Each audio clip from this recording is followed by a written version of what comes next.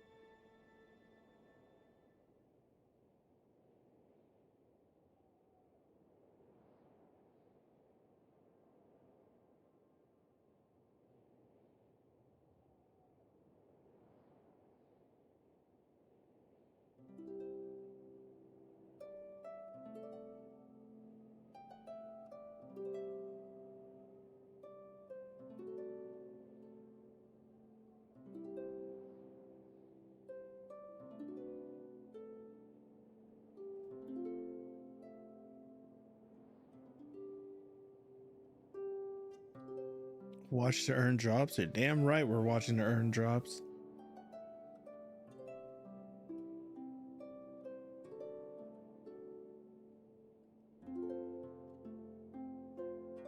Probably make sure this is actually. Hold on. I testify for you. Tell the truth, I look better under you. I can't lose when I'm with you.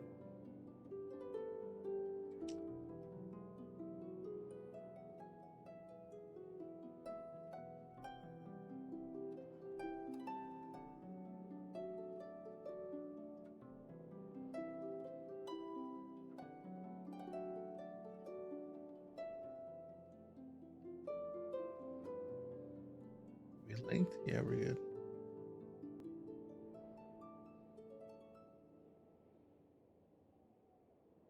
Okay. Should be earning my goddamn fucking primos now.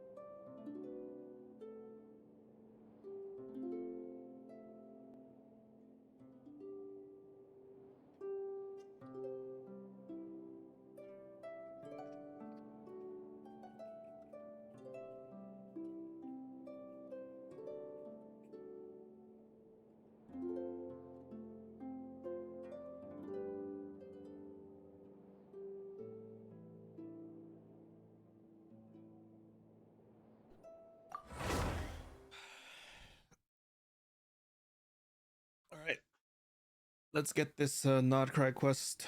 I don't know if I should just go into the Nod Cry quest or just do exploration. I guess we could do a little bit of exploration. Never know what we get out of it. Add Astra.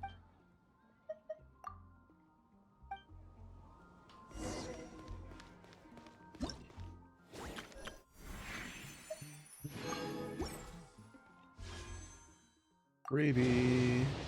It's just that easy. No, it's not. Damn it. No Columbina. No, we're too poor.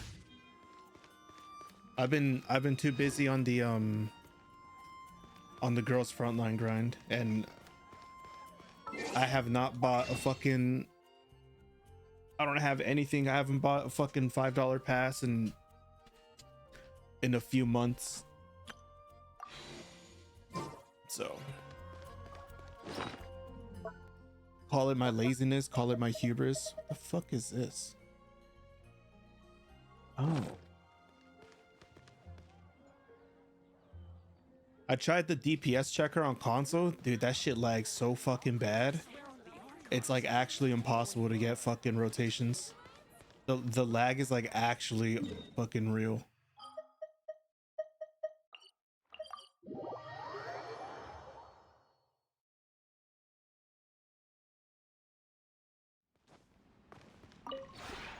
This realm is truly beginning. Yeah, it's really bad.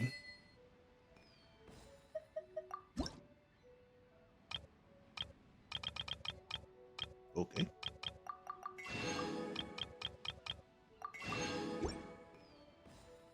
If you ever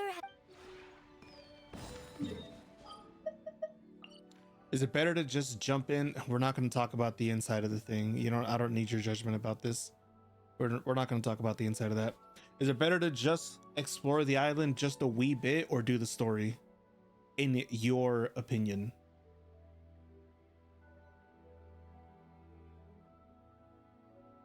I was already told by my buddy Dan that it's like fucking 7 hours just for like part 1 alone. Really? It's all self-contained on the first island? Okay. Then we'll do the lazy man thing and go around collecting the goddess statues first.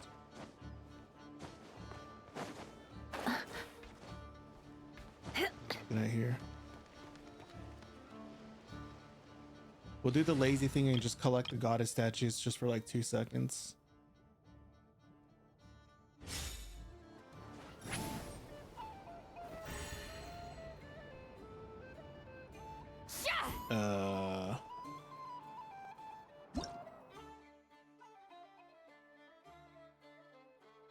Wilds?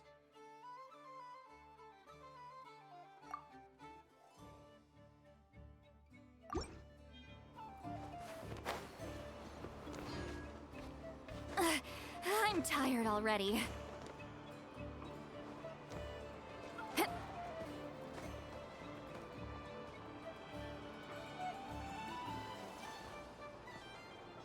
Okay.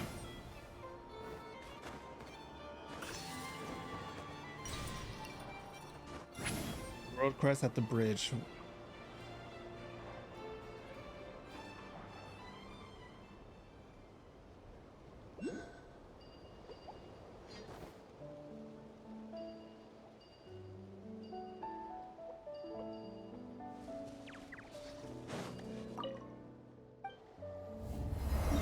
I'm not gonna lie, I was a little scared there.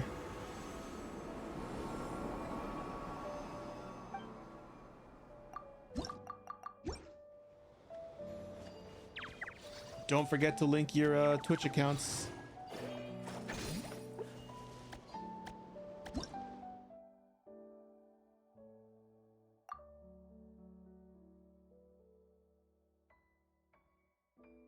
Oh.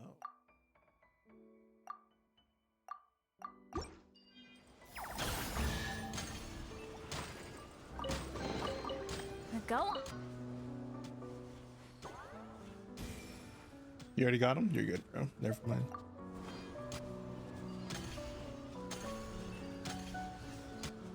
They're dead.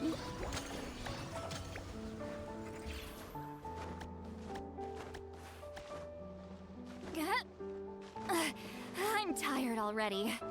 Return to the skies! Okay. This doesn't seem too difficult, but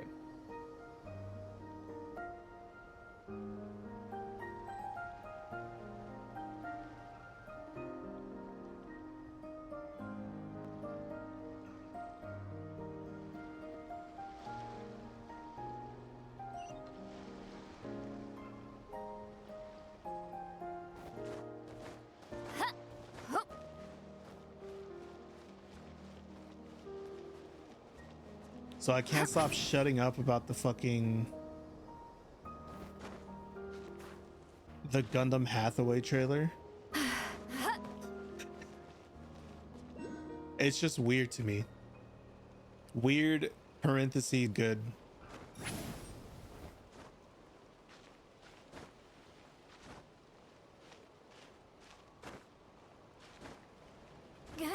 It's fucking SZA.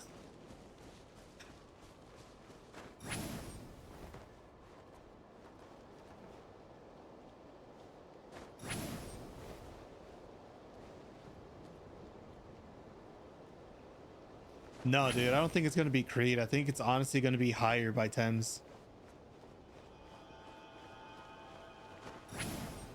which would be insane. I just want to know who at Bandai Namco or at fucking who, I don't know who's animating it. Bandai Namco Animation Studios is like out here being like, you know what would be a fucking boss ass opening theme for this shit? SZA. And it's like, what the fuck? It just took me off guard when I saw the trailer. I thought that was like some fucking joke shit, and then I saw it was by Bandai Gundam International. I was like, what the fuck is going on? I'm tired already. It's not gonna go well. Okay. AMVs never died. They just became Return official. to the skies. That I think that's, it's not even I think, that's 100% why I'm like so taken with it, right? Because we grew up in that era where we were watching fucking Samurai Champloo or fucking Oron High School Host Club, The World God Only Knows, fucking bullshit ass AMVs.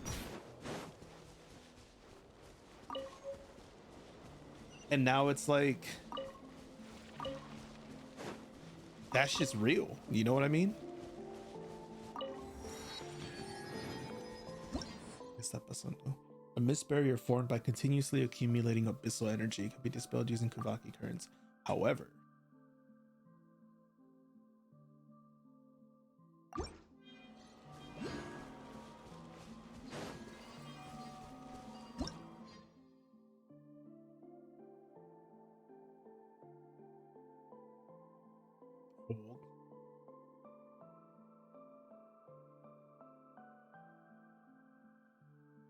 the JoJo gimmick. I mean, is it the first one that used R&B?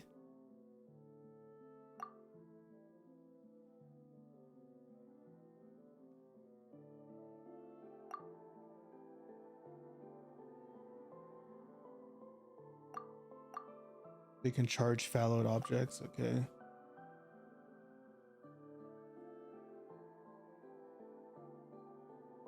Okay, and it also functions as a parry. Okay. So what am I holding? Okay, so circle is the hold. Light blade. Got it. Go on, take them. I'll thank the stars for you later.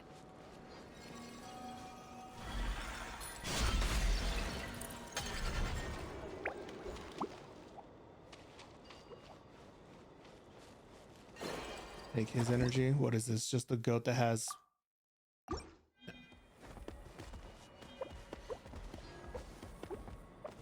Oh, but he follows me. But what, if I send him, he'll... Yeah. Oh. Unironically, did not mean to do that. Not bad. It's all yours. Here, and then you're gonna... Like, this makes sense, right? Oh.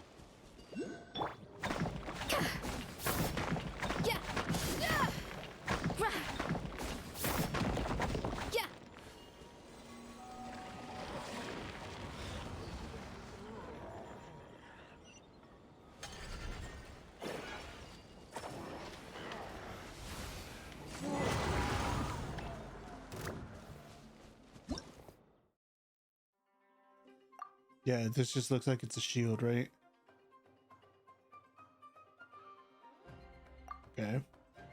And then this is just hit him with Kuvaki energy to open it up, right? Yeah, fully charged. Yeah, so the RAM makes sense that it would fully charge it. Are we sure this stuff Is this isn't thing gonna break? expired? I'm not gonna give it the chance to find out. A dash of Silence!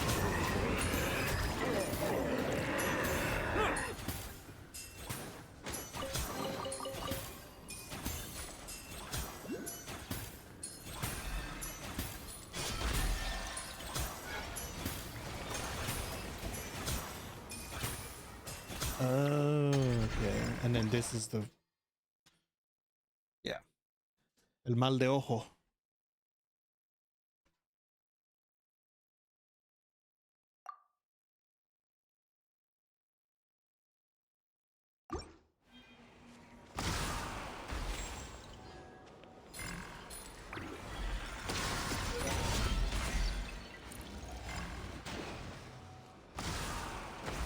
Just the plan. Hold on.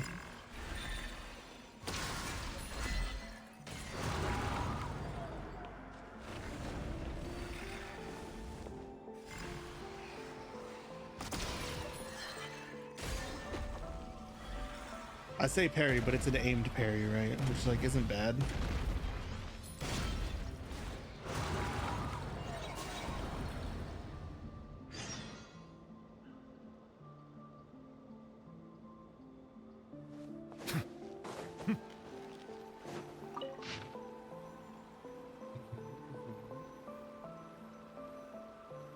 The second, what the fuck?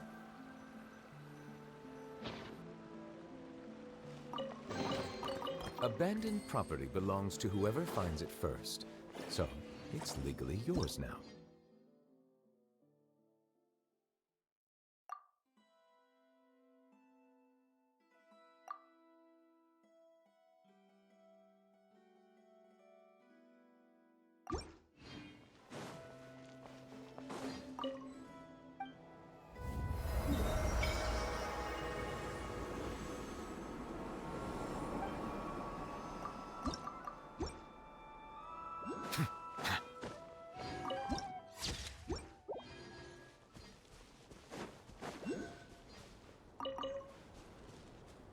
Oh, this is the Columbina item, right? The ice lace? The ice lace?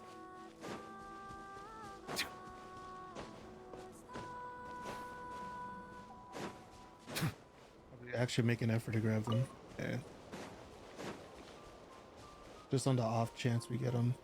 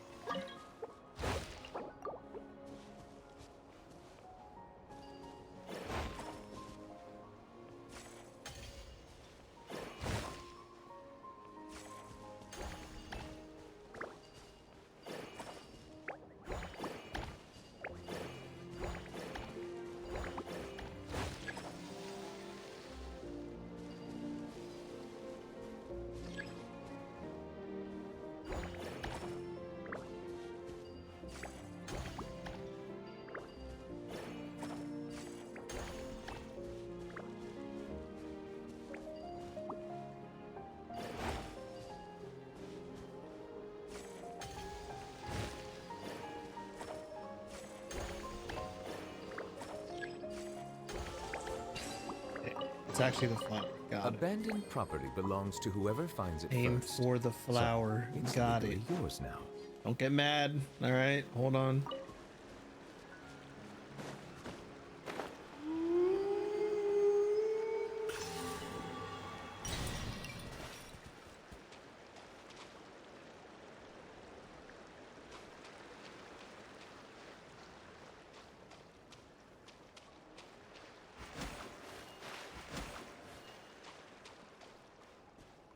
So everything here is in fallow. Yeah. fulfill our pact. Caesar! Bow your head. Be sanctified.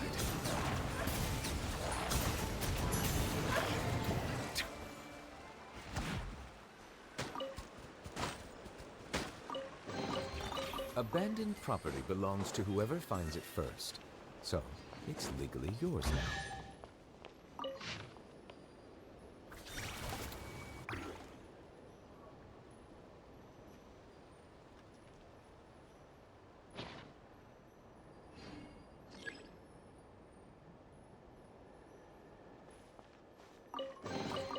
Is it what you wish to find? Hopefully the excitement of opening a treasure chest has at least made it a worthwhile experience.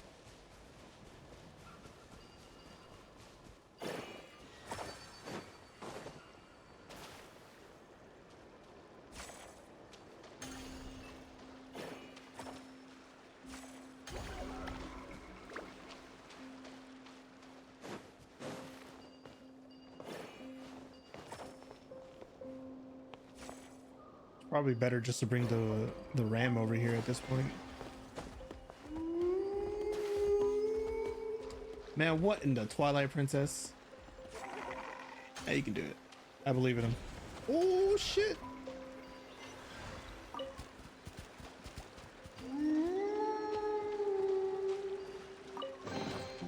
Let the record show that I verbally consent to relinquishing these items into your possession.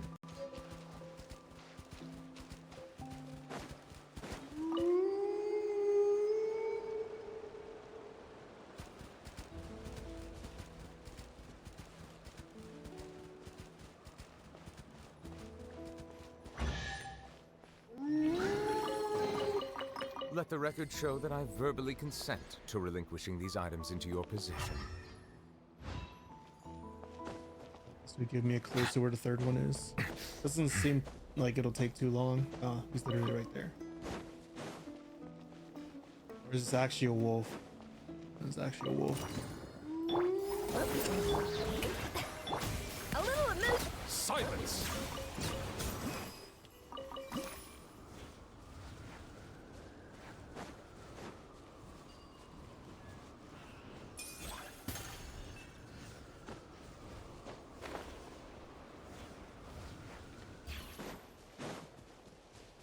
Assuming we can find a fucking wolf, this shouldn't take too long.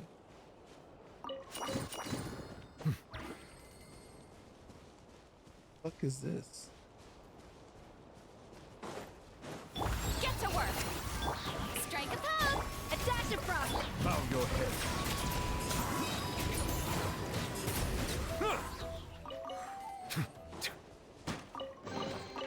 Abandoned property belongs to whoever finds it first.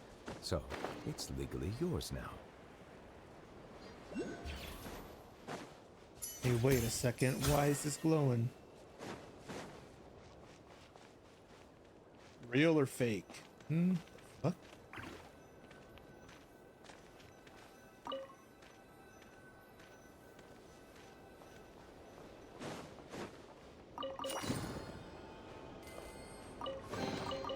Abandoned property belongs to whoever finds it first.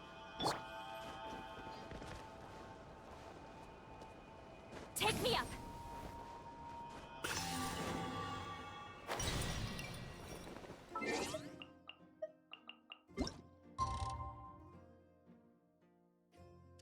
That's not midnight. Hold on, hold on.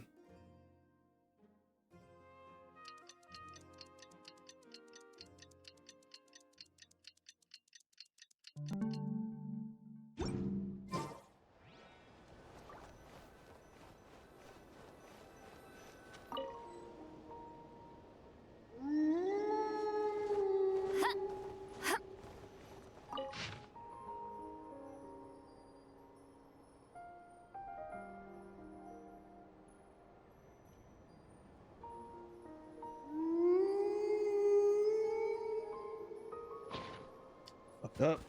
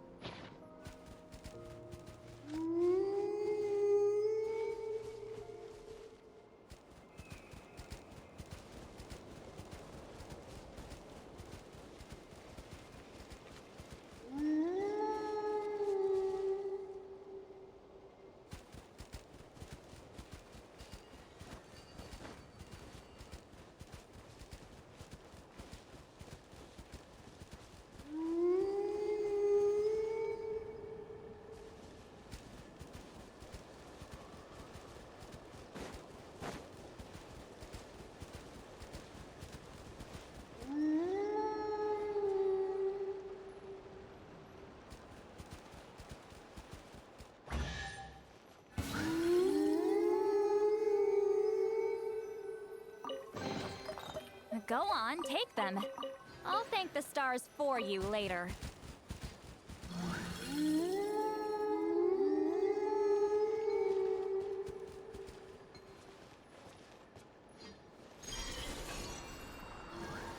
I'm just gonna assume they're gonna make it up there.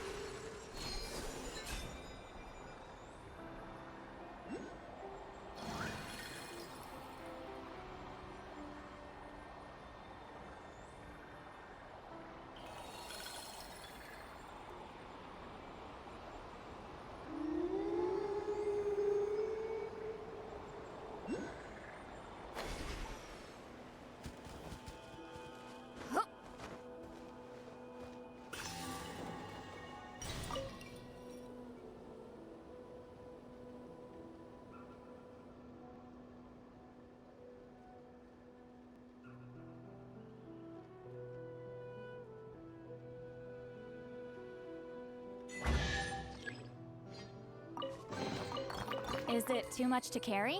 Here, let me Because help. Boreas's presence could not be felt. He had to come back here as fucking Varka.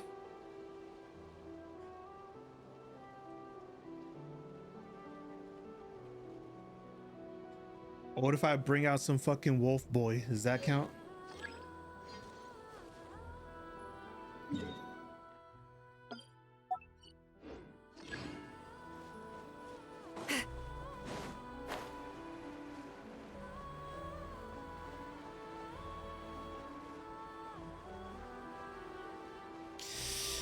At least Nodcry's cool, you know?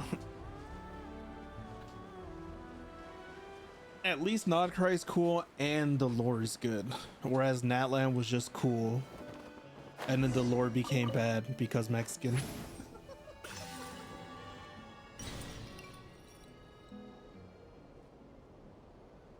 Watch out!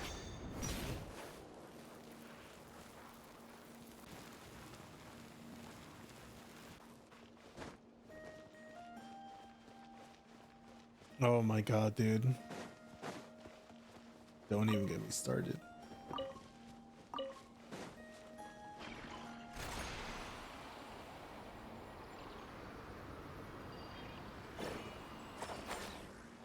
What the fuck? Okay.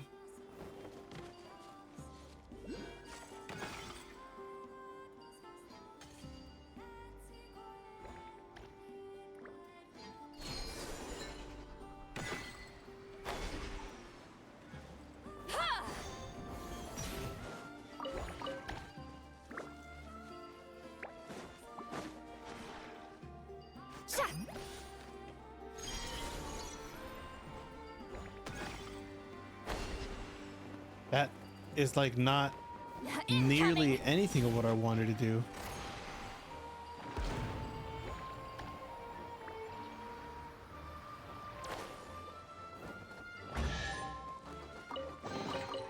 Is it too much to carry? Here, let me help.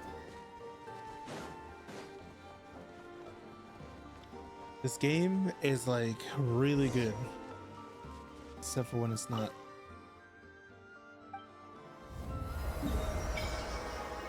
Holy shit. That's actually, what the fuck is this?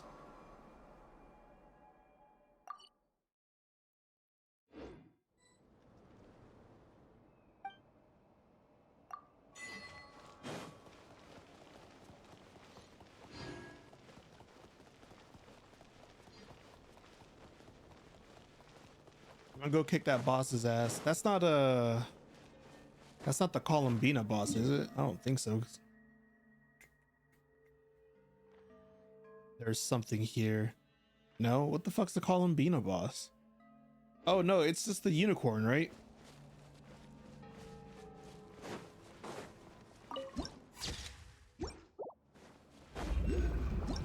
Oh, Jesus Christ.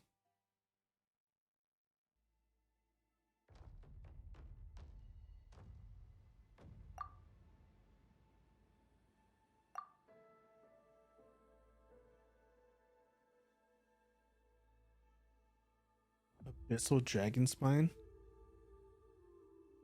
Hera and Abyss Dragon Spine?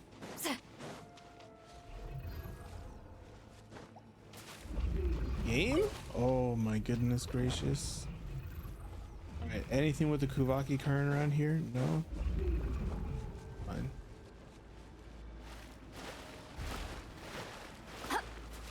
Return to the skies.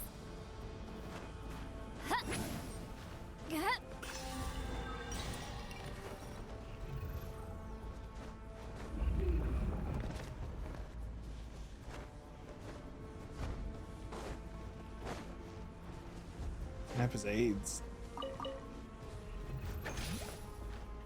Okay, so this provides shelter.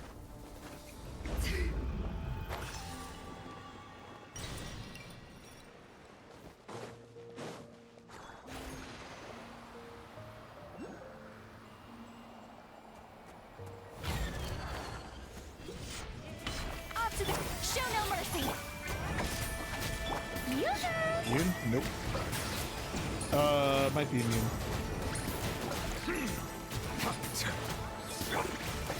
Lolling, eat Papa.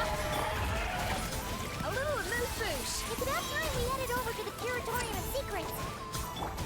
We have something super important to discuss. You remember, right?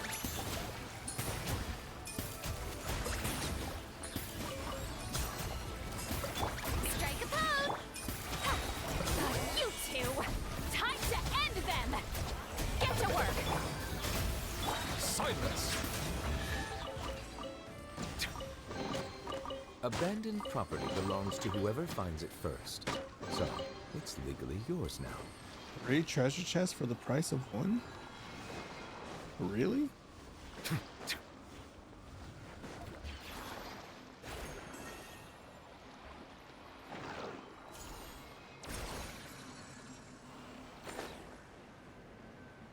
The fuck are these things?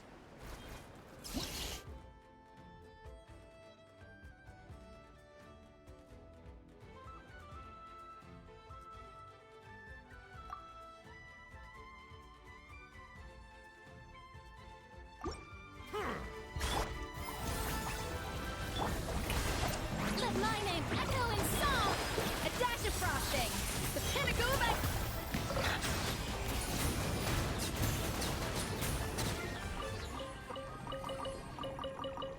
Doubled health still dies like a bitch. I'm tired already. Oh, okay. So that's they're just baby. It's just a fucking Rift Hound. It's just Rift Hound the boss. Are you serious? Hey, wait a second. Freebie? Easy? One and done? That easy?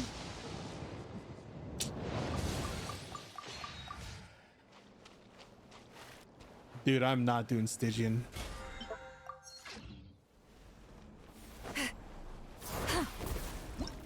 Whoa.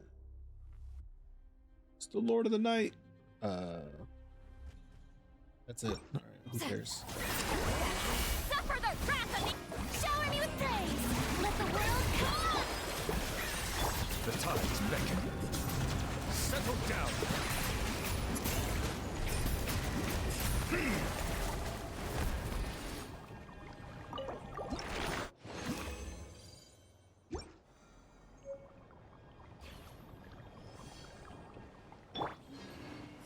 Show no mercy.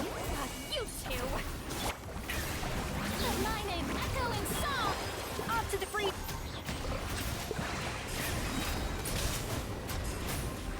Let the mighty be humbled.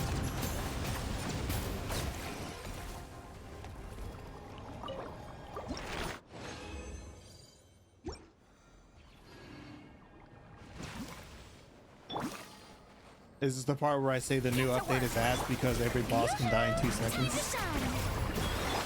A little amuse-bouche. See, this is why Zenless on Zero is better. At least you have to think about how to play that game. Be sanctified.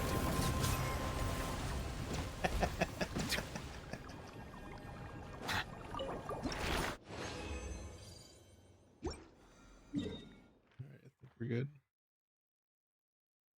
Rose, is that you? I mean, I'm glad the joke did not fly over your head.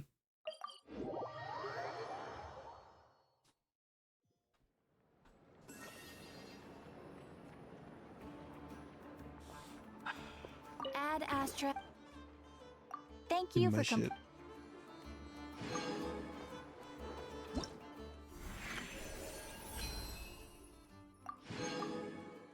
I honestly don't know who I want. I was gonna do Eula, but it's like Eula is just so bad. I could get C6 Tainari, but I mean, who fucking cares? Could get a fucking purple.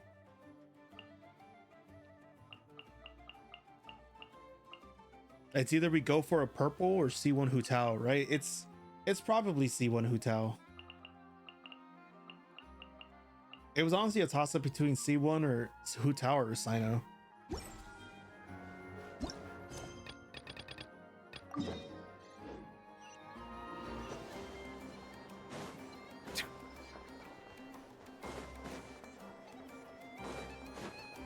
I'm gonna shut up for the most part of this story, only because it's a lot of yapping for sure, but it's also like good yapping. You know what I mean?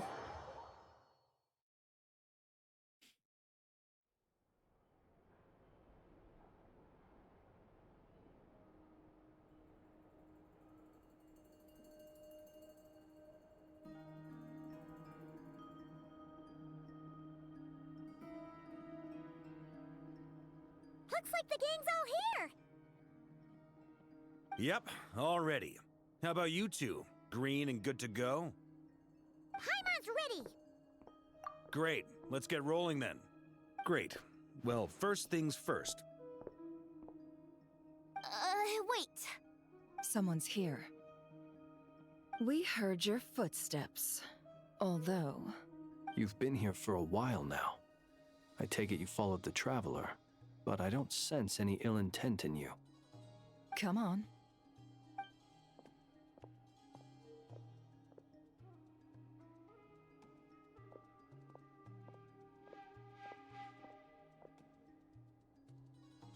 I figured it wouldn't take you long to notice me. I come bearing news from my lady, the Knave. Dottore went through the motions of returning to Snezhnaya, but it was obviously a facade. However, he has not returned to the Kuvaki Experimental Design Bureau, nor has he made an appearance in Nasha Town. Well, in that case, he'll be in his lab way up north. I always wondered why he applied for his own private pad. He was planning this all along. Tell them that Sandrone and I will go on ahead. If they still intend to pursue this matter, they should meet us at the research center in the northern tip of Krai. Nice of Columbina's two best friends to think of us. We appreciate the heads up. Our sincere thanks to the Fatui for your aid. Lady Damselette may have left our organization, but at least some of her colleagues remain genuinely concerned for her well-being. Not to mention that the Doctor's increasingly cryptic conduct gives us great cause for alarm. We have crossed swords many times before, but it's not personal. We're just on different sides. We don't lack humanity. And so, as fellow friends of Lady Damselette, it's only right that you should be in the know about this. Arlecchino's situational awareness has saved us a lot of trouble. I'll leave the map here with you. If you do decide to head to the research center, please proceed with caution. And remember, at least while you're in Krai, Lady Arlecchino's subordinates are your comrades if you want them to be. This is very accommodating of you. We can't thank you enough. Just doing my duty. I shall take my leave now. If you need us, you'll find us at the Experimental Design Bureau.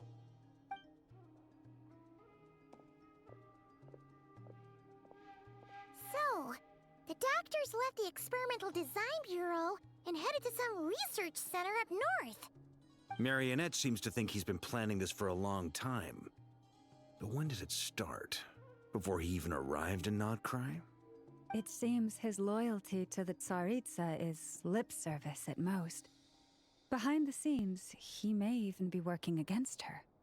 Whatever his motives, We know that he's decisive and incredibly ruthless. Facing him unprepared would be a recipe for disaster. At this stage, it's difficult to predict his next steps. I suggest we split into 2 groups. We need some people to stay behind and guard Nasha Town. Well, as much as I'd love to help, infiltrating research labs isn't really my area of expertise.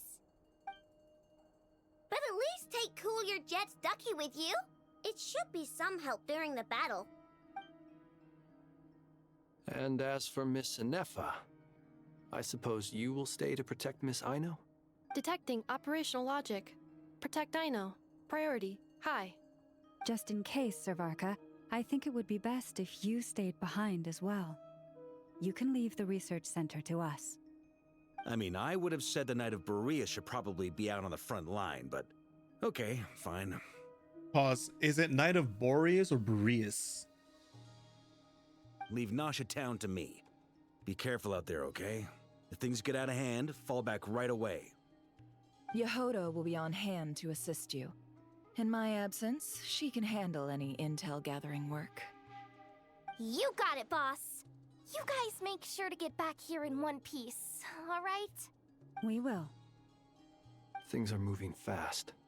We'd better head off soon if we hope to keep pace.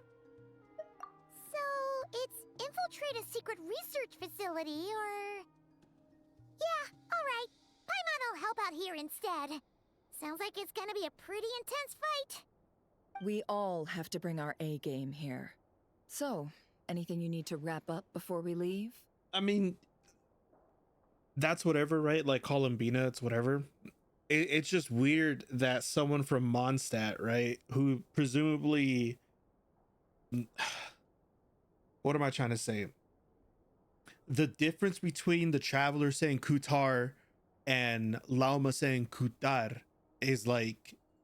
That's inherent because theoretically Lauma would be from the region, so she would like it adds credibility that she is from the region and also of the sect that like heavily believes in it, right? Whereas, you know, the Traveler is some fucking gringo that comes out of nowhere, doesn't know how to say the words, right? You think Varka knows how to say Boreas, not Boreas.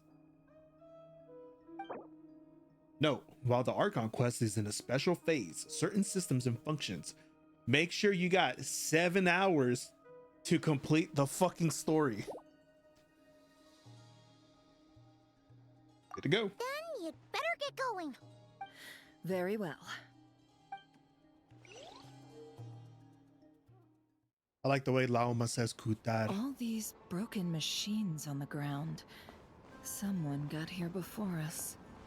Could it be Arlecchino and Sandrone?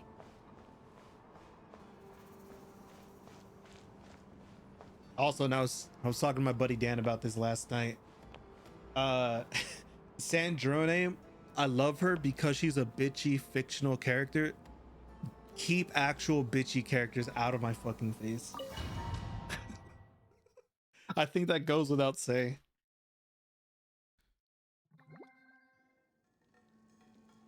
Also, why Sandrone got a chest like a fucking...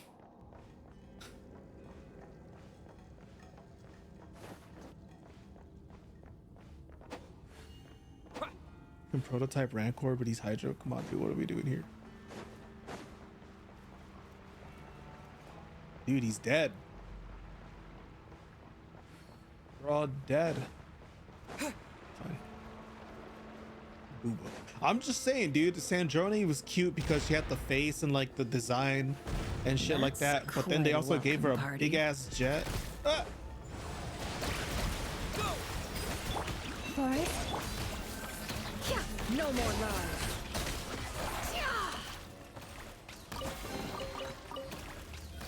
All right, hold on. Who's the healer? Okay, it doesn't matter.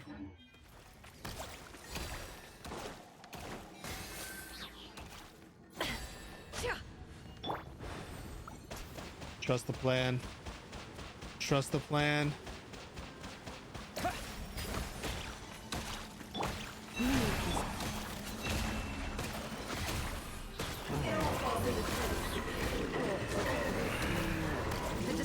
Trust the plan.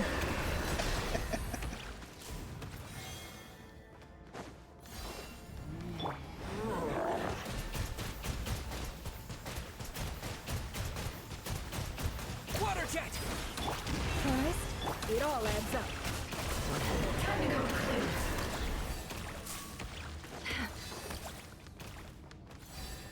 Get back! I said get back! Do you hear me? Maybe he was asked for you, but No! Don't come any closer! Don't!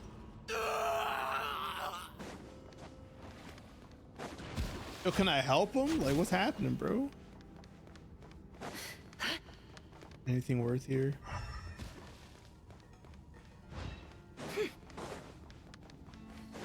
Oh, by the way, guys, don't forget, link your Twitch accounts, and then you can also get Twitch drop rewards. Thank you, Genshin Impact, for giving everyone the same equal rights opportunity. Leave this place with one heart. No more lies. Time to go, Krai. And poor soul. May your spirits find peace. Grab that key on the ground. We'll probably need it at some point.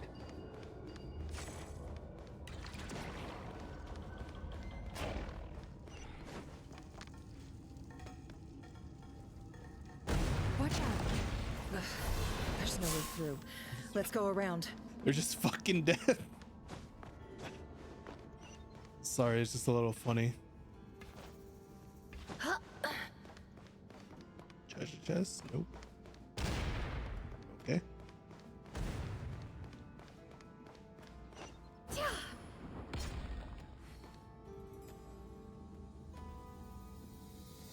something next to me. What the? Trespassers? Here? What's wrong with you people? We're looking for the doctor, and we understand he might be here.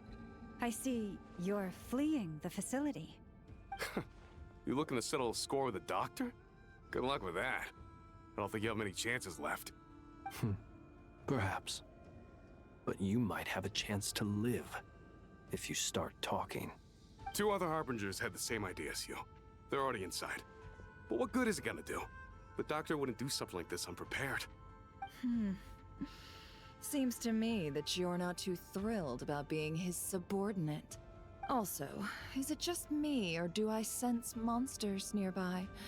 If you'd prefer their company to ours, that can easily be arranged. We need to know what the doctor is up to.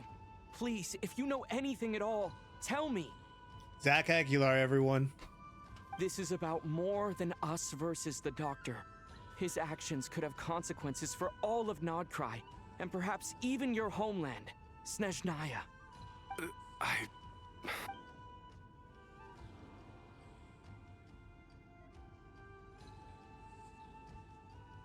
He's building something. Ambitious doesn't even begin to describe it. Feels like this could be the big one. God knows how long he's been planning it. A while back, he told us he'd be returning to Snezhnaya. We weren't expecting him back so soon. This time he brought some gemstones with him, or something. 2 of them. The moon marrow spheres. He stole them from their rightful owner, Columbina. Oh, Lady Damselette? Last I heard, she left the Fatui. Before she went, she told us she'd finished what Her Majesty asked of her, and wished to focus on some personal matters. I remember thinking that leaving us might not be the best choice. I mean, I always looked up to the captain the most, and... Back when this all started, the higher-ups dispatched 3 units to Nodkrai to execute their plan. They were led by the Doctor, Marionette, and the Damselette, respectively. I was a part of the Damselette's unit to begin with. She never really interacted with us much. In fact, she seemed sort of detached from everything. Not because she was distracted, just felt like she was indifferent to the world around her. Like she had no stake in anything that happened. She always seemed like she was staring off into the distance. Almost as if she didn't see anything worth living for in the present, so she had to look further afield. That's right. She always used to stare up at the sky. The Doctor used to stand nearby and watch her. Apparently they got along well at first, but somewhere along the way, she grew wary of him. Started avoiding him as much as possible. After she left, everyone in our unit merged with the Doctor's. He's similarly indifferent to the world, except when it comes to the moons. He seems to have big plans for them. Right now, obtaining the 3 moons is his #1 priority. He even said if he can only get his hands on 2 of them, he'll create a 3rd one himself. How would he create an artificial moon marrow? Maybe the knowledge he gained from the Hyperborean phantoms has something to do with it. Thank you for cooperating. We appreciate the level of detail. I get the sense that you'd serve under Columbina again if you had the chance. Would that be fair? No, she's no longer a Harbinger. As a member of the Fatui, my loyalty will always belong to the Tsaritsa. I'm only telling you all this because I don't completely trust the Doctor. His actions do not align with the goals that first brought us to Nodcry. I understand. We'll do everything within our power to stop him. The Knaves unit is based at the Kuvaki Experimental Design Bureau. Maybe you can seek refuge with them. Well, now we know what's going on here. Artificial moon marrow. He's likely well on the way to completing it. Dottore technological capabilities are far more advanced than I thought. I fear this could get ugly. Everyone, prepare yourselves.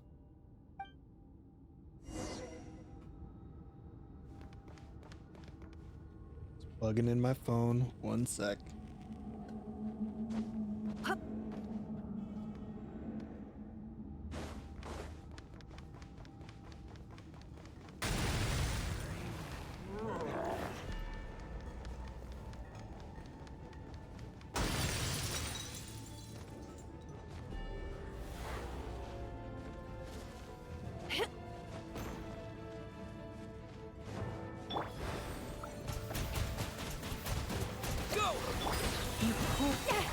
It all adds up.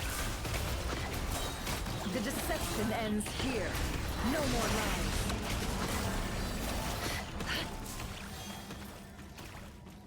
What's the key card? Oh, nope.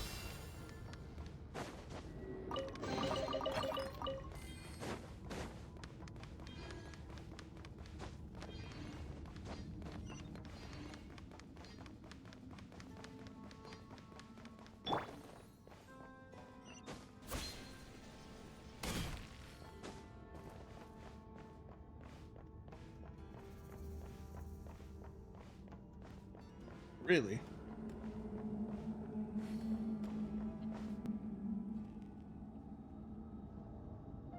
Welcome, one and all.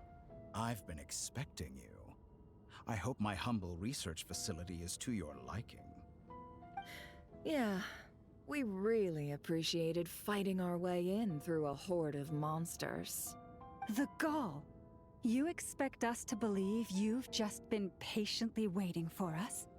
Of course I have. Should I be worried about something? Everything seems to be going quite smoothly so far, and you've shown up right on schedule. First Sandrone and Arlecchino, now you.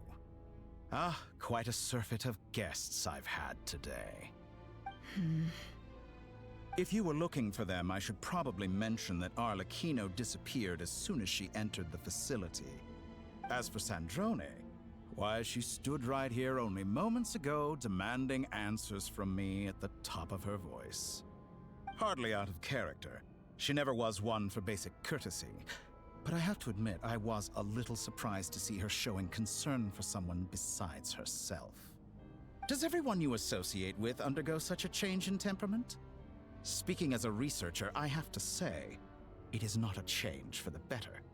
It threatens one's ability to remain objective. Well, since you ask...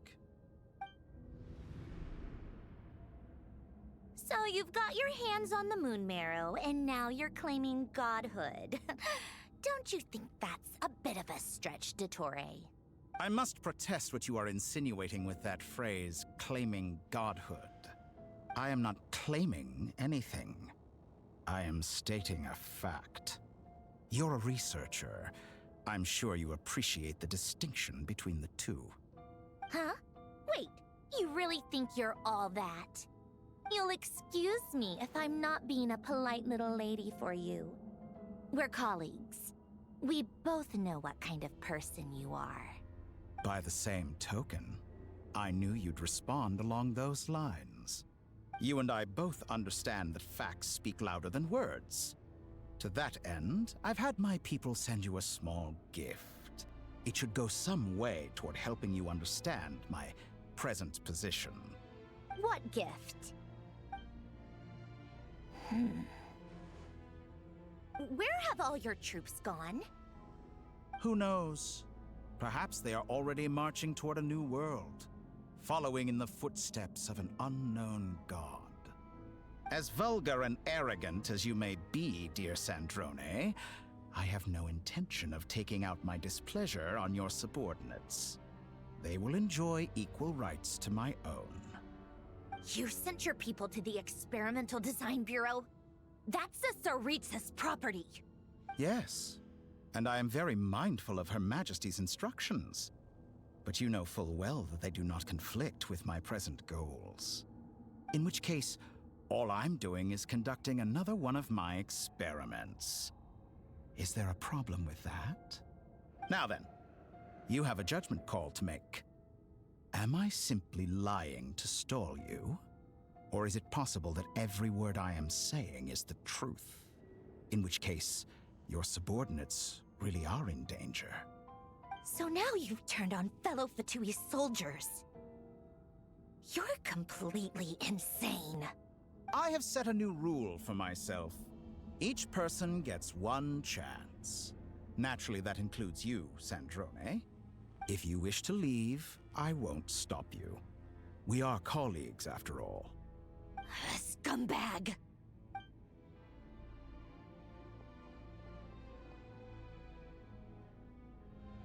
Still, I hadn't counted on Sandrone sparing any thought for the people of this world.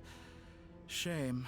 I always found her self-centeredness to be one of her few better qualities. How can she ever hope to achieve greatness when she's so obsessed with protecting her little design bureau?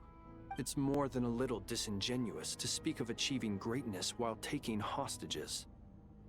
Or does honor no longer mean anything to you? Honor?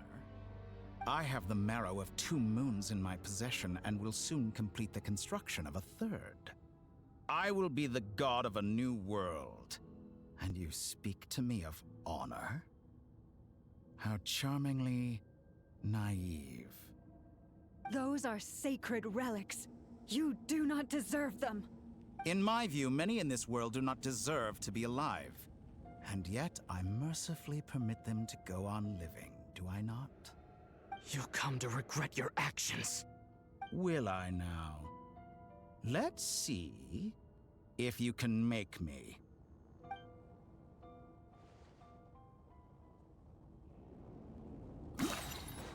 Wipe out! Forrest, protect us. An exact practice. Can't ride the truth. It all falls into place. The mystery unravels. It all adds up. Time to come clean.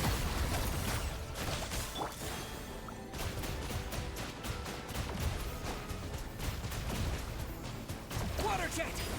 Leave this. No more lies.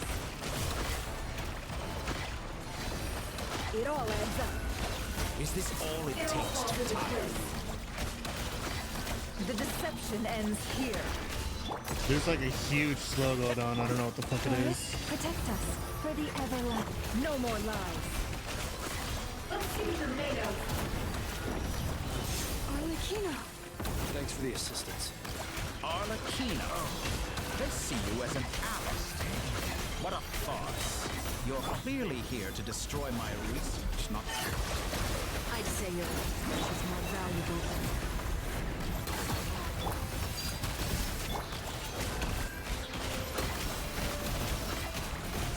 Seek within.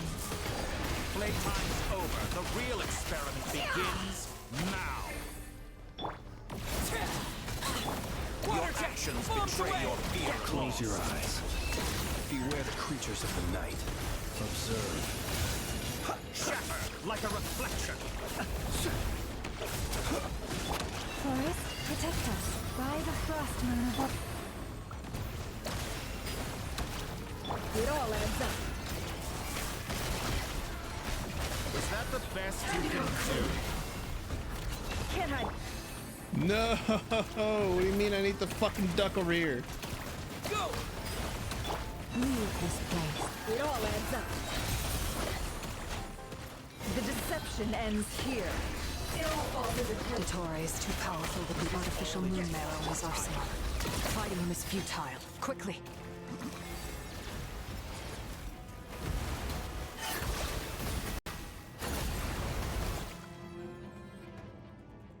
Let's go.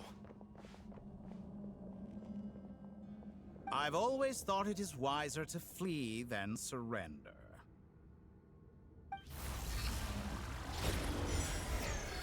Watch out! What the? Forget about me! You should... Where's the Traveler?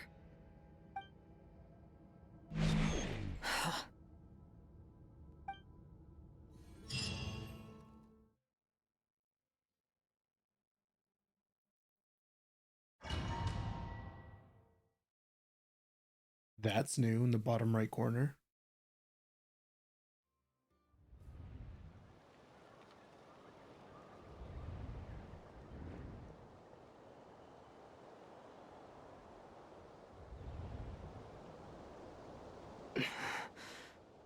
What just happened? Nasha Town?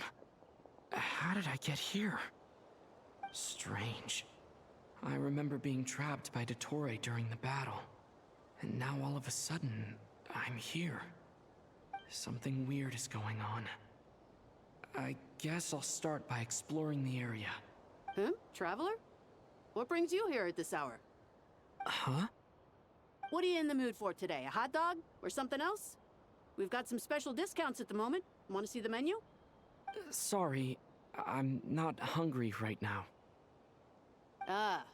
Well, feel free to take a seat for now. Let me know if you change your mind.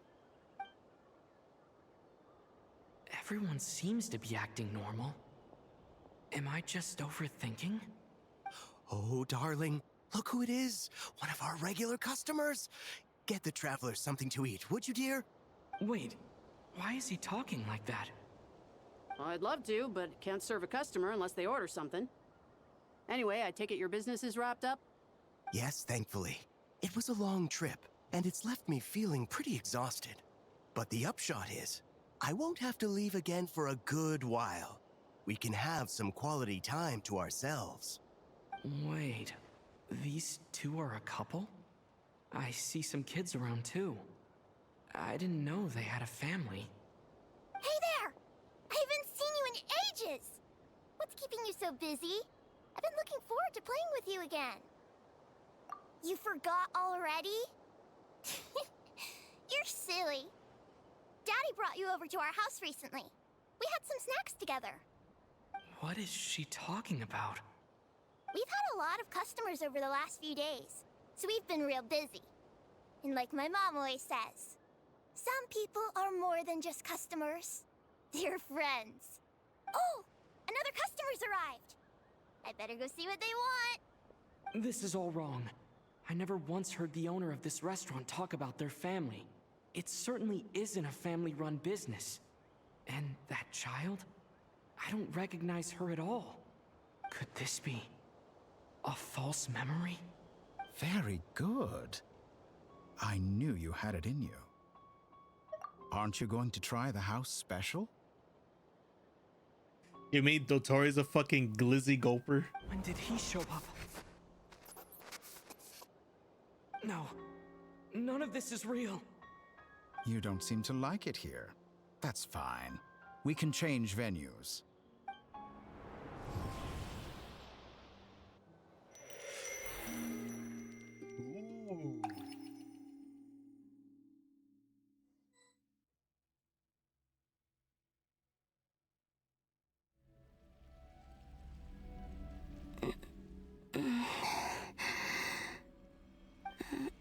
I'm still alive. Where is this place? It took all my strength to open the moon gate, and then I leapt into it. So this is the moon's reflection? The mysterious realm beyond the gate?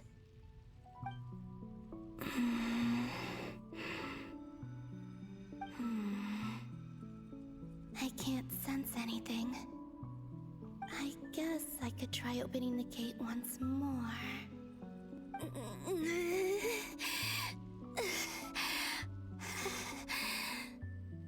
No response. Maybe this space can't be opened from inside. If this was the space that killed both Revier and his lover, then why am I unscathed? Or...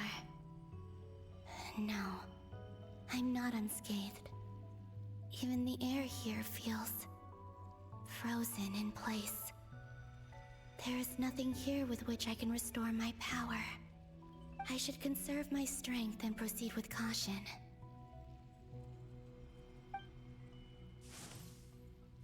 I don't believe Dotori's scheming will stop just because I escaped. If there is any chance that I can get back to the others, any chance at all, I must return.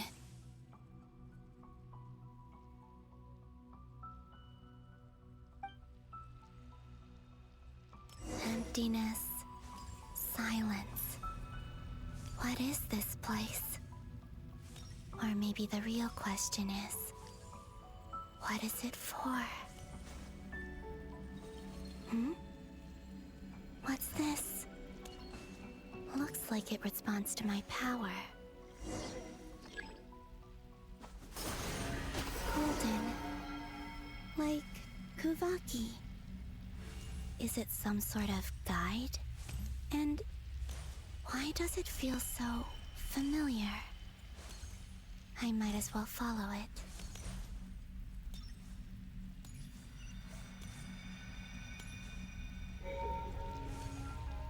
Where does this lead? Could it be the exit?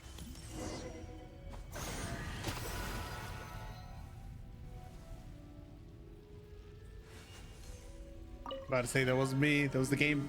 That was the game glitching out. Welcome home, Moon Goddess. Is this Nasha Town? But isn't Moonbriar Night over already?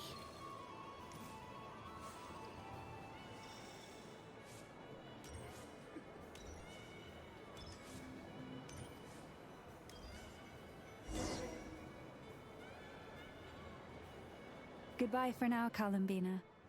I hope you have a wonderful night. I will. Lama, everyone else, and me? Are these my memories?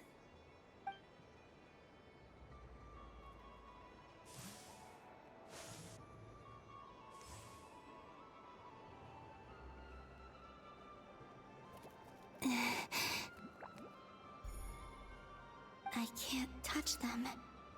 It's as if we're separated by some impenetrable power.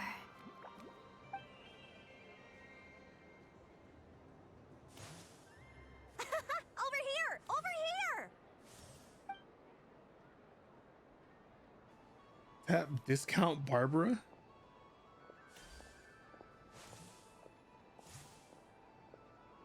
But the people in these memories pass right through me. Just like when I disappeared.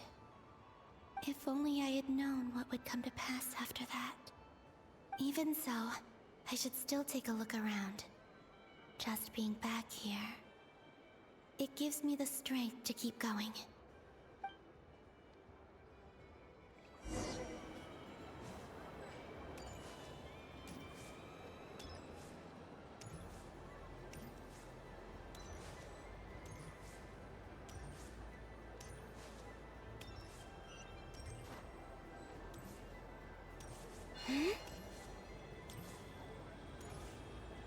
Welcome home, Moon Goddess.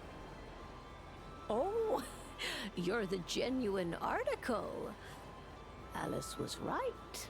Did it Moonbriar memorize Night the was worth order in which I watching interacted with the after all. guests? It must have.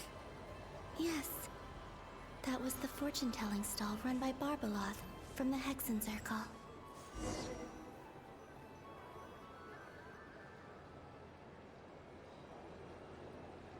Please, draw the first lunar arcana. This represents destiny and is the foundation for the divination as a whole.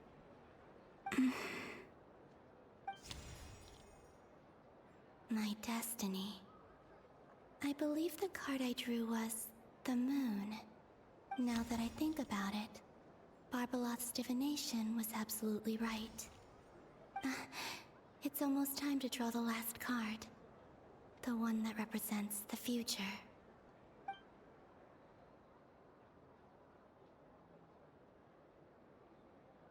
That was the card that popped out on its own. From here, I think. It all makes sense. Kuvaki Pulse? What? Fascinating. I've never encountered this before in my role as a diviner. What's going on? Did that card leave the deck? Because of my influence? All I did was try to touch it, and then... Maybe this memory space is not untouchable after all. Are there weak points in the barrier? Or... is it possible that there's more to this space than my memories alone? This card is death. I need to get to the bottom of this. I'll try touching something else.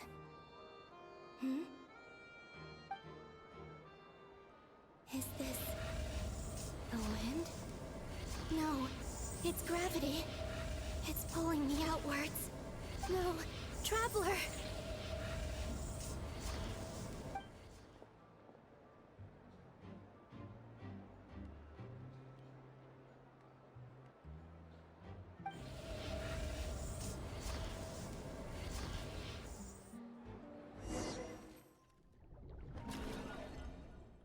People stop bullying Emmy low, right?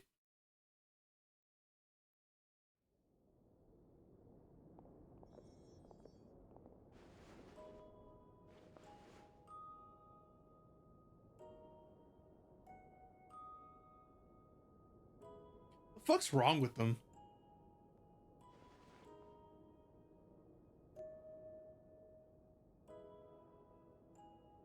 Haimon, listen to me. From the bottom of our hearts, we are so sorry. We completely understand how you must feel. The Traveler is trapped, and we all feel responsible for it. Don't say that! Paimon's not a little kid! You didn't leave him behind on purpose! There was nothing you could do! But... he's all alone in there! What if something happens to him? What are we gonna do then? We've barely spent any time apart since we met. Is he gonna... die? We must find a way to rescue him. We were all involved in the operation where he was captured, and we do not abandon our comrades. That being said, it won't be easy. Through conversation with the others on our return, we've arrived at a basic idea of what we're up against. Dottore's lab has clearly been in operation for a lot longer than we realized. We found many monster samples stored there. In all likelihood, they were materials he used to research his latest technology. We also know that through his contact with the phantoms of Hyperborea, he gained knowledge about the moons and certain Hyperborean technologies. Using this knowledge, he then fashioned an artificial moon marrow to serve as a replacement for the frost moon beyond the sky. Unlike Columbina, Dottore is not being rejected by Teyvat. And even with 2 of the 3 moon marrows, his power far exceeds all of ours combined. Once his 3rd moon marrow is complete, Dottore will have completely seized the authority of the 3 moons. Teyvat's most primordial powers will then be in his grasp. Does that mean... I'm afraid so. No one could have predicted this level of insanity. Not even from Dottore. And unfortunately, his insanity is coupled with an intellect and ambition that not even his peers in the Fatui can match. This is dire. Sounds like the world is done for. The 3 moons' authority can influence the very fabric of time and space. I dare not imagine what a monster like him would do with that kind of power. The trouble's already begun, I'm afraid. On our way back, we discovered that part of Krai is being enveloped by an unknown energy. We cannot ascertain what is happening inside. I'm convinced this is Dottoro's doing. Not that there's any way to prove it. The issue is, we have no idea what his intentions are. The only thing more frustrating than facing down evil is knowing that it will surely come, but not knowing when. The Doctor is guilty of numerous crimes in Mondstadt as well. One of our knights, well, former knights. His father was murdered by Dottore. His ideology and methodology are a danger to everything in his path, from individuals to entire nations. He does not feel guilt, even when he acts against his own people. He doesn't see them as his own people, that's why. People like him see everyone else as beneath them. Right. He views other people only in terms of how they can benefit him. That's the basis of all his social connections. Granted, he's hardly the only harbinger to pursue their own interests. We all do. And Her Majesty is gracious enough to permit it. Still, her mercy has its limits. Dottore's actions have gone beyond even what the Fatui could have imagined. Usurping divine authority to become a god. For a servant of the Tsaritsa, that goes beyond being disloyal. It's treason of the highest order. We can't expect him to heed the Tsaritsa's will once he gains the Three Moons' authority. Even we Harbingers consider him the most self-interested among us. Poor Traveler. Of all the people to get caught by... We have to go save him right now. Please, we gotta find a way. Paimon, I promise you, we are with you all the way. I get how you feel. I do. But it's gonna take more than strong emotions to take down an enemy like Dottore. What we need now is more information. Right. We can't even guarantee he's still at his research center. Before we can think about mounting a rescue operation, we need to confirm the Traveler's location. You don't have to answer this. But are we ever gonna see Pantalone? I'll find a way. Paimon knows, but... She's so scared. If anything happens to the Traveler... He might be the strongest person Paimon knows, but he's still human.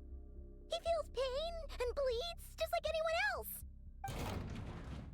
Then think things through before you stick your neck out. Unless you want to lose your head. Sandrone.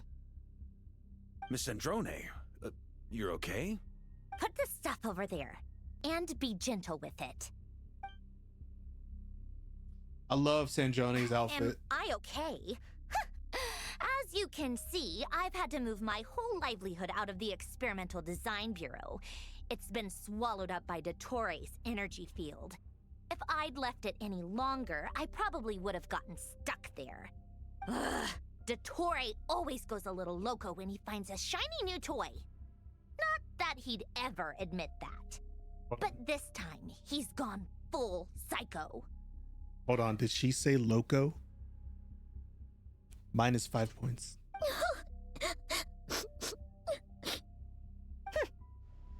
Just go ahead and cry already. Sorry. Paimon's not trying to make it seem. It's just... She can't. Oh, Paimon. Let it all out. There's no shame in it. When you're overwhelmed by fear and despair, crying can help get it out of your system. You'll feel better for it. Okay then, while the baby of the group is having a moment, how about the grown-ups get to work? Give me your hand. You've made a discovery? Polonia, scan.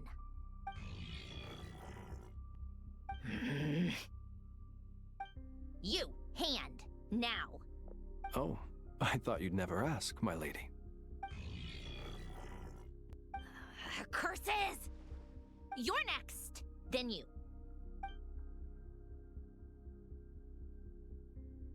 Dottore. you son of a... He's done something to us! Everyone who entered his research center has been implanted with some sort of curse. I don't feel anything unusual at the moment. Does that mean it hasn't activated yet? Is there a way to figure out its purpose and what might trigger it? My best guess is Dottore created it using the Moon Goddess's powers. 1 second, analyzing. Ugh! That friggin' maniac! So, what twisted game is he playing this time? The moment I analyzed the energy composition, some encrypted text appeared in my mind's eye. And when I deciphered it according to the Fatui standard encryption protocol, I got the following message. Feel free to run, or you will perish in Nod Krai. He's mocking us. Yep, he loves to toy with people. Only in this case, there might be more to it. But I didn't detect any murderous intent or malice either in the message or the curse's energy. As if this is him at his least malicious. Or perhaps all people are cowards in his eyes. Maybe he thinks the threat alone will be effective. What a despicable person. And he has the Traveler in his grasp. If I may. As unhinged as Dottore may be, he has always exercised great patience with the objects of his interest. I remember a comment he made when we first arrived in Nod Krai. He said, "This world is, on the whole, an exceedingly dull place. But at least there are a few intriguing features, such as the gods, or the Traveler. Presumably, they interest him because they're unknown quantities. He wants to understand as much as he can about them." Agreed. The Traveler is Tevat's fourth descender. All Harbingers are aware of this. Since Dottore took such pains to capture the Traveler, he is unlikely to kill him right away. Okay, but we still have to do that rescue operation. Of course. I also think we need to read between the lines with Dottore's message. If he's encouraging us to run, that means we mustn't leave Nod Krai under any circumstances. My guess is, his curse will only trigger if we leave.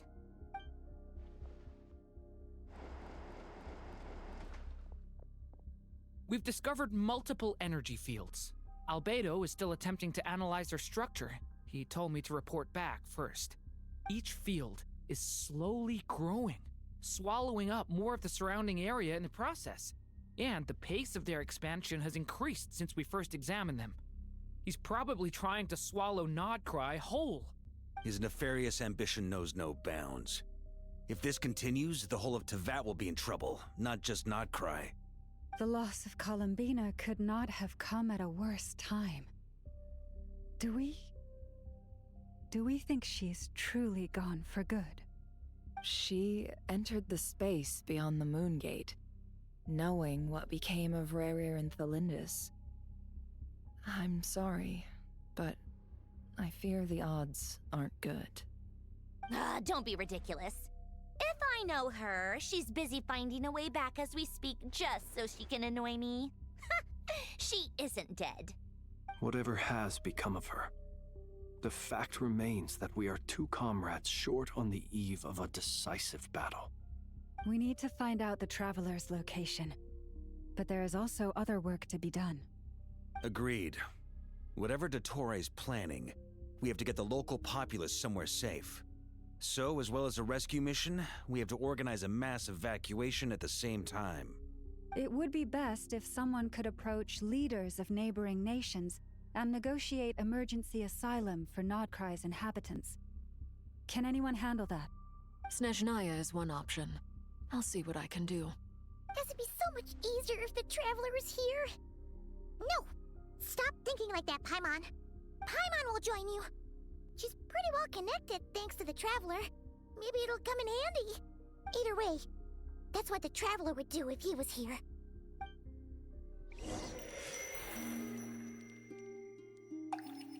Getting a lot of mileage out this graphic.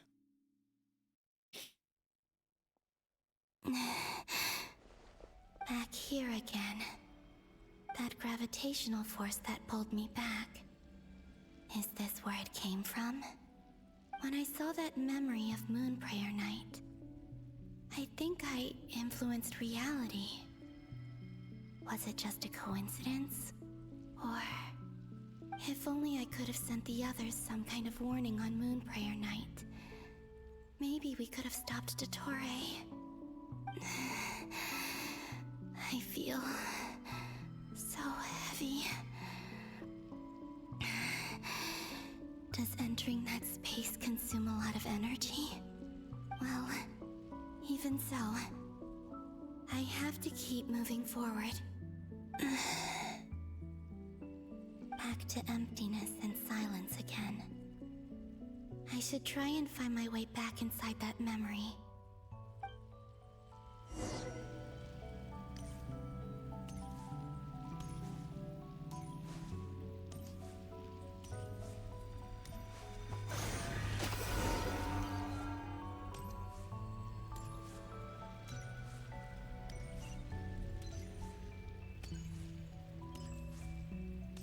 The entrance from last time isn't showing up.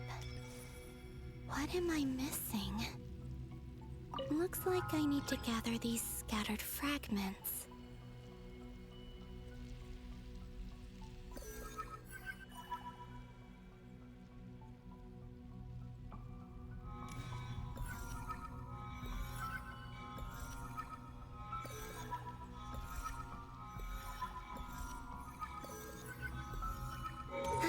It worked. Hopefully I can stay inside for a bit longer this time.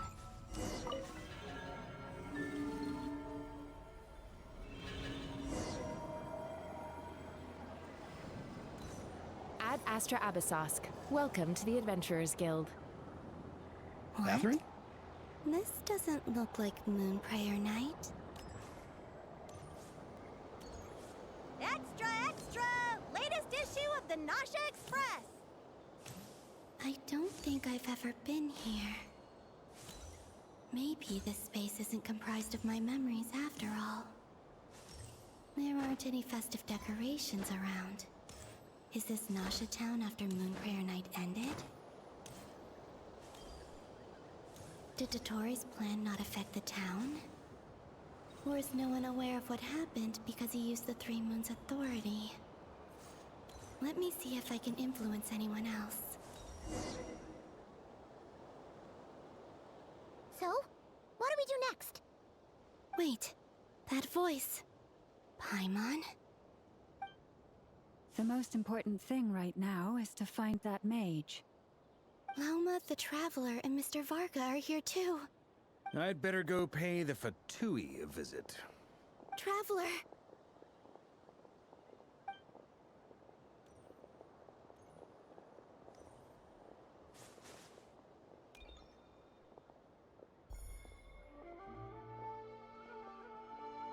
It all comes back. It all comes back. Keep feeding me. I made contact. It's me, Columbina. Huh?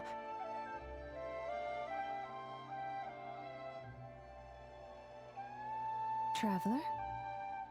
Let's go! This is no time to be spacing out! Huh? Wait a moment. This has happened before.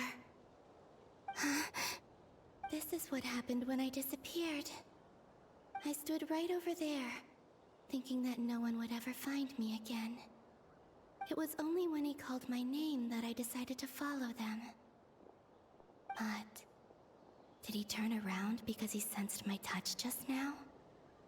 Is it really possible that from in here, I can change the past?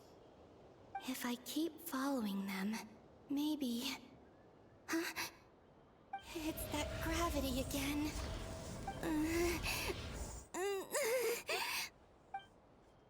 You know, Krai kind of gas. Every time I influence reality within that space, way this too force dank. intervenes and pulls me back. I hate this. I hate that the name for that fucking emote is way too dank. It's as if it's trying to stop me from leaving. Also, I'm really happy I managed to get 7 Twitch and fucking better Twitch TV emotes to show up on the chat. This shit's so funny. I'm getting weaker and weaker. I'll just have to try another approach next time. Come on, Columbina. Keep going. You have to tell everyone what happened. And stop harassing Emmy Lowe. She did nothing wrong. She did better. Wild to me that people won't harass Beth Curry, but fucking Emmy Lowe's all of a sudden the target of everyone's Suddenly I've ire. been plunged into darkness. Alone. What in the Twilight Princess? It feels strange. As if something has grabbed hold of me. Is Toray now powerful enough to interfere with space itself? Look at you, standing so still in total silence. I almost didn't recognize you. Hello there, traveler. He seems to be in a good mood. Wait, what's that behind him? Ah, so you noticed. This is the completed Trilune. 2 primordial moon marrows and 1 artificial specimen. Trilune is Latin for 3 moons. You are wary of it. Good. Maintain that reverence. You performed well in that recent battle. Brave and reckless as always. Courage is the sign of a true hero, and impulsiveness is the hallmark of those who strive to advance. I say this not to belittle you. Most creatures are far more timid by comparison. What's the shit from Persona 3 that Itsuji would say? Listen to the mono sound. What is it? Listen to the monorail in Minoral. Or some shit like that. Why? That? I'm done. 3 moon marrows? Does that mean the artificial one is now complete too? Also, I'm pretty sure Trilune actually isn't Latin. Trilune isn't Umbra moon in Latin? Well spotted. What do you think? For a replica I built myself, I dare say it looks the part. Dottore, are you planting illusions in my mind? I have no interest in fooling your eyes. On the contrary, I hope to show you the true essence of all that you see before you. Is this not a beautiful city? People live in peace and find joy in their work. The streets are safe. People can even leave their doors unlocked at night. You might say it is the Elysium everyone dreams of. All available data indicates your values and worldview conform with the mainstream. This kind of society should be quite to your taste. He looks so mad. He's like, this motherfucker called me a normie. False beauty is deceitful. Lies are to no one's taste. I wonder, is it your moral standards that are too high? Or your expectations of reality? Answer me this. If someone existed in a sweet dream from the moment they were born, a dream in which they never once felt pain, which do you think they would consider superior? The dream or the reality? That's pure sophistry. It has nothing to do with your actions. As I suspected. You have yet to understand all of this for what it really is. What do you want from me? You sound impatient. Do you think the only reason I'm keeping you is because I want something from you? If it's not, then why haven't you killed me yet? No one can stop you if you're as powerful as a god. I'm delighted you recognize that fact. I believe we last squared off in Sumeru. Ah, the memories. How time flies. You and I have both grown. I'm not surprised that Arlecchino and Sandrone worked with you. You've always a way of slowly but surely ingratiating yourself with all levels of society. People laud you as a hero, but I suspect there's more to it than that. Oh, but to be clear, I don't say that to flatter you. Do you always give your opponent an appraisal before you deal the final blow? Call it a long-time habit. I'm a researcher, and one of my duties is to give an objective assessment of my subjects. But you misunderstand. We are not opponents. Not at this moment. I just want to talk. Think back to Tartaglia, Arlecchino, Capitano, Columbina, and now even Sandrone.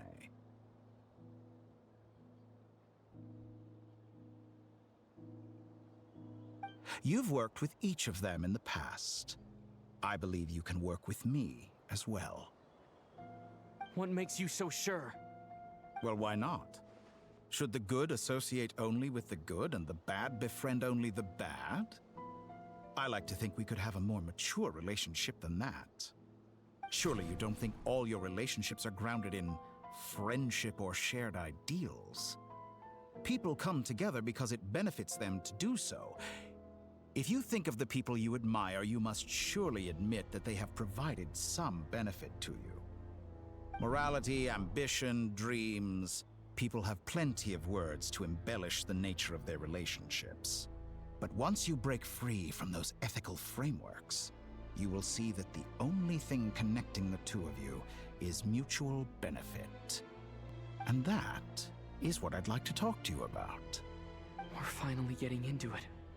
He's probably been planning to kidnap me for a long time now. But for what exactly? He has the authority of all three moons. I won't be able to gain the upper hand in a fight. Best if I pretend that I'm willing to negotiate for now. You say you're a god, but you also speak of mutual benefit. What could a god want that the three moons cannot provide? Excellent question. But before I answer, I would ask you the same thing.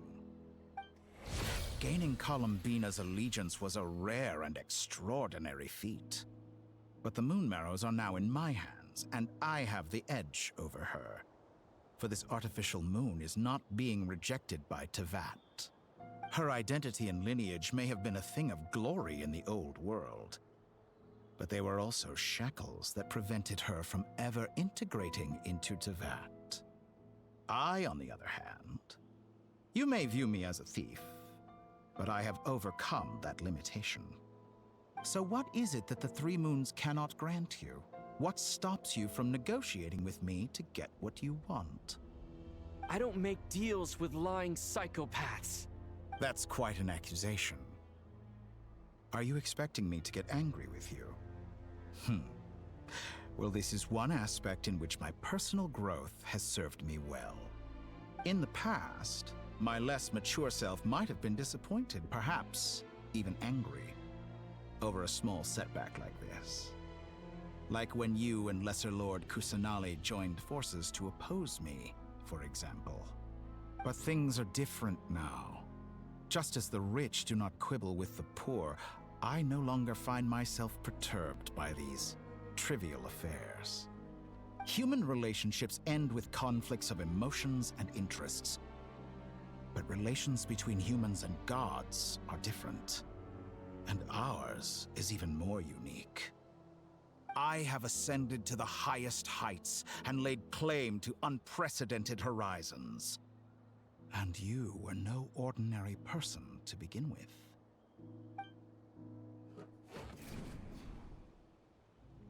Allow me to show you the world, Descender.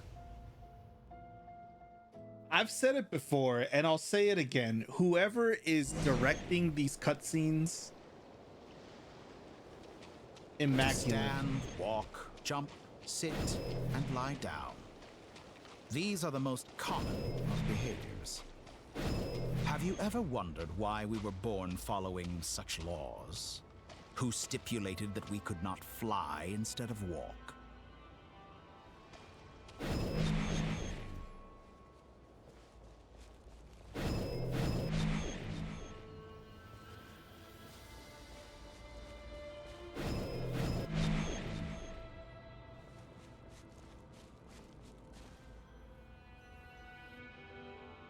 Someone of your talent and experience must surely know of the four great rulers who serve the heavenly principles. They govern life, death, time, and space. Now we're getting to the real shit. One wounded by a blade will die from blood loss or infection, and one who falls into a lake will drown in agony. The elderly wallow in solitude, and the solitary age faster. Eventually, new life is born, only to embark on the same path of suffering. These 4 divisions anchor the world and shackle those who live in it. But they themselves transcend its boundaries, squandering the power bestowed by the heavens. All who live yearn for equality, but unless the gods prostrate themselves and profess that they are mere servants of the living, equality can never exist. Who makes the rules we must live by? Who has the right to restrict us? Limits of the body can be rejected.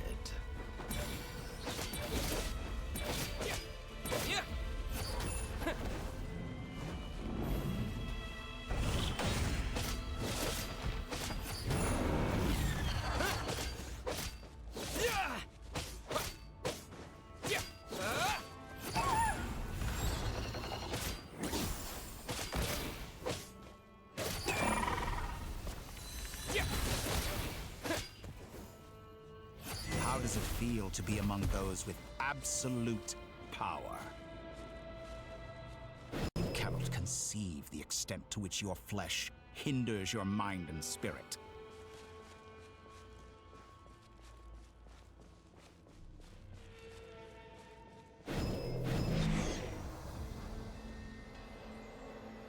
Only by discarding our useless, primitive eyes can we perceive a new world. How narrow-minded we all were in the past. Why should the final answer of the world not be the power that predates those of life, death, time, and space? The power of the Trilune. Through it, I have glimpsed new experimental possibilities. Nature suppressed, authority exiled, souls controlled.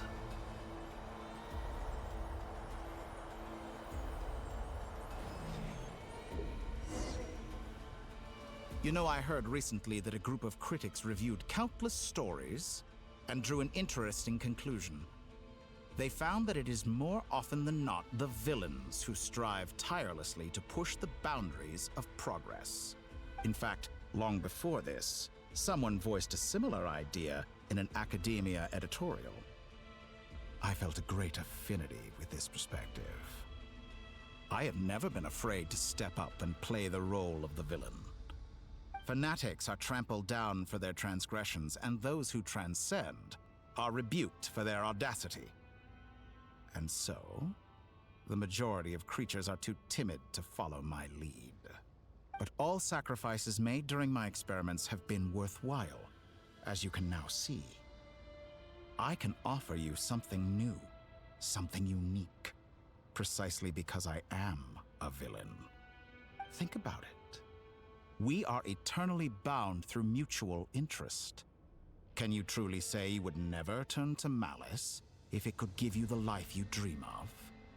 After all, what value do perfection and purity really have? They are fragile and feeble things, utterly tedious. I say, better to be governed by a flawed humanity than a gnosis. The true seeker of knowledge is the villain who undergoes countless tribulations in pursuit of their goal.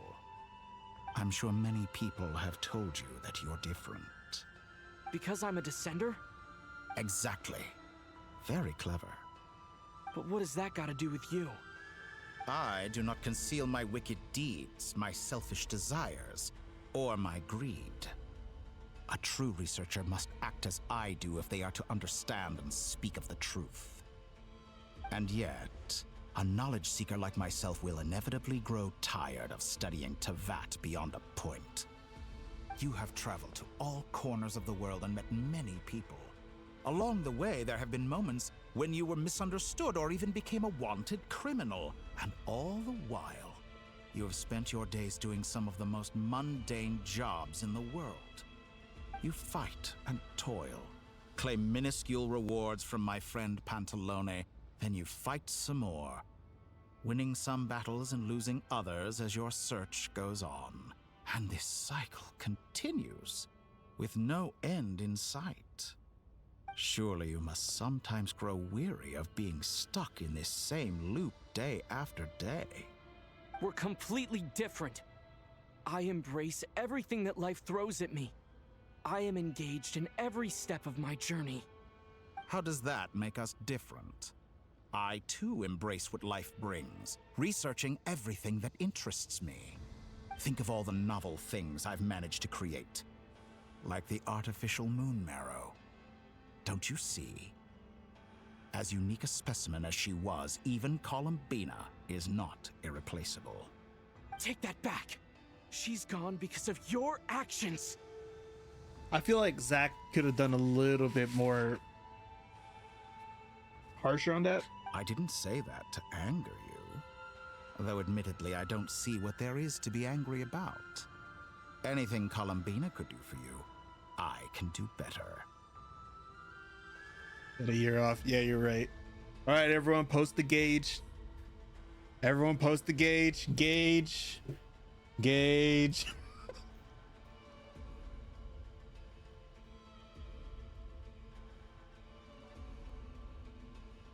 No! What the fuck? Now we're getting to the real plot of Genshin Impact. Why did Il Dottore steal the 3 moons? Why did he usurp not only Columbina's power, but her identity as the moon itself? Why did he go against his own queen's prerogative and ascend to godhood, all so he could blow the Traveler? Yes, that's right. We're in Genshin Impact. I know what your ultimate goal is.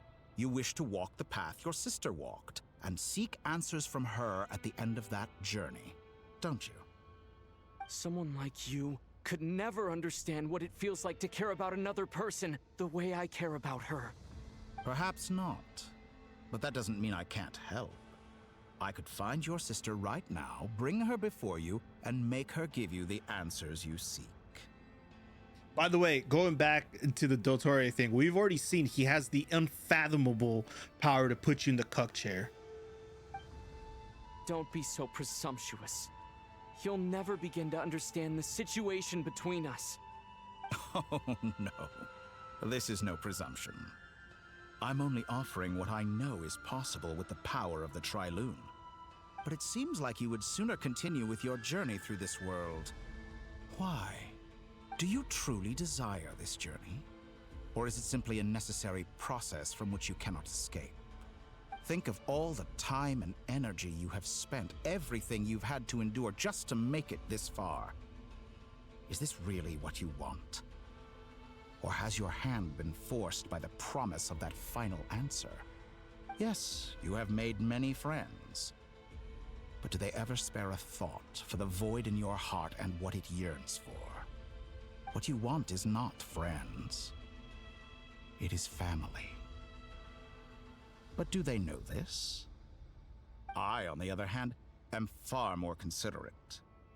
Join my experiment, and in return, I will bring your meaningless journey and all its struggles to an end. This is a malicious attempt to manipulate me. But at the same time, he's stating some very human truths. Of course he's right about my predicament. How can I deny it? I have faced ungrateful strangers, never-ending troubles, an endless quest for answers. I want to see her. After everything I've been through, words can't describe how much I miss her. How much I want to be reunited with her. Wherever you are right now. Do you miss me too?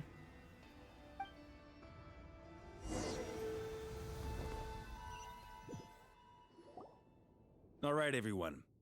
Our next mission is clear. We need to contact all the major organizations, explain the situation to the public, and then begin the evacuation. You say Oremo as like you haven't read Oremo. The residents of Not Krai are quite dispersed. The two most populated areas are the Southern Isles and Pyramida. Miss Lauma, I will leave Hisi Island and Nasha Town in your hands. I will liaise with the Fatui and Pyramida. Agreed. We will reach out to Natlan and Snezhnaya. Anyone found north of the Experimental Design Bureau should follow the Fatui to Snezhnaya. As for those dwelling south of that line, I will ask the Voynich Guild to help persuade them to leave. Then I, Mr. Varka, and the Frostmoon Scions will escort them to Natlan. The Voynich Guild has dealings with the Curatorium of Secrets. I will send them a letter vouching for your credibility. Yehoda, you should help Lauma. This is too big of a task for one person. My wish has come true. You're willingly lending me your most capable employee for the day. Well, good for you if all this only takes a day. Of course, if it takes any longer, I'll be charging a fee. Boss, wait. Don't I get a say in this? Oh, I'm sorry. Something to add, Yehoda? Well, no one's more important to me than you, boss. And remember how Lauma healed your eyes after that big battle? I think that's worth at least 2 or 3 days' work for the Frostmoon Scions. Are you completely incapable of acting in your own self-interest? Or do you simply devalue your own labor? Are you sure you don't want to come with us? Who will see to our other work if we're all busy evacuating residents? Sandrone insists that Columbina is still alive, and we have a traveler to rescue. There's much to be done. But boss, I'm just worried that... Well, Nefer, I'll link up with you once my tasks are complete. What makes you think I'd need you to do that? I'll need it. And considering the way you approach certain matters, I think you'll be better off with me present. That's quite enough. Just focus on your work first. I bet we're in for an uphill battle here. But we can help out too. Inefa and I are gonna help Nasha Town's residents carry their stuff. Loading schedule. Store essential local research data and technology samples, then escort the people to Natlan. Understood. I will execute this to the best of my abilities. Great stuff. Thank you, ladies. I've contacted the Lightkeepers. A colleague of mine will join us shortly. I will persuade them to conduct a thorough search of the region to ensure that no civilians get left behind. As for me, I guess I'll be making an early return to Sumeru. I think it's important that someone informs the Dendro Archon of what's going on in Notkrai. Roger that. Someone should inform Mondstadt, too. Mr. Duran, can I trust you to handle that? I think you fly faster than any of us can run. As an added incentive, get there fast enough and I'll see about getting your gliding exam waived. Really? Ha! Mission accepted, sir. I intend to stay behind and help Miss Sandrone with her research. She has some alchemy-related questions that she'd like me to explore. She recognizes your expertise then. I wish you a fruitful collaboration. Yeah, you know what? That just that one off line right there pays dividends. I don't, can we call Albedo potential man, or is he proven? I think Varka is still solidly potential man's territory. Albedo just keeps getting pushed up and up the ladder of the one guy in Mondstadt that actually does shit. Killed his brother, gave birth to his brother. One of what the fuck are we calling them? The Harbingers? One of the Harbingers? Kaya is definitely the biggest potential man, actually, now that you say it. Varka at least pulled up on D-Luke does stuff on screen, plus he's a businessman. Varka at least pulled up on Rear and got his ass handed to him. What has Kaya done? Ooh, I got a golden eye. Thank you. In truth, I was surprised to hear her express an interest in subject matter outside of machines. I believe she has been investigating some Fontanian technology recently. She made a point of bringing the relevant materials with her when she left the Experimental Design Bureau. She's sorting through everything in her room as we speak. Then he whipped out that ponytail that I he has. should mention that we have one other friend who isn't present. He hasn't made his position in all of this clear. But if we know anything about him, he's likely investigating on his own. This is Bainsliff, right? Paimon's been very quiet today. But I know how close she and the Traveler are with the Natlanese. She should come with us to the border. Okay. Paimon will do her best. Make sure to heed Sandrone's warning. Many of us have been cursed by Dottore. As such, under no circumstances should anyone cross national borders. Remain within Krai. That aside, personally, I have faith in Columbina. Things look grim, sure, but who knows how it'll play out. Same goes for rescuing the Traveler. Both of them are important allies and friends. We'll be counting on you to gather intel on them, Miss Nefer. Did anyone else notice Varka's voice got a lot softer? Because during the first round of last patch's kind of voice acting, Varka kind of spoke with a sort of raspiness in his voice. I think the Traveler should go ahead and move on down to Nodcry and link up with Arlecchino the Knave and the Damselette, you know? But now in this one, he's speaking more of a sort of, well, I guess the situation's different, right? Oh, wonderful. You're all here. That voice again. Nicole? Whoa, that was loud. And it came out of nowhere. So mysterious. Sorry, this is the only way I can speak to you all right now. Please accept my apology. Anyway, time is short. I'll cut to the chase. I thought, you know, when I first heard Nicole's voice actress, I thought she was voiced by, who's Yukari's old voice? Tara Strong? I thought she was voiced by Tara Strong, but it's just someone that's very Tara Strong adjacent. We're still facing quite a catastrophe here at the world's borders. Alice has roped in every Hexenzirkel member she can get a hold of, except for me. She told me I had to come and help you all out as a matter of urgency. I quote, "You love talking, don't you? Well, now it's finally your time to shine. Take these. Make sure the whole party gets one each. You'll be in charge of making sure everyone stays connected." Huh? Is this a Dodo communication device? Scanning. Unknown device. Analyzing. Unknown device. Conclusion. Cute. Affirmative. It is cute and good. I believe that I quite like it. This is no ordinary Dodo communication device. It's my very own special modified version, specifically... Oh, sorry. I almost went off on another tangent there. Anyway, help yourselves. It will allow us to communicate over long distances within Nodcry. No more worrying about shuttling messages back and forth. What astounding technology. Am I right in assuming that it relies on your personal abilities to function, Miss Nicole? Yes, exactly. Right on cue, Albedo. I'd love to brag to you all about how it all works. But no, next time. Anyway, I'll be right with you all, serving as a communication hub. That's all from me. Head off as soon as you're ready. I'll be staying here to keep watch, and I'll be sending you my blessings. Nicole's so pretty, dude. Oh no, it's one of these. Okay, at least we gotta play as Kakashi first.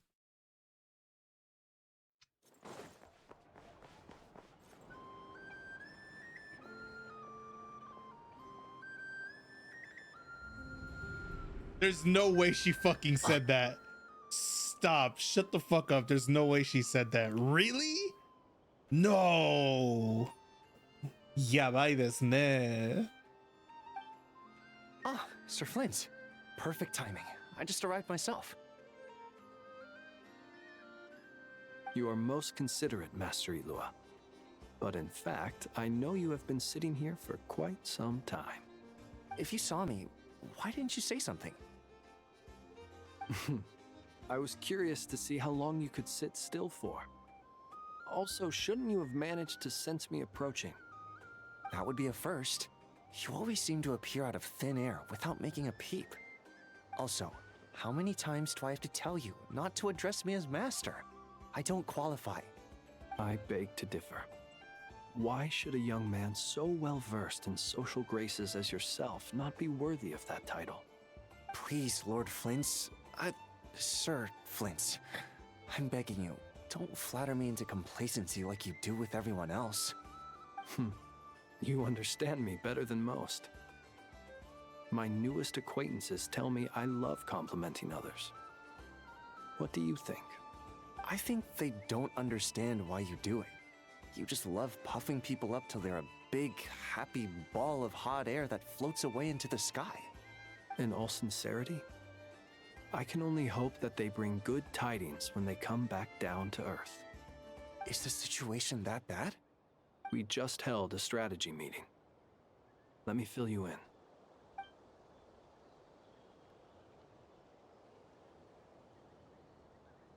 In short, we need everyone gone from Pyramida. We also need a team of Lightkeepers to scour the more remote regions of Krai for civilians to evacuate. I only hope we have enough personnel. We do. Old Man Nikita will definitely help, and we can recall anyone out on patrol to focus on this instead. Good.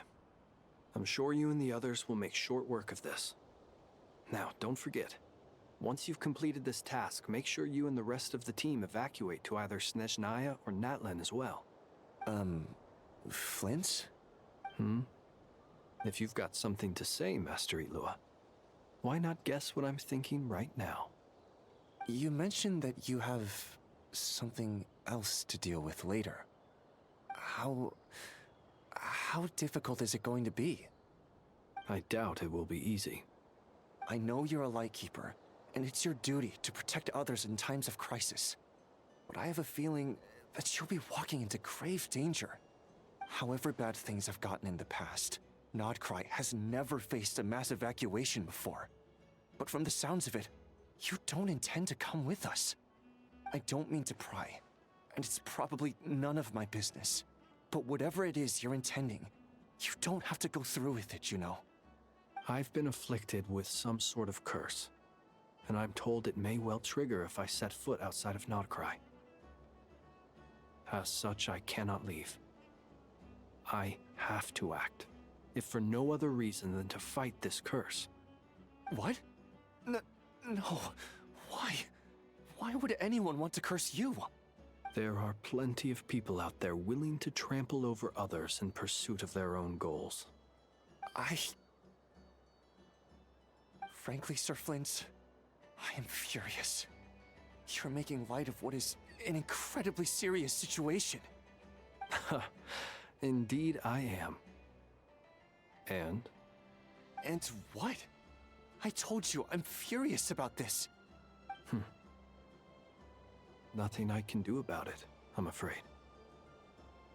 Things happen, and we just have to deal with them. If you find yourself feeling angry, perhaps start by drinking a big glass of water. Hey, you mean you're completely unmoved by my anger? I'm devastated. Then allow me to express my sincerest regret. Come by the lighthouse sometime. We'll catch ourselves a few fish, have a little barbecue, play some cards, and bask in the sun. Maybe I need to spell this out. Lean in a little, Flint. Oh my, this doesn't bode well. Word is that you were caught up in a real horror show recently. People were amazed that you returned safe and sound. They've been debating whether you're even human. I've returned safe and sound from plenty of crises. When you say people, do you mean other people? Or do you just mean you? Fine. I'll be frank. You're not human, are you? Heavens. Now that's a horrifying thought. You know what? Forget it. We'll revisit this once it's all over. a sound plan. Albeit a little ominous sounding. Just promise me you'll come back in one piece, all right? For you, Master Ilua. How could I refuse? Also, please pass my regards on to our colleagues. Tell them, thank you all for your assistance. Please put safety first as you proceed with the operation.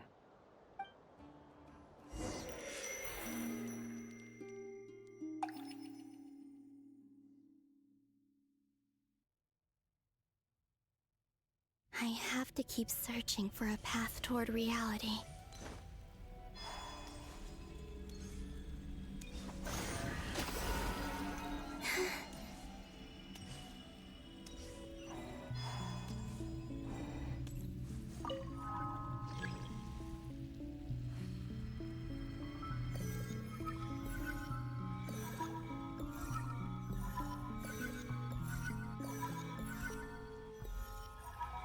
This should do it. The last 2 times I tried to influence reality in this space, it consumed a lot of Kuvaki.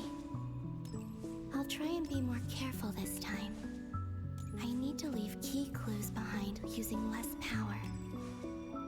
I hope everyone still remembers what I said on Moon Prayer Night.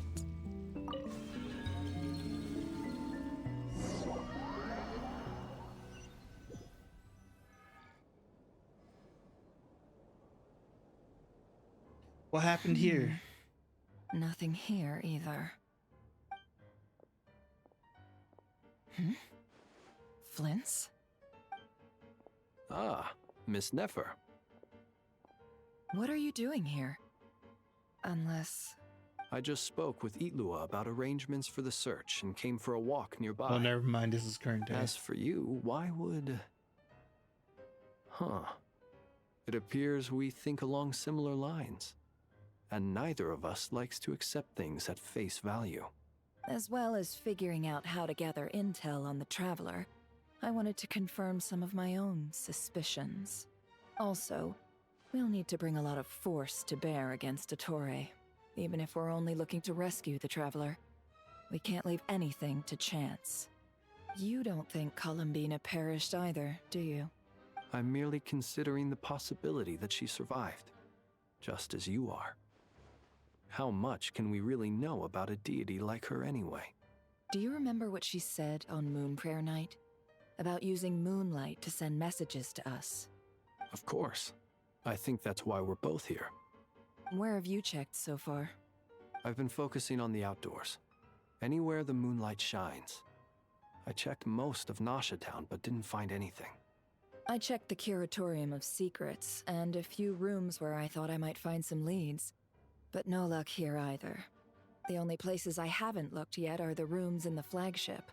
But process of elimination isn't the only thing that brought me here. Oh, really?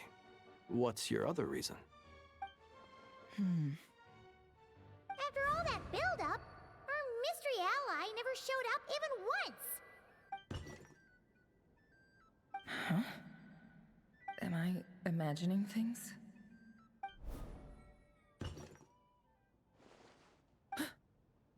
Come on, let's see what's going on.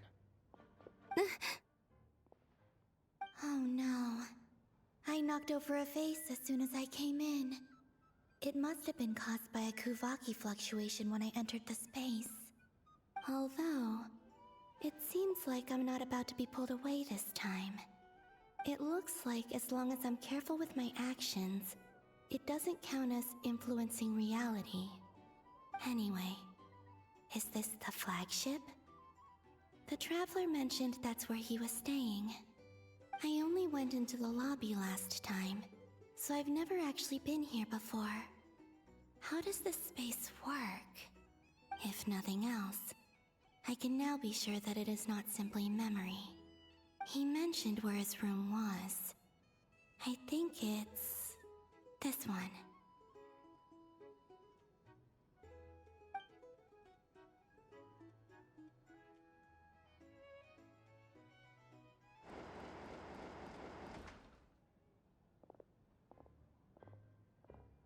The door is closed, But if this is anything like when I disappeared, then maybe...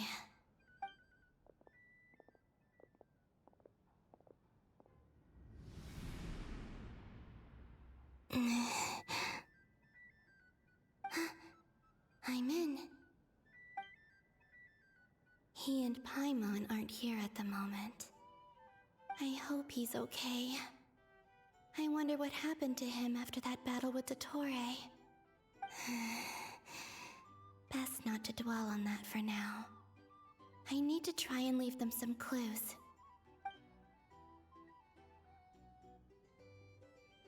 Please, Traveler. I really hope you find this.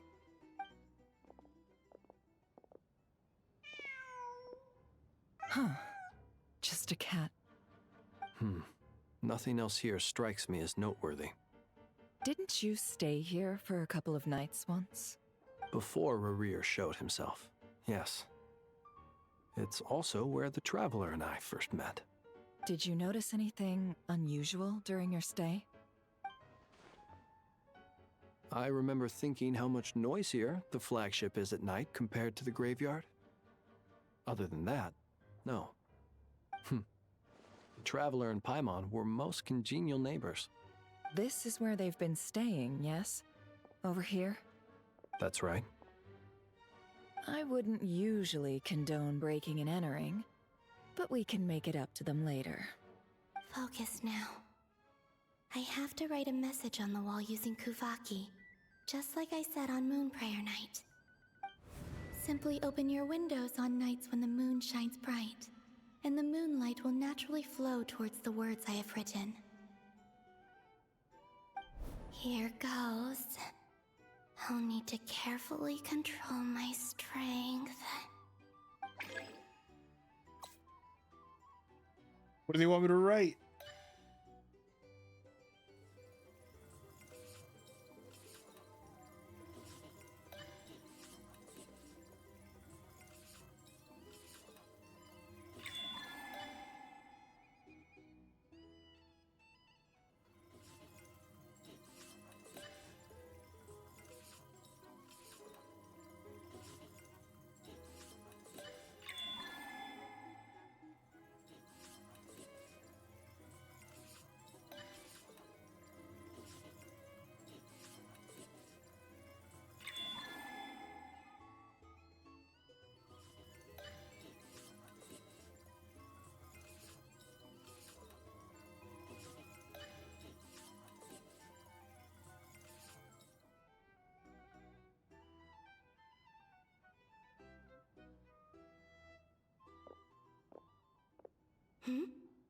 There's a noise outside the door. Is he back?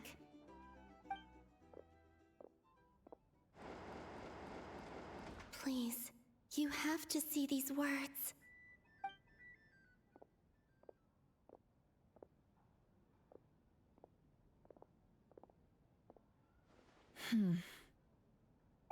Well, do you sense anything?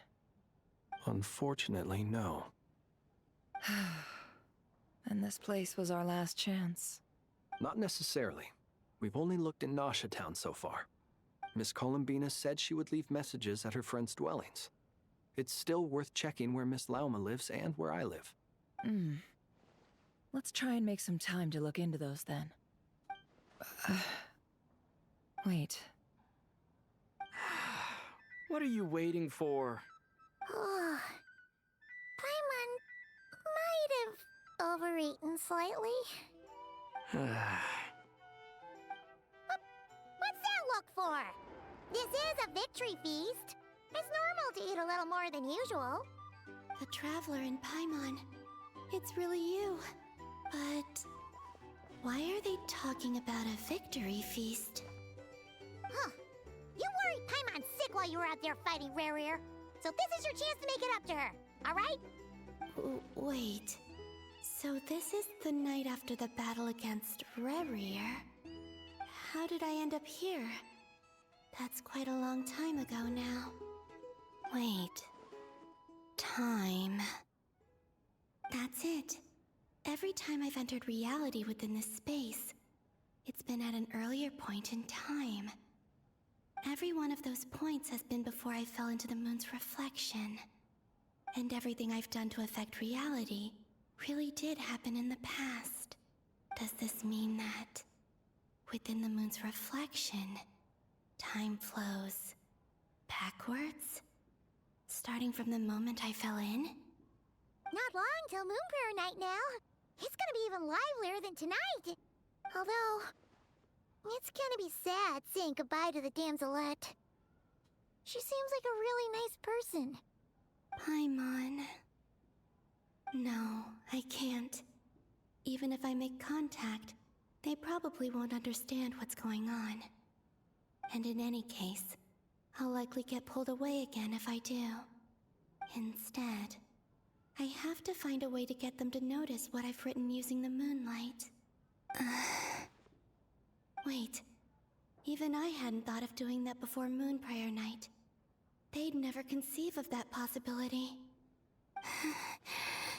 Is there truly no other way? Don't lose heart. We'll find a way somehow. Huh? Oh, you say that, but the Frost Moon is beyond the fall sky. If we wanted to go visit her, how would we make it through to the other side? We might not have all the answers now, but I'm sure we'll find a way one day. Huh. Guess someone's gotta be the optimist. The present. The future. That's right. There are still things I can do. What's your plan? Flins, when you were staying next door, did you ever open the window? No. The rooms here are dark and damp, and there's such a buildup of dust on the windows that the moonlight can't even get in. I didn't think it was worth the trouble. The moonlight. Ah, I think I see where you're going. One moment. I'll see if the owner is available. Don't bother. Time is of the essence.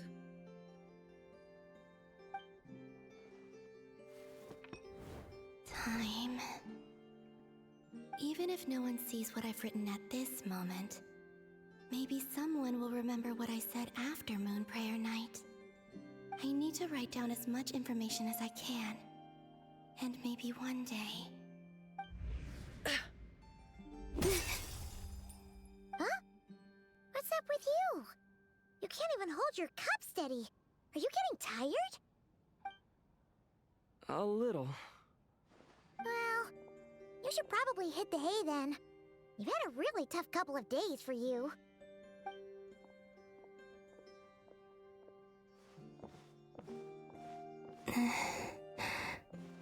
You truly have. You helped defeat Rerir, helped me reclaim my name, and you helped the others organize Moon Prayer Night. Wherever you are right now, I'm sure you're still fighting against the injustices of fate. This is all I can leave for them. How I wish I could stay here. But it's time for me to go. I hope to see you again in the next time, and if the opportunity presents itself. I will surely return to your side. Huh. Columbina. She's alive. Not only that, but she's left us an entire wall's worth of clues. She even wrote down what would happen on Moon Prayer Night. It's just a shame we found it too late. I am here. Time in this place flows backwards. I am constantly moving forward. It sounds like she's found a way to influence the past using Kuvaki. But her future is our past. So, these words have been here ever since we defeated the Ray Hero Solnari. We just never discovered them. Which came first, the chicken or the egg? Do you ever mull over questions like that? Only when I'm in a good mood, and at leisure. Well, I never do. Everything that has happened already belongs to the realm of fact.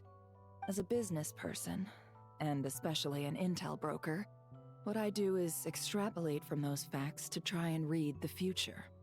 An admirable philosophy. It's a means of survival. Let's go. We have a wall's worth of clues to share with the others.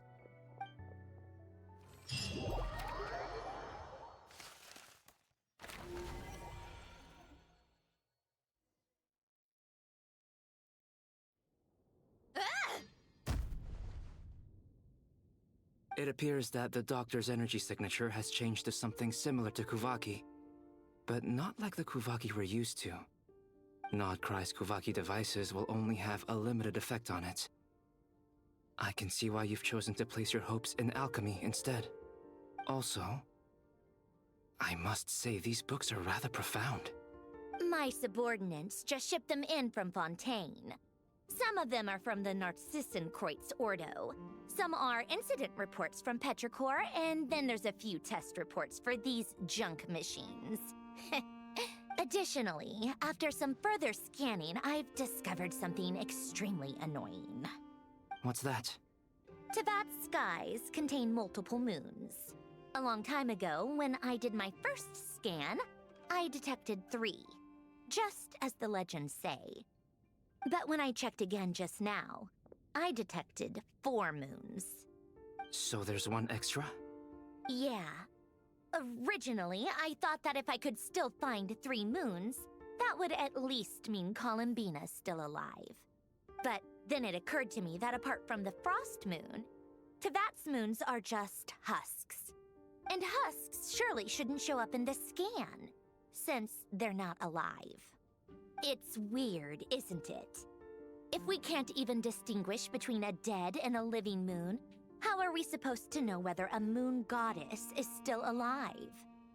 Or does this mean that the moon marrows are equivalent to the moons themselves? It's certainly possible. In which case, the 4th moon you detected may be Dottore's artificial creation. So he wasn't bluffing. He really built his own moon marrow. Ugh! I'm so mad right now! It's easy to get overwhelmed when you have too much on your plate. Maybe you need to relax. Perhaps try going for a walk, or simply take a few deep breaths. Nothing can calm me down at a time like this. I need more time, and I need progress.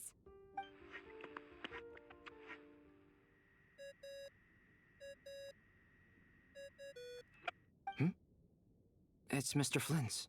I really hate that ringing tone. Ugh. First the 4 orthants of the Narcissenkreuz, then moon marrows. Now what? Oh, sorry if we're disturbing you. Might I ask what's troubling you? What do you want? We're busy. Are you still at the Curatorium of Secrets? Yeah. Look, everyone else is still out, so there's no hurry. Plus, I'm busy, so I would appreciate if you gave me some space. Even though we have crucial intel to share? Fine, I'm listening. Do you intend to share it via the Dodo communication device? Ordinarily I would, but this is a unique situation. I think it's best that we discuss it in person. See you at the Curatorium.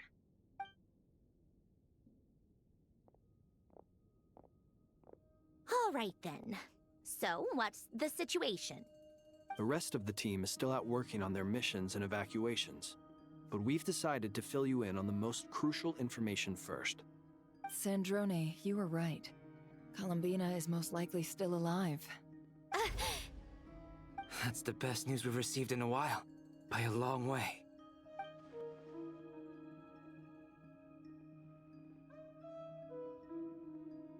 Random locations. Appearing in reverse order? Are you serious? So not dying isn't enough for the moon goddess, huh? She has to show off too. Anyway, does this mean we can deduce her condition from the moon marrows? Miss Androne, there's nothing wrong with simply admitting that you're happy to hear the good news. I'm not. And she's the least of our problems. We're facing a huge crisis. If she can't control the flow of time in there, she's just gonna keep moving backwards.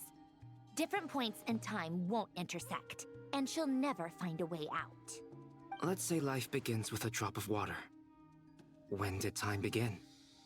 The moment this planet came into being? No, that's not right. Her final destination would be the moment at which the space she is in was created. But it doesn't seem like we can influence that space from the outside world. So how can we help her? Also, if she's alive, Rerir and Thalindus might be too. But as far as we know, neither of them have come back out. That space may not have an exit at all. I'm afraid I must concur with Miss Nefer in this. Can't exactly argue with that. Let's leave it there for now. I've taken notes on everything you said. Will it help with your research?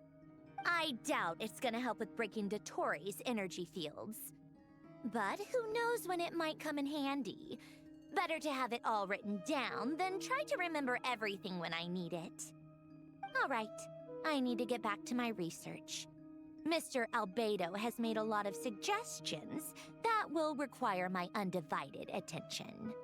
Sure, I'll stay here. I have things to work on.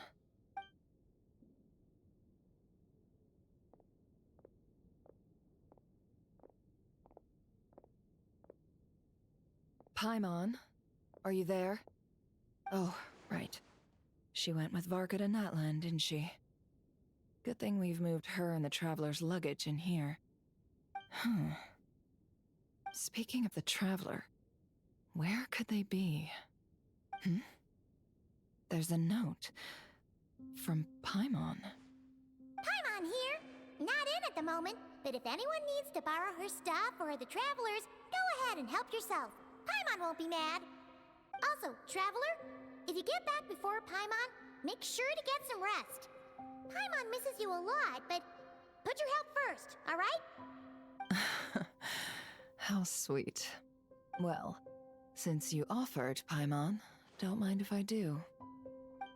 This is the Traveler and Paimon's luggage. All the items they use day to day are here.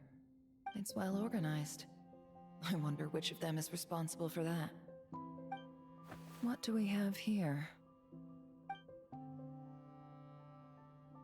The camera captured a special moment that can only occur between people who are close to one another. You can really sense how the photographer feels about their subject. I wonder why this picture was placed outside. Is it because Paimon recently looked at it?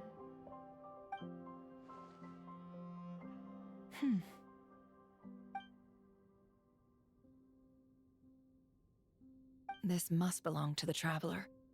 Perfect. I'll use this. Hang in there. We'll find you.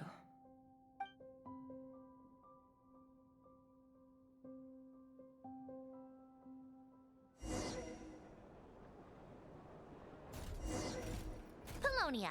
Search keyword world formula and bring me all relevant books.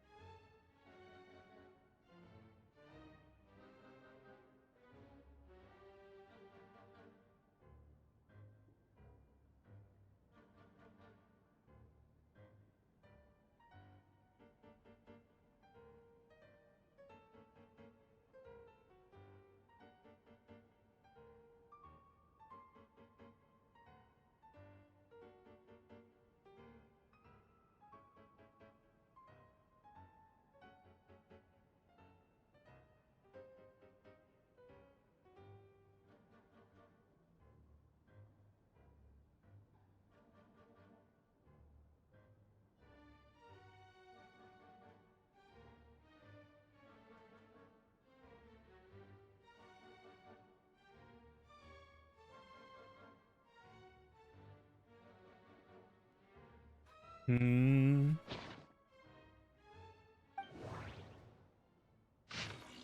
Oh no.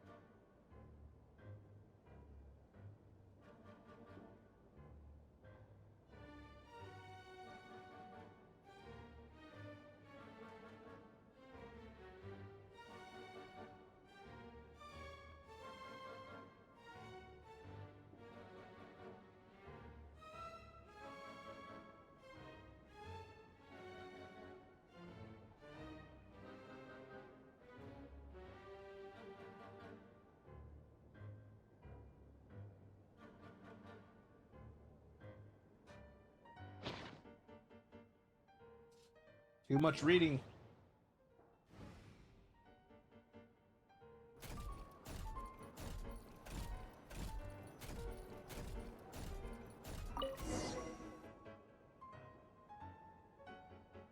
Let's see.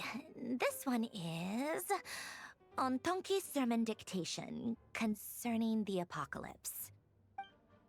I believe that the correct term for this is Fortuna. This was an ancient Romorian technology, a wisdom unparalleled. I never imagined that Romorian ideas would be so similar to the diagram I have named, the World Formula. This is strong evidence that human civilization should gradually shed possibilities as it continues to explore and evolve. The end of humankind may well be upon us right now. The sparks of civilization shall run out, unless we consider introducing variables from outside the system. Variables. Surely that can only mean one thing. Descenders? Dottore likely captured the Traveler because of his descender status. But the Three Moons' authority comes from the world itself. Why would Dottore need anything beyond that? Where does this variable factor in? The world formula calculates the fate of an entire world. Introducing a variable would therefore give us...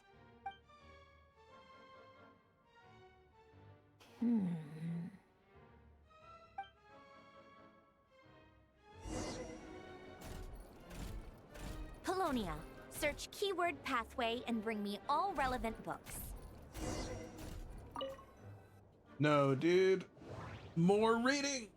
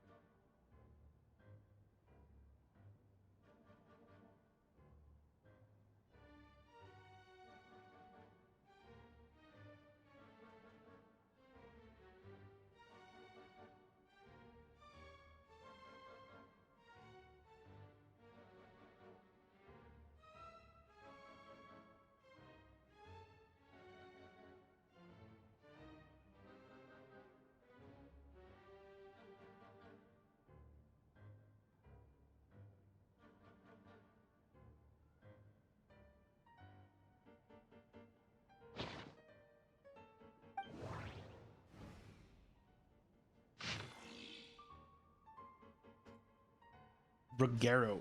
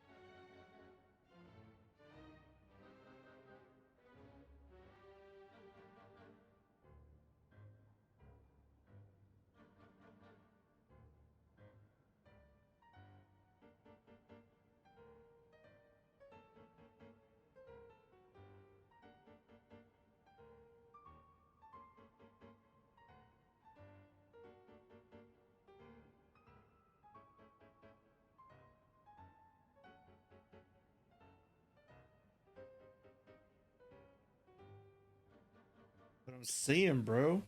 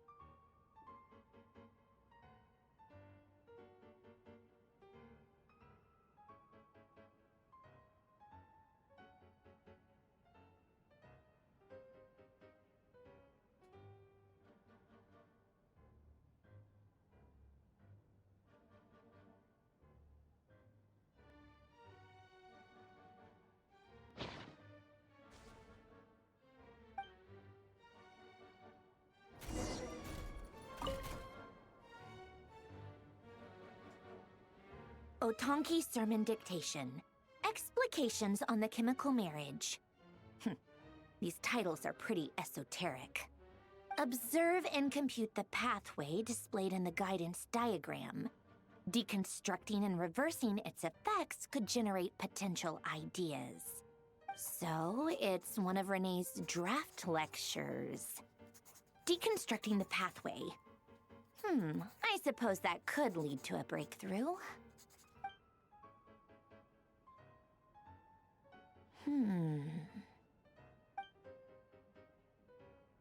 This is so long. This guy sure loves showing off his knowledge.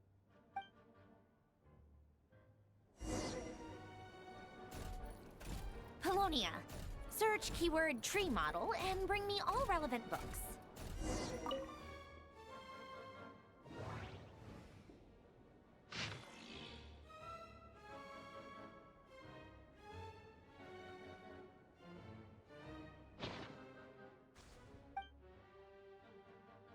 First try every time, dude. It's that easy.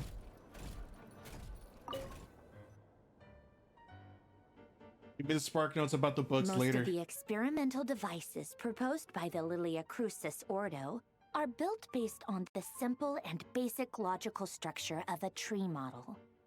Lilia Crucis. Guess they were trying to cover up the name of the Nautitzenkreuz Ordo?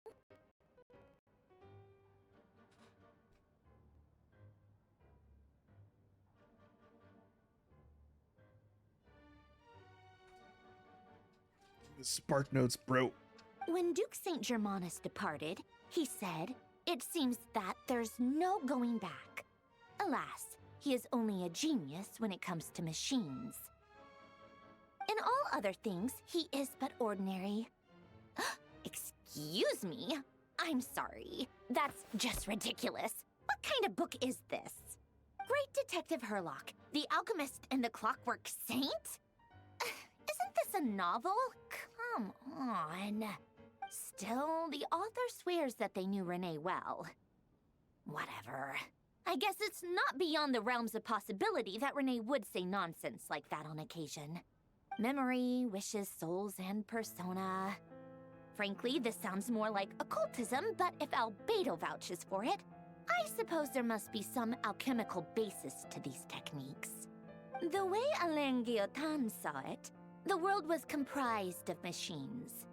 The universe needed machines, and thus his technologies were created. That's why I was born. René, his full name was René de Petrichor, if I recall correctly. Sounds like he and the town must be intricately connected. That place was also the source of most of our information regarding Remurian civilization. Seems like some of his projects were based on their technology. The cutting of souls and storing them in vessels. These seemingly unrelated techniques underpinned René's research. Assuming that the 4 orthants correspond to alchemical categories. The chemical marriage model? Alain would have scoffed at that. He never would have let those theories or parameters anywhere near his mathematical formulas.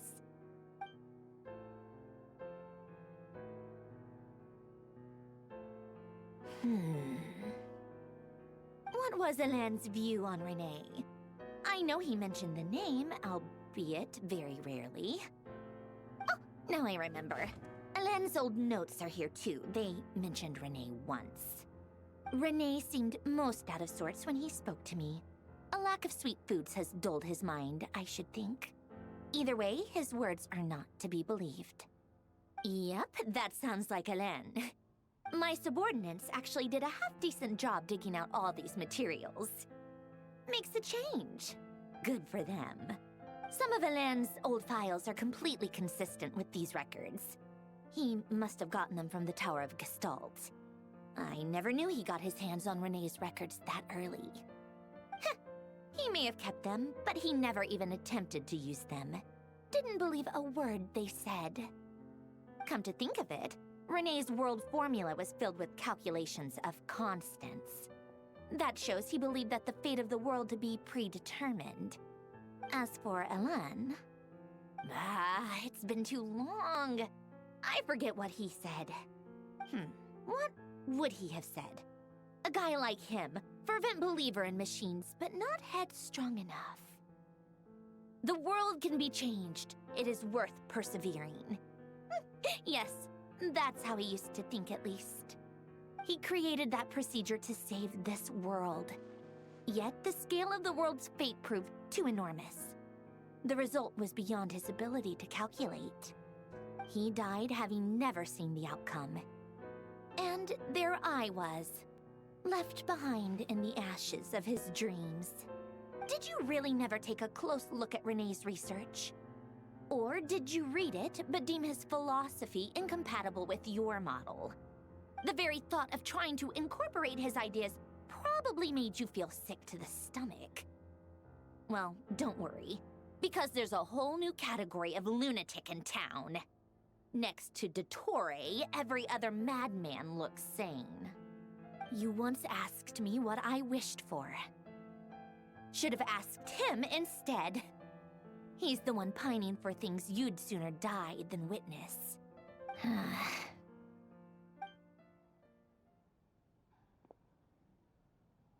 Even the tiniest variable can make big waves in the present.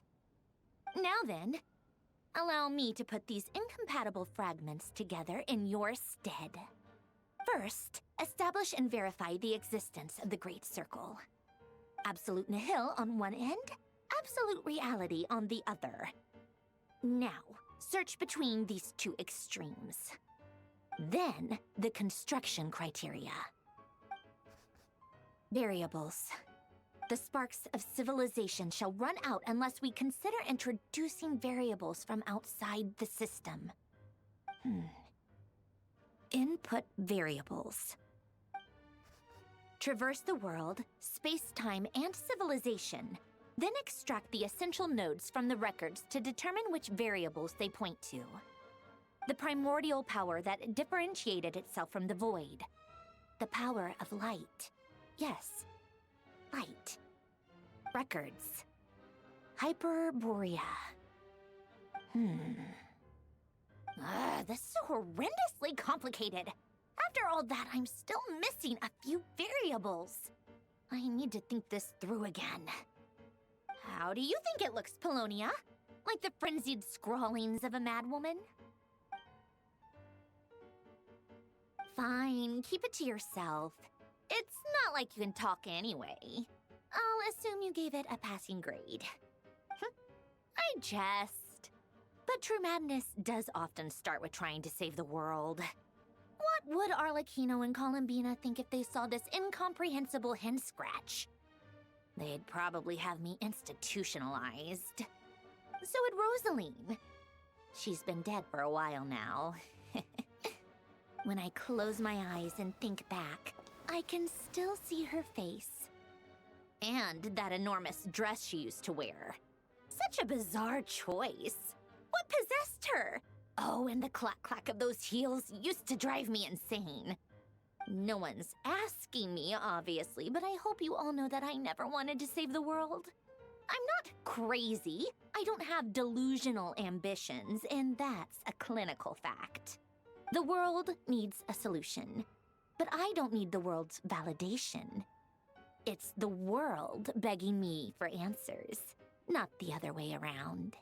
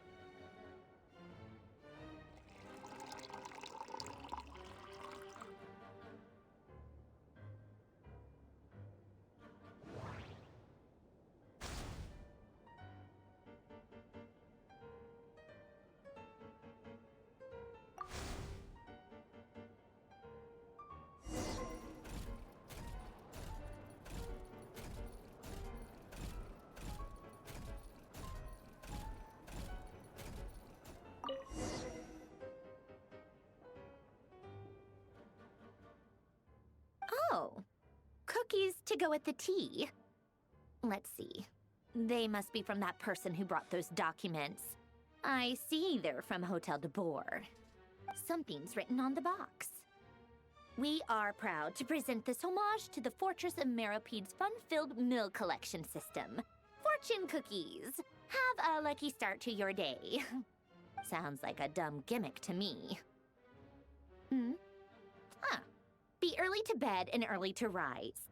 Get plenty of sun and drink plenty of water. Then things will surely go well for you. What? Are you kidding me? Somehow I doubt that an early night and a glass of water is magically gonna save a world on the brink of existential peril.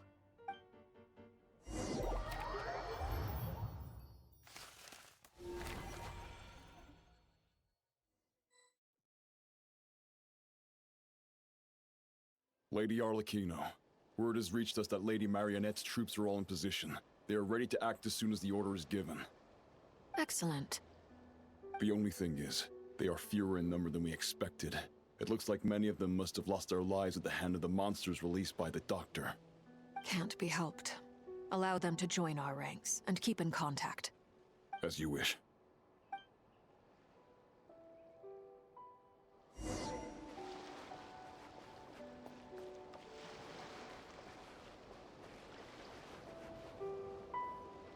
Even brought It's been a while, child? Arlecchino. You look well.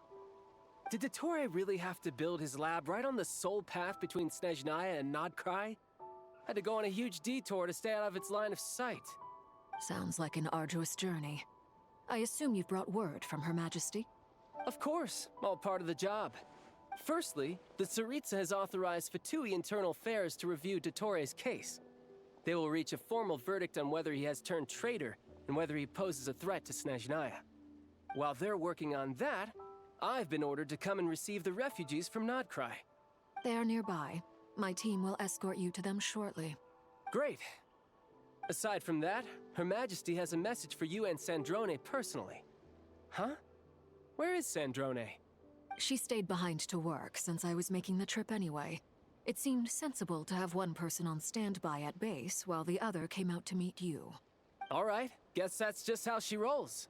In that case, tell her that the Tsaritsa's decree this time is pretty awesome sounding. I think she'll like this one.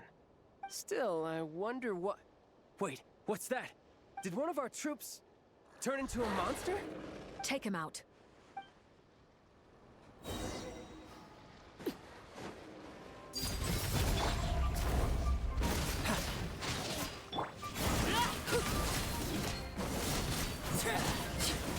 You've gotten stronger, Arlecchino. Nice. Stop that right now. I appreciate the praise, but I'm not fighting you today.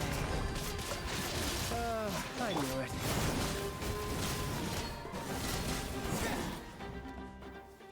I can't believe it. He was a living, breathing human one moment, and the next? Another fine piece of work by our dear colleague, I'm afraid. What in the world has been going on in Krai? A lot. But long story short, Dottore stole 2 moon marrows that should have belonged to Columbina, then built a 3rd moon marrow of his own to concentrate the Trilunar Authority in his hands. What? What do you mean he built a moon marrow? People build roads and houses, not moon marrows.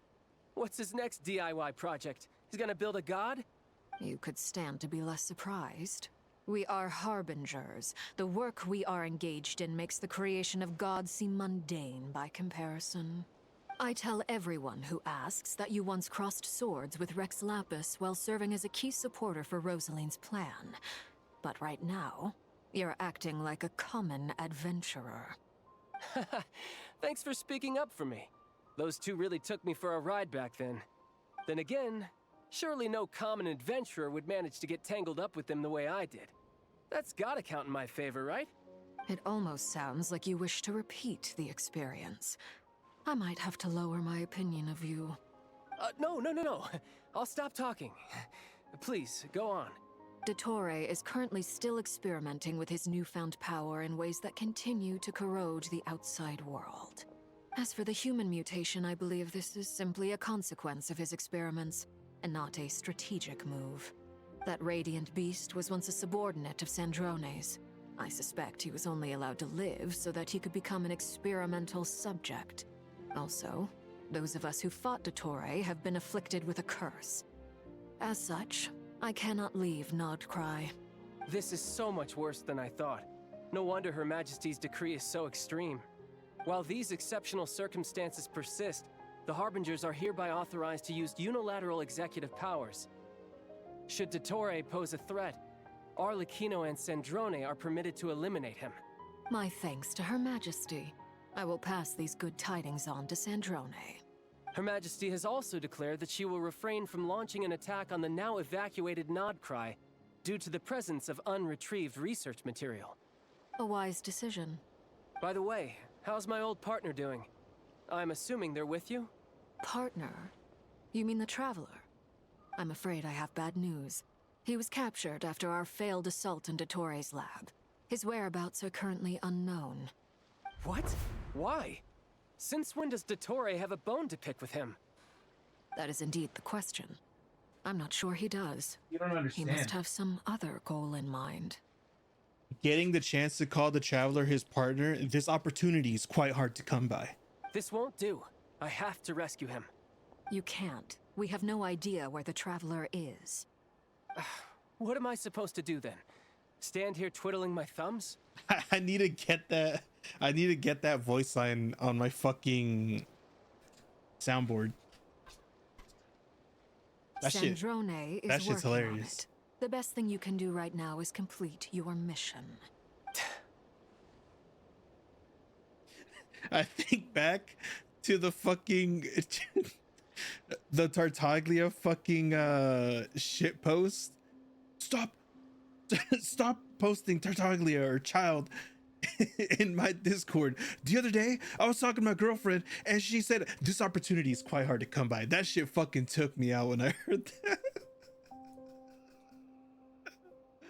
It's so stupid. Fine. I guess I'll leave this to you then. One last thing. Tell the Rooster to get the message out to the gods and citizens of every nation in Tevat. Beware. An uncontrollable pollution is spreading forth from Krai. The source of that pollution is a madman drunk on the success of his experiments. The Fatui and our allies will endeavor to contain the threat. However, if Krai falls, things are likely to escalate. Considering Dottore is one of our own, all Fatui stationed in Krai consider it our duty to stay and fight him to the bitter end. Whatever the cost. Hey, don't be too pessimistic. If it comes to it, I'm sure Her Majesty won't stand by and do nothing. I hope you're right.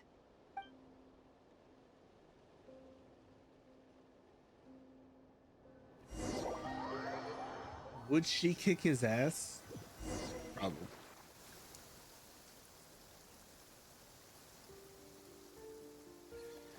You're right on time. Thanks. Hey, do you think I'll get that gliding exam exemption? I made sure I was on my best behavior in Mondstadt. I landed well outside the city and walked in through the gates. I'll help you apply, don't worry. For now, let's see what we have here. What are the doctor's energy fields even made from? The usual attract and repel principles that govern Kuvaki don't seem to apply to them. They are very mysterious, but ultimately, they appear to be comprised of energies from the 3 realms. Thanks to research by Master and the Hexen Circle, we know that Tevat's 7 elements are derived from the more primordial power of the Light Realm, which is antagonistic with the power of the Void Realm.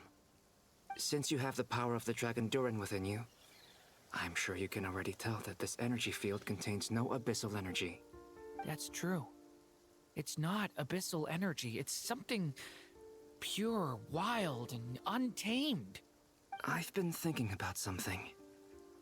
Do you still remember the device that Dory supplied from the Academia when you and Miss Columbina fought Rarier? That was one of the most marvelous feats of ingenuity I've ever seen. The design, the craftsmanship, the material selection. I couldn't fault any of it. Not to mention the operating principles. Surely the most ingenious feature of all. Dory didn't go into detail on how it functions, but I have a working theory. The clue was that Miss Columbina was somehow able to use the pyro energy that you provided, despite the fact that, as a moon goddess, she should only be able to use Light Realm energy in principle. Now, all elemental energy is, of course, derived from Light Realm energy to begin with. Hence, I suspect that the device works by restoring elemental energy to its original state. This presumes a theoretical model of the 7 elements akin to that of light refracted through a prism. Perhaps it is no mere analogy. Maybe there is indeed a prism in this model. I almost wonder if the idea for the device was conceived based on direct observations of said prism. It would explain how such an ironclad design concept was achieved. It is at once a masterwork of engineering and a groundbreaking application of the Academia's latest elemental theories. I suspect only Lesser Lord Kusanali herself could have devised such an ambitious technology. But back to the energy field before us. If this is pure Light Realm energy, its relation to elemental energy is one of integration versus division.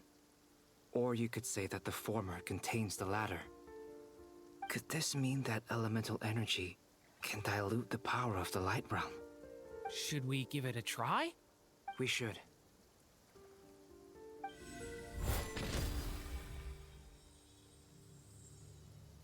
Ha! It works! Clear signs of disruption were detected at the periphery of the energy field.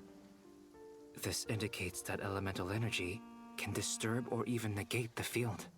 Now you try. All right, here goes. It's working! Switch to abyssal energy and attack again. No surprises there. Abyssal power drains the energy field to a significantly greater extent. I now feel confident in asserting that the energy field is indeed pure Light Realm energy, and that elemental energy can dilute it. But the energy field is huge! How much elemental energy will it take to neutralize it? We don't have to neutralize it completely. We can try other approaches. That's all for theory. Would you like to continue watching? So you knew I was here? Huh? When did you get here? A while ago. But Albedo sounded like he was working on his thesis defense back there. back in Sumeru. You can end a person's whole career by interrupting them mid-speech. Very thoughtful of you. I'm truly touched. Could I ask you to lend me a hand? With what? A little test. Try using Animo to unleash a concentrated assault with circular blades, with the goal of breaking through at a singular point. Nice! This time it tore through the field. Tremendous. This is a major breakthrough. Should we go through? We probably shouldn't risk having mutually antagonistic energies in such close proximity. Durin, you stay here and watch the entrance. Hat Guy and I will go in to investigate. Sounds sensible to me. Keep your eyes peeled, Durin. Don't worry, Señor I got Sombrero. this. You two be careful in there. Just give me the signal if you need help, and I'll dive right in. What do you mean, signal? It's based on a new alchemical concoction I developed last month. When 2 bottles of it are smashed on the ground together, they emit a blinding burst of light. If it comes to that, remember to shield your eyes with your hat. Glad I asked. Thanks for the heads up.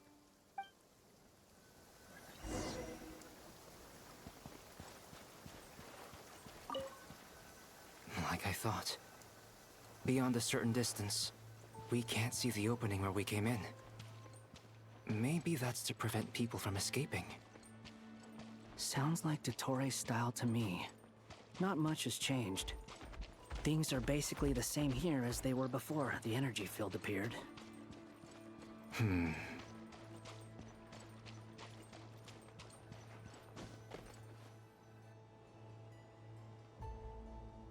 They have no heartbeat and they're not breathing. We can only assume they're dead.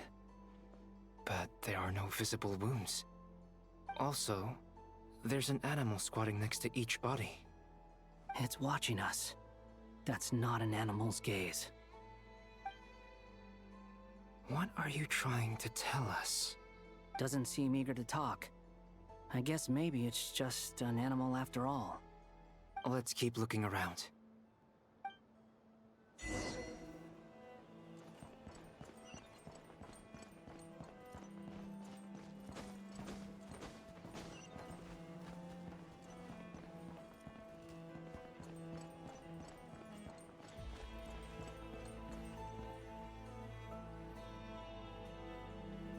Same situation everywhere.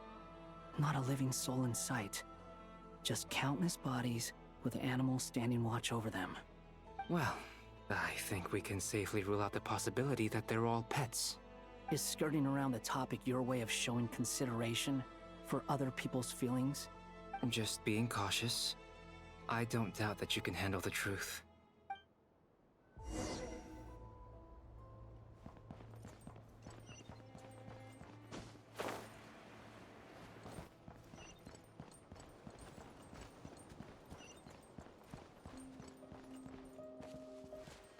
Careful. Please, help us. Please. Over there, I hear a voice.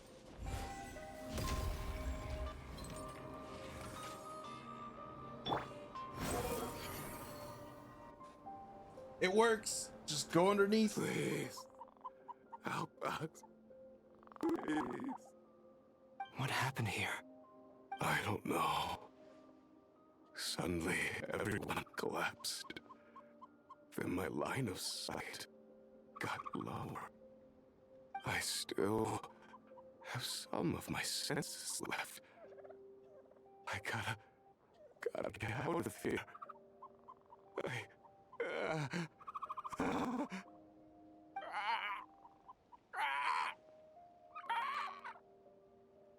It looks like there's a huge experiment going on inside this energy field. Maybe each energy field is its own giant experiment. Vile. He's swapping human minds with those of animals. Even without the other circumstances, this would be an extremely radical experiment. Those people may have lost their sense of selves, but they are not fully animals either. If they were, they would have left. But instead, their instincts are driving them to remain by their dead bodies. We should go. No sense in sticking around here longer than we need to. Agreed.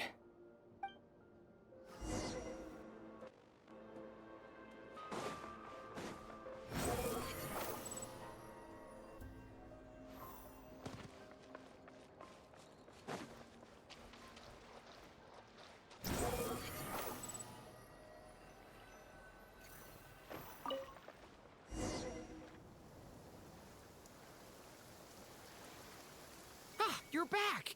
Everything okay? We saw some things that take a strong stomach. Otherwise, we're fine.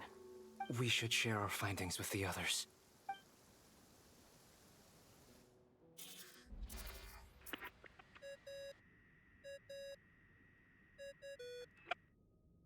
Yes? Who is it? Miss Nefer, it's me, Albedo. We found a way to break through the energy fields. With enough control, it's possible to tear them open using elemental energy. Also, we managed to take a look inside. Dottore is carrying out his cruel experiments on an immense scale. Any residents who have failed to evacuate in time will likely meet a grisly end. Sounds like he's living down to our expectations. Might I ask how things are proceeding on your end? I'm just about to get started. I'll be in touch once I have a result. Understood. Stay safe. I will.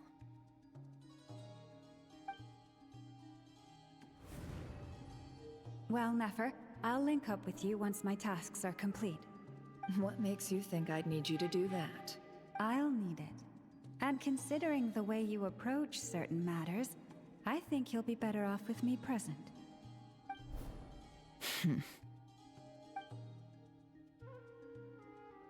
Let's begin. Entering simulation mode.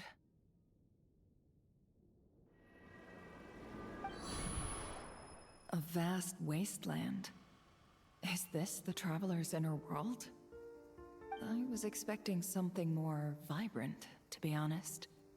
Wait, someone's there. What are you looking at? In that case, I'll look at it with you. I want to know all about everything you've seen and experienced. Is there somewhere I should return to? Or should I stay here and be the hero everyone says I am? I don't dislike my current life. Roaming the land, fighting battles, accomplishing missions, earning a living, looking after Paimon. It's not so bad. I guess the only thing that's missing is that you're not here with me. This is the conscious layer, which contains a person's true feelings. It is filled with both longing and kindness. I suppose anyone who lives long enough ends up wishing for someone who can't be there. Maybe it's the only way we can feel truly alive. Time to delve a little deeper.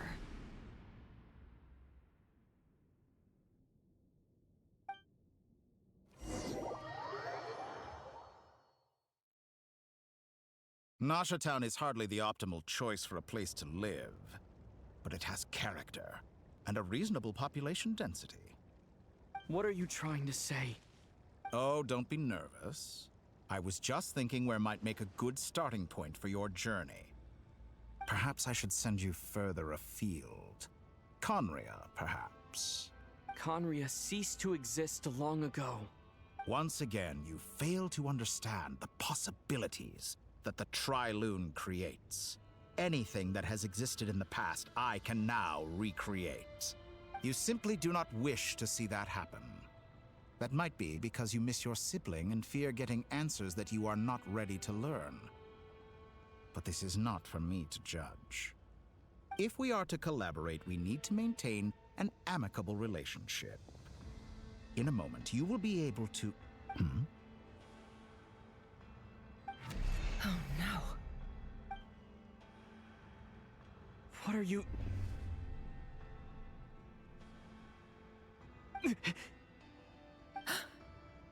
What are you gonna do? Don't move. Something unwanted has crept into... Oh?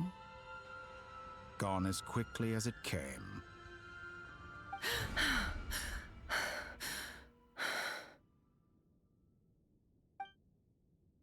Did you save me? If I hadn't cut the connection, Dottore might have caught you from the other side and destroyed you. This was a good idea, but once is plenty. You were exceptionally brave. Excellent work. Thanks, but now's not the time for that.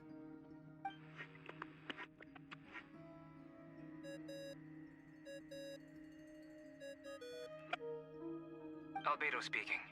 I think I know where he is. What is this endless darkness? I can't see anything, even though my eyes are wide open. But why? What happened? Ah, sorry about that. I take it you didn't notice. Just now, a friend of yours took a little peek into your mind. Could it be Nefer? How did she do it? Did she use something as a medium to connect to me? Do you think she's aware of your current circumstances? Oh dear. Have I stunned you into silence? I only wanted to slow down your time a little so I could stop your intruder in her tracks. It would have been nice to capture the spy. I must say, I'm finding the ability to adjust the flow of time rather intriguing. The moment you closed your eyes, time seemed to grow impossibly viscous, didn't it? A whole month passed before you opened your eyes again, but only for you. No one else was affected. I dare say this is something only a god can achieve. Point taken. You've proven once again that you have god-tier powers. Oh, you misunderstand. This wasn't about proving a point. I was testing things out. I find I learn best by doing, and I have to admit, time is not the easiest dimension to control. I only wanted to make you sleep for a short while, but it ended up lasting a whole month. Clearly some finesse is required to wield the authority over time as I wish. I hope you're not angry with me. It was only a month's discrepancy, nothing too serious. Had I been off by a year, a decade, or even a century, that would have been quite a different story. You could have frozen me for millions of years. So much for collaboration. You aren't showing much sincerity. Millions of years? To what end? I wonder if you don't understand humans all that well. They are very pragmatic creatures who understand only that which they can perceive with their senses. If I had you sit here for a week, I imagine people might sympathize. But if I left you here for 100, 1,000, or 10,000 years, the sheer size of that number would cause it to lose all meaning to them. They would not have the capacity to comprehend your suffering, and thus they could not empathize. Unfortunately, while gods do exist in Tevat, it is ordinary humans that account for most of the population. Their lifespans are so limited, their bodies so fragile. Did you ever really hope that they could begin to understand someone like you? Your long life and unique origins make you fundamentally different from them. How long will it be before they start to treat you like the alien you are? Before you are ostracized, outcast? Alien? Even I feel bad for you sometimes. This world has made you into a slave. So many times you have served its will, and not once have the powers that be ever thought to grant you the one simple thing you wish for. You have been treated most unfairly. I can change that. I will grant you special privileges and give you back the status you rightly deserve as a descender.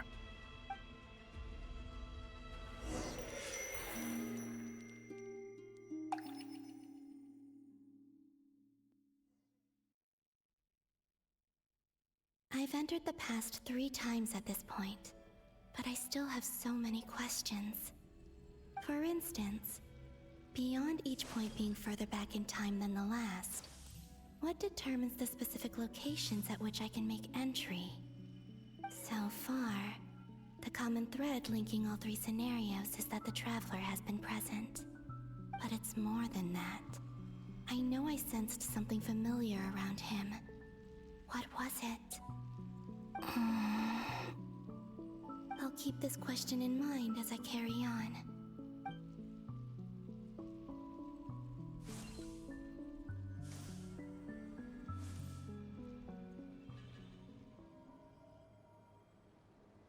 Humans, you never change.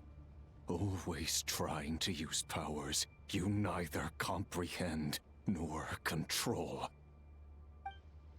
This looks like Star Sand Shoal. Was this before Rerir regained his physical form? You've messed with the cannon again, huh?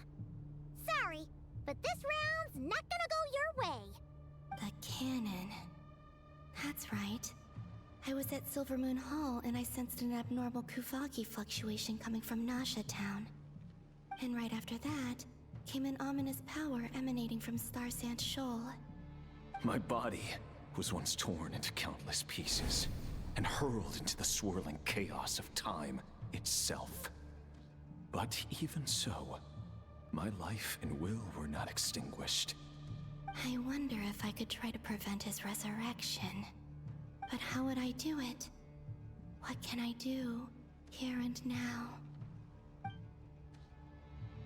Traveler! Behind you! Look at that light! No, I won't make it in time. He's using the Kuvaki shield, like I taught him. Is he going to use it to block the cannon's beam? He's strong. I'm sure he can manage. But the force released when the beam impacts the shield might lead to collateral damage. EC Island. The Frost Moon Scions will be exposed to lethal levels of Kuvaki. A question, if I may. Kind Miss Columbina.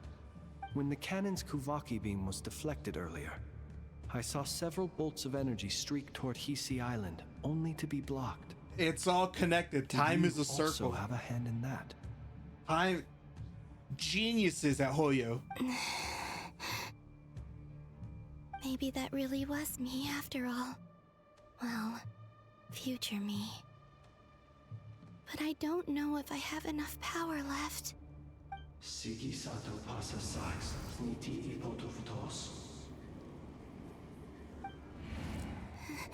There's no time.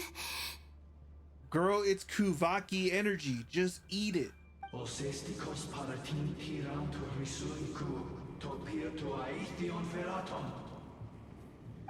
have to make it. Oh, Frost Moon. Oh, great land. Oh, slumbering moonlight of Krai. If you can hear me, if you can sense my call, then please, heed me once more!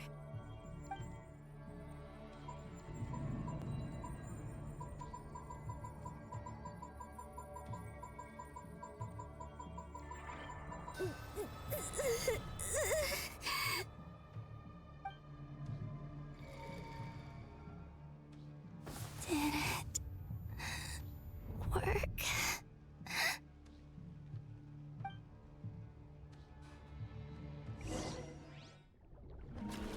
The fappening. Sorry, I used my offhand for that one.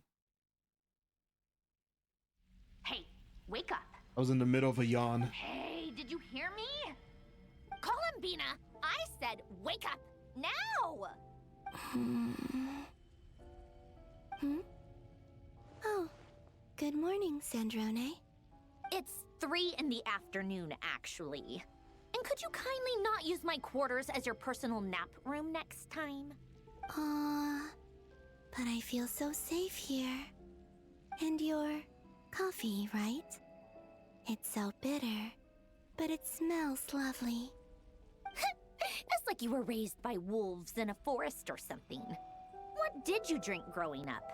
Grass tea? The Frost Moon Scions certainly led a more frugal existence than the Fatui.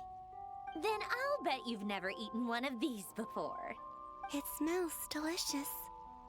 That's because Because it's a Fontanian recipe. I had a little free time today, so I made a batch. Rosaline will be here shortly, but if you really can't wait, I guess you can go ahead and...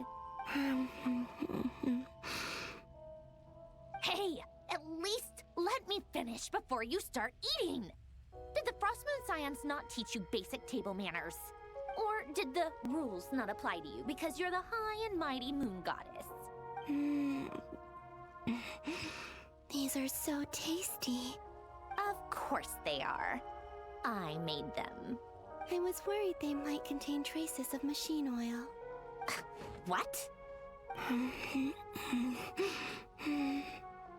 You know, there's something I've always wanted to ask you. Why did you leave your old home and join the Fatui? I mean, I'm sure their food was awful.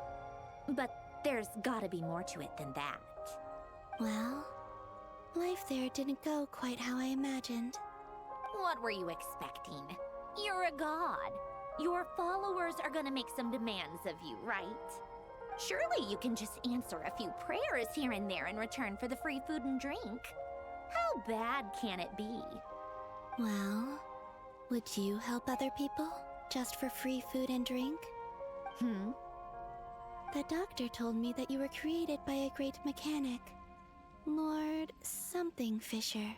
The Lord Artificer. Ugh, some people can't keep their mouths shut. Oh, Lord Artificer. And didn't he have something to do with the, narcissist? Narcissenkreuz Ordo. Yes, that was it. Narcissenkreuz Ordo. So, would you try to fulfill their wishes? You must be joking. I wouldn't go even if they paid me. I don't even know them. Exactly. Well, I felt the same way. I did not know the people who made demands of me. What do you know? We're on the same page for once.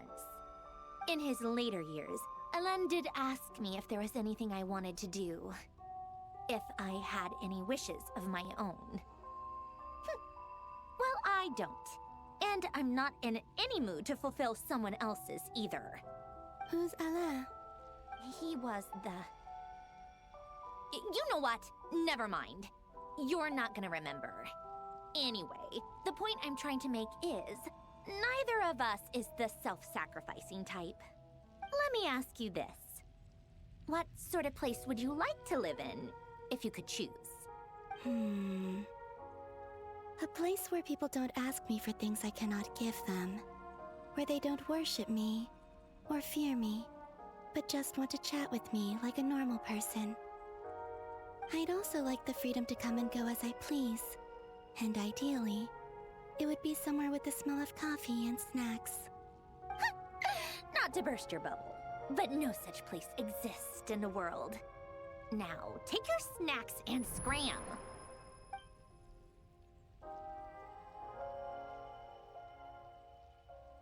Did I pass out? Of course. I'm back here again. I dreamed of events from my past. Sandrone. Traveler. I miss you all so much. Back there, I guess I managed to harness all the Kuvaki energy on Hisi Island. But how did I do it? Time is flowing backwards here, and I can use that familiar power to enter the world of the past. That mystery ally everyone talked about. It was me all along. I can sense that there isn't much more power remaining up ahead. What lies at the end of all of this? Will time keep flowing into the past? And will I ever find my way back?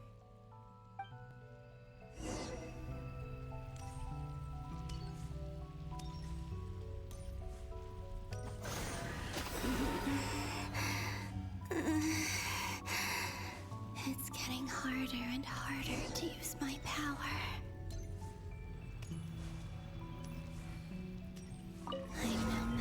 for the Abyss in this state. I need to avoid the contaminated fragments.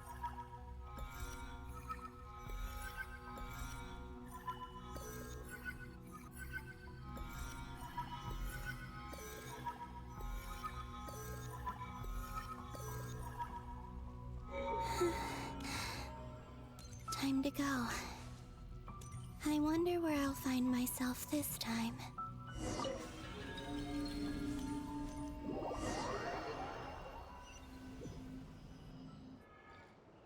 The Final Night Cemetery. This is where Flint's is based. Or not! How are we supposed to read through this many files?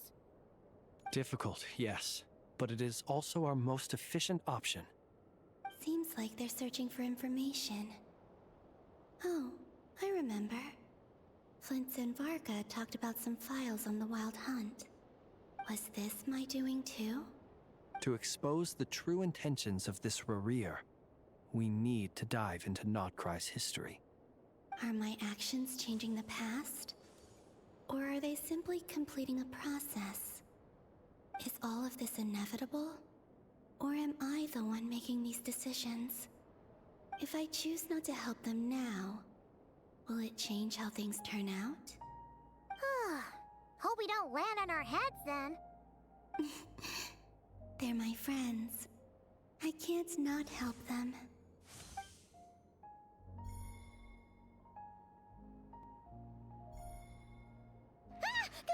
Ghost! And the other one was... here. Hey! Another file's moving!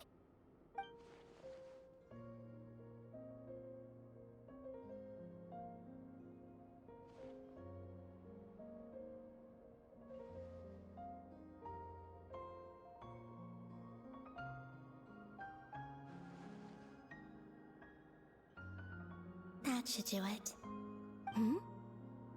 Luanatar? You can sense my presence? Wait!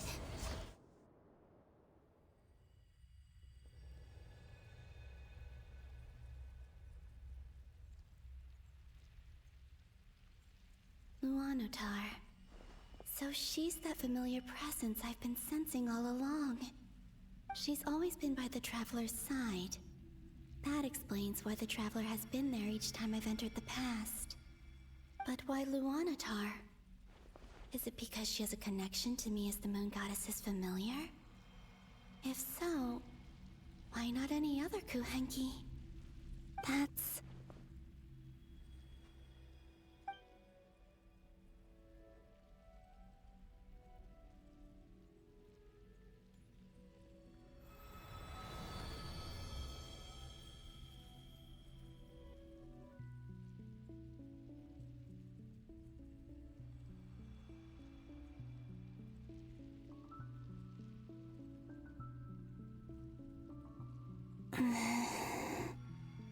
I cannot sense any power up ahead. Just a void, stretching out into infinity. This is likely my final chance to enter the past. It's now or never. I have to find a way back.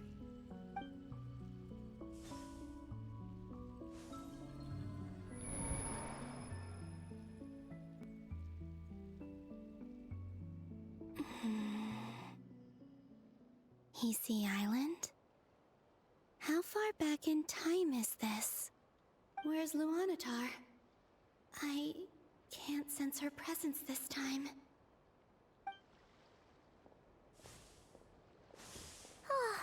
Seeing Enefa and Aino reunited like that sure was heartwarming. Traveler, Paimon. No, stay calm.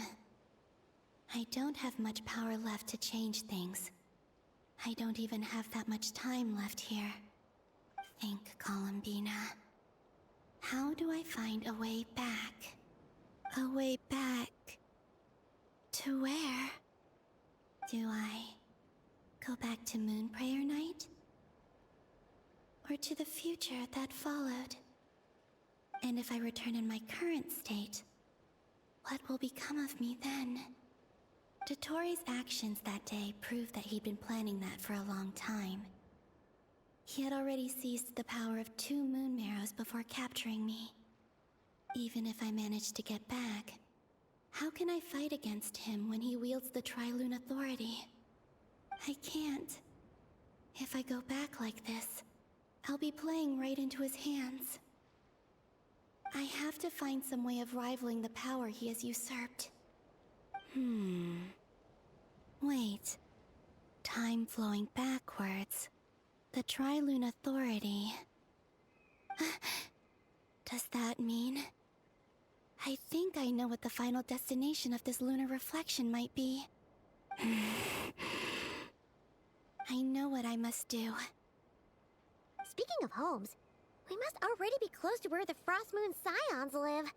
The vibe here feels different, just like the scenery. But how do I communicate my plan to my friends? Should I write it down here? No, someone else will see it. I need something with a close connection to me. Something I can use as a medium to tell them what's happened to me in here.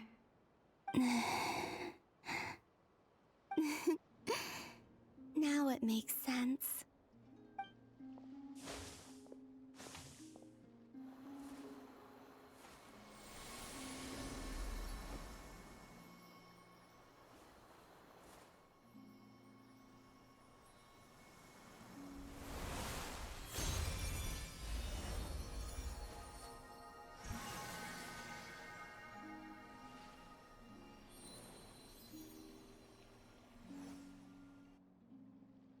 Hey, what was that? I feel like some sort of breeze blew by, and then the petals suddenly turned into... Huh? It was I who brought Luanatar into being. I gave up a piece of my own soul to create her. That's why I could sense a familiar power from the moment I entered this space.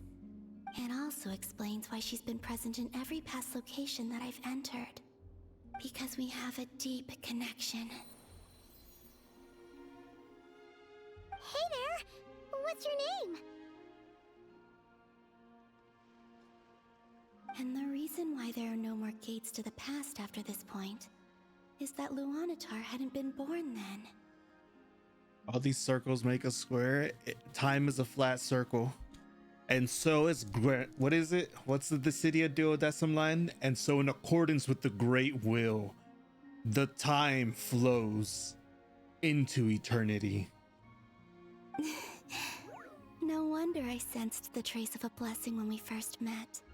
But I still didn't recognize the soul hidden within you. Back then, I was just a little lost dove. I had yet to become Columbina Hyposelenia. Go on now. We've got stuff to do. Best you find someone else to hang out with. Hey, you scared it off. I'll be counting on you. Remember to stay by the traveler's side, guide him, and help him in my stead. Oh, and bring him to the garden where the moon prayer blossoms grow. There's a little lost dove there who will need his help. Go on. You too. Go and live your story. As for mine must go in a different direction.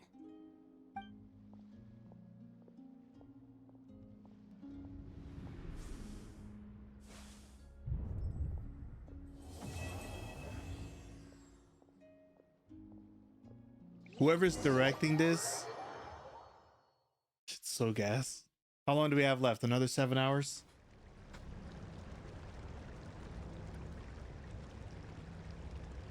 How would you like to experience the thrill of never being held accountable for your actions? You could crush people like ants without consequence, or tear off their heads or limbs as you please. Believe me, such a life is but one small step away. What point is he trying to make? Freedom? But the freedom to kill? To do evil and get away with it? Why would you offer me that? The creation of a world is the ultimate scientific experiment. I have taken my research to the highest level, where I shall be not just a god, but also a servant to many sacred spirits. I shall heed the truth and perform holy deeds. A god's laboratory is the perfect playground. But it needs the right occupant to explore its full potential. Mortals are found everywhere one looks. Not so with Descenders. I'd prefer my first guest to be a distinguished individual such as yourself. And I know you could make the most of the opportunities it offers. So the condition for entering the new world is to take innocent lives. The same dilemma that Rerir once faced. Could I really bring myself to kill others for my own benefit? Rerir did. And look where it got him. Have you made up your mind? I can't do it. Your playground is no place for me. You're putting your hopes in the wrong person. But we both know I'm not quite the hero you say I am either. I have my own reasons for the journey I'm on. And they aren't all selfless. You've grown a lot since we last met.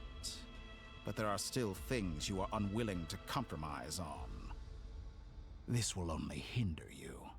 Why don't I lower my requirements a little as a gesture of goodwill? I'll give you a little time to learn to be a less noble soul.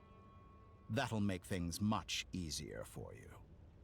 I really doubt I could live that sort of life. And yet you already sound less defiant than a moment ago. The benefits appeal to you because you can read the signs of the times. Why don't we return to my research facility? Your last visit was so rushed. There is much that I have yet to show you.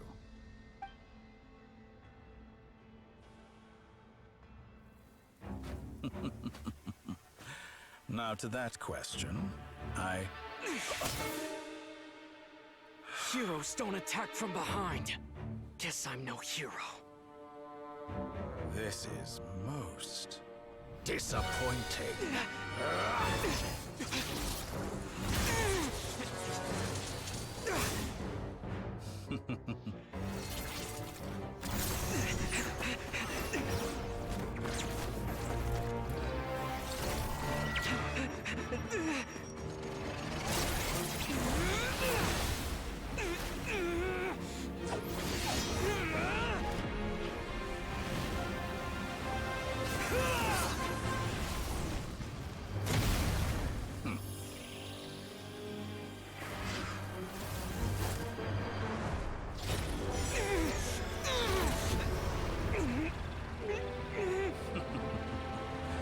Now then.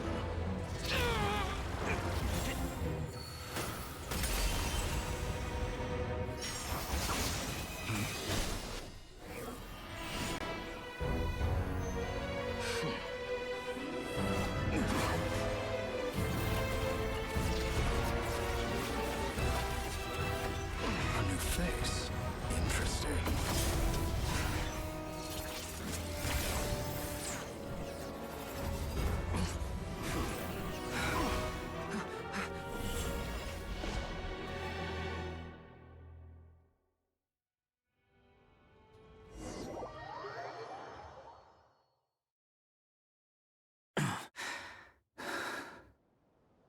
You're still gonna call me Hack Guy after that, huh? I didn't see anyone else in there who needed saving. It's nothing. I'll be fine. Why are you looking at me like that? Is it that shocking that I'd come to your rescue? I owed you a favor back in Sumeru. Now we're even. Distracting Dottore was tough. I won't lie. He's not gonna fall for the same trick twice. That was my one shot.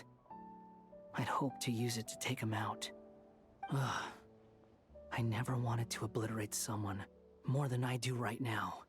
Dottore doesn't recognize me, but his segments were originally made based on an analysis of my operational principles. I expect it's only a matter of time before he figures out what I am. So Dottore doesn't recognize Wanderer because he deleted himself from Irminsul. Did he really miss his only chance for revenge by saving me? Why the long face? Hey, I'm not blaming you, okay? And I'm not complaining either. Rescuing you and killing Dottore are equally important goals. Everyone would be pretty stuck without you. It's best you live to fight another day. How are you holding up? Are you all right? Hat Guy said to put safety first, so we agreed to run as far away as we could after leaving the energy field and only meet up once it was safe. You don't look injured. It seems that Dottore didn't do anything to you. All right. Rescue operation complete. Let's head back. There's a lot more work to be done before this is over.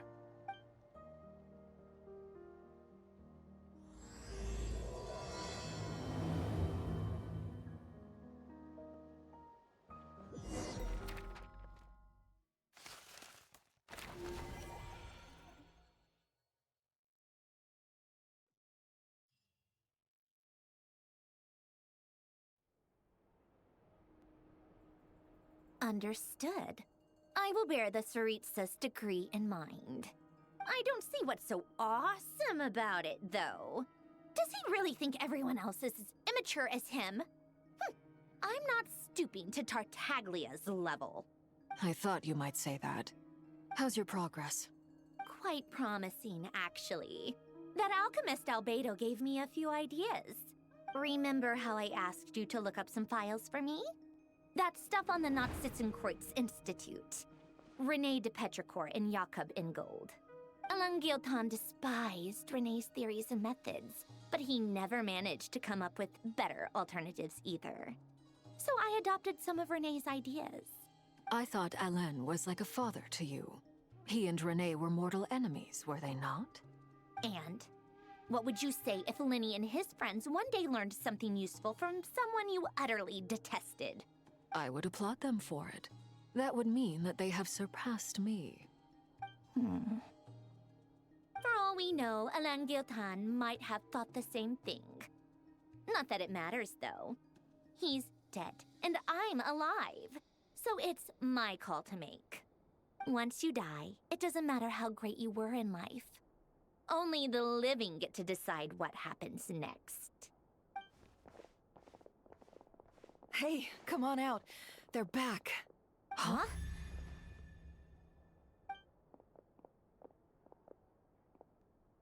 You're back?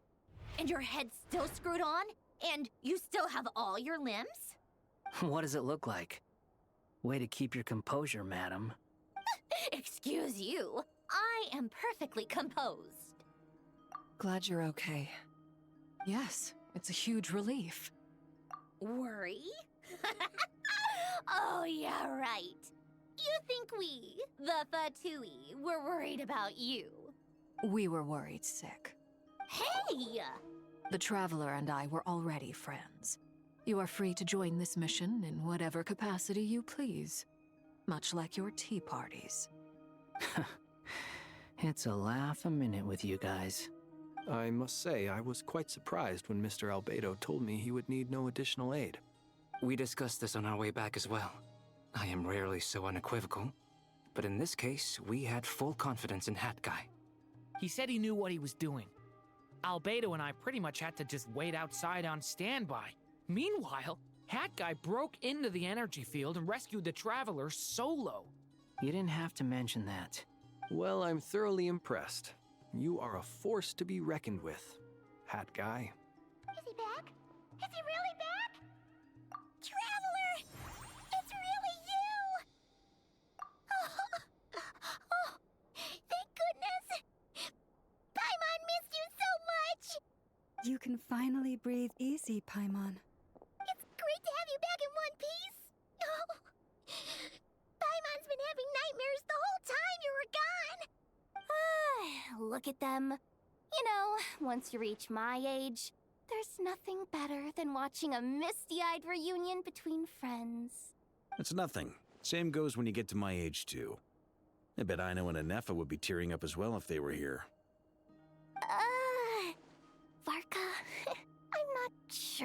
Hanefa can cry? Oh, yeah, good point. Hey, your eyes are looking a little red and puffy. Come here, let's hug it out. What? Ew, no! No, thank you. You're not my dad, okay? Knock it off! Everyone, I'm sorry for all the trouble I caused you. But the silver lining is, I didn't come away from this ordeal empty-handed. While I was being held captive, I learned a lot about Dottoro's current capabilities, and what he plans to do with them. Allow me to explain.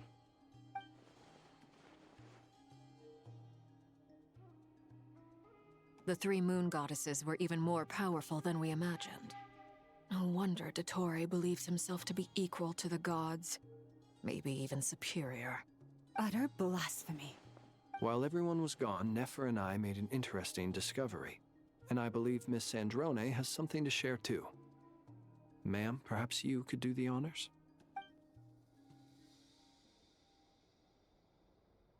Called it. Getting rid of a pesky troublemaker like her is like trying to clean up after a crumbly cake. It always comes back to haunt you. Our next step is to find a way to bring her back.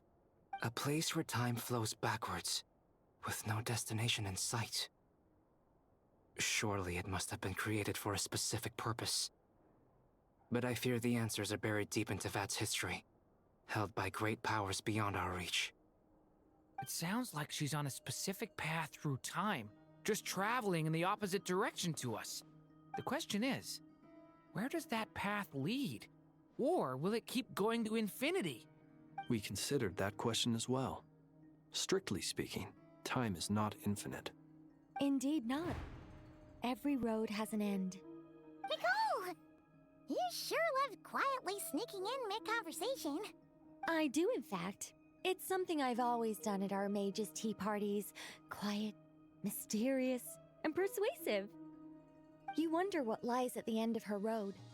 Well, just as the world has a beginning and an end, so too does time. And so, the end of the road is the moment that Tevat was born. But where Miss Columbina will end up along this road, that depends on where this particular river of reverse time began. What about the original moons and the moon goddesses? Do they have a beginning too? All things do. In the beginning, no moons adorned the sky. It was the Dragon King Nibelung who raised the 3 moons into the heavens, and thus were the moon goddesses born. They were shadows of the planet, born to wield Nibelung's authority and oversee the world on his behalf. They were extensions of his will, manifestations of his majesty. But then one day, they disappeared just as suddenly as they had once been brought into being. Nobody knew where they had gone.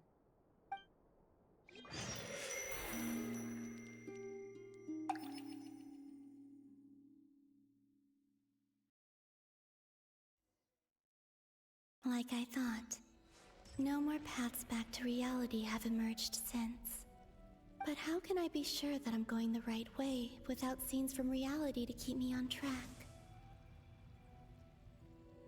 I can't even be sure of how long I've been walking for. The further I travel, the less stable this space becomes. There are even moments where I can sense something that feels like abyssal energy. They can just materialize out of thin air. I have to keep my wits about me.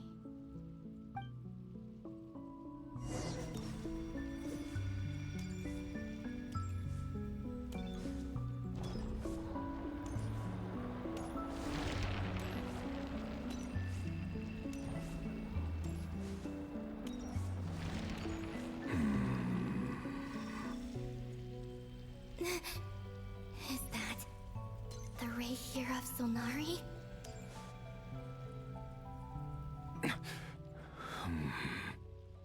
You are the moon goddess. But how? Please, there's no need. I'm not interested in fighting anymore. I find that a little difficult to believe.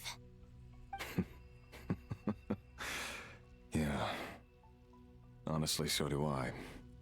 The way you used my own power against me was... It was a brilliant strategy. And then, in the final moment before I was thrown into this space, I got to see an old friend. Mr. Dainsleif. Right. It was so long ago now. But we were friends once. When I first got here, I was filled with hatred, remorse, and rage.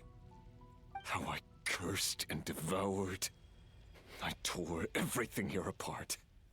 I was consumed by the desire to leave this place and have my vengeance. But to no avail. This is a place with no exit. This is the second time I've entered this space. Though I have no memory of the first. I was torn to shreds the moment I entered. But this time I survived. It must be partly because of this new body. And partly because of all the Kuvaki I absorbed in Krai. Are you the source of the abyssal power in here? Not all of it. Some is from when I first arrived here and tried to destroy everything. But there was already a degree of abyssal power here, before I entered. And like a venomous snake baking in the merciless sun, it tried to slither into my shadow. Tried to? So, you rejected it? Yes. Because after that, the world suddenly became silent for a moment. What do you mean?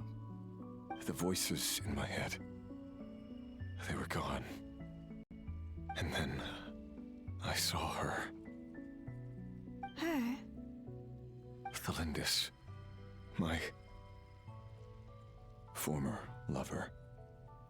Never mentioned that she saw a memory of Thalindis leaping into the moon's reflection. More precisely, I saw her afterimage. I'm sure the real her is long gone. She was just an ordinary Conrian. She couldn't have survived here for very long. Anyway, why have you come here? Didn't you know it was a dead end? If I hadn't escaped through the moon gate, my friends would have been in far greater danger. Oh, I see. Because of your power. The power of a moon goddess. What? You'd like to know how I know, wouldn't you? The one who resurrected me said so. I could hear a deep lust for power in his voice. Do you mean... Dottore? Dottore. So that's what he's called.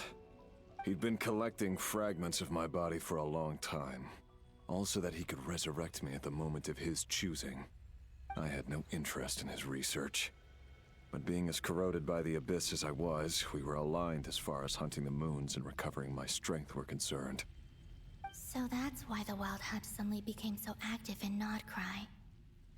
When I left the Fatui in my weakened state, Dottore must have felt that his time had come. Moon Goddess, could I ask a favor of you? What? I know this is a lot to ask, especially from someone who tried to kill you. If you refuse, I won't fight it. But this is the only thing I desire now. Nothing else matters. What do you want? I'd like you to take a message to Thalindis for me. Thalindis? But... Yes, she's dead. But like I said, I saw her afterimage. I can sense that some part of her soul remains here. Far, far ahead. Why don't you go and speak to her yourself? I can't. I don't know why, but I can't move freely in this space as you can. All I can see is a glimpse of her, walking away. Just like the moment when I last saw her in life. In return, I will clear these abyssal obstacles for you. No, not in return. I'll clear them for you. Whether you want to help me or not. It feels like something I ought to do. Why?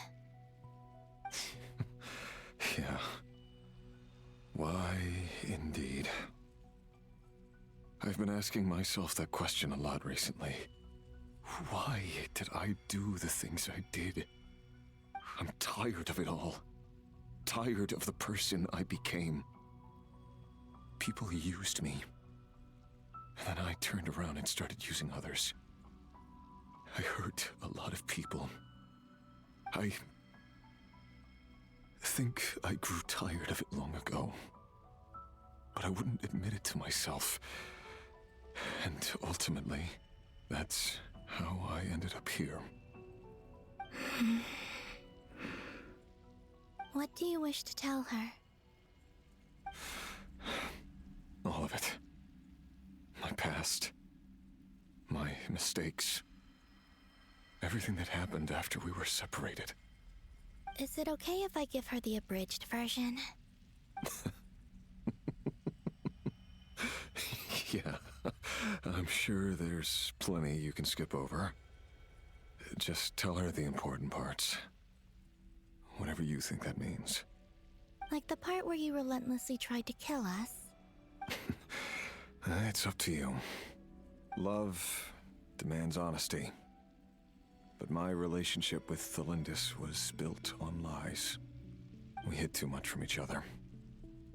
But after living my whole life in the shadows, I don't want to hide anything anymore. I will do my best.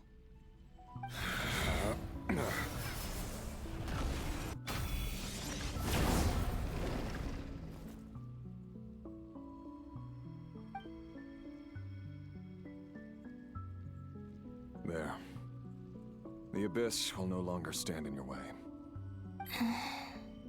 Even though Mr. Dainsliff felt he had to fight you, I think he still regarded you as a friend. Dane? He said that you betrayed him, but he also felt great remorse at never having understood what you were truly going through. Why tell me this? Because if he'd known that someone could take a message to you, I believe that's what he would have said. Thank you. It means a lot. I know this will sound strange coming from me, but don't die, Moon Goddess. I can tell that you're determined to get out of here.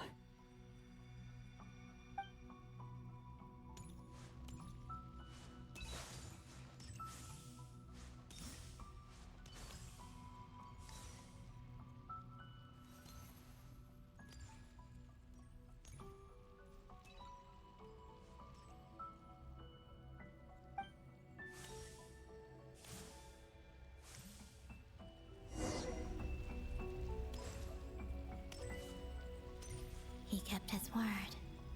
The Abyss is no longer obstructing my path.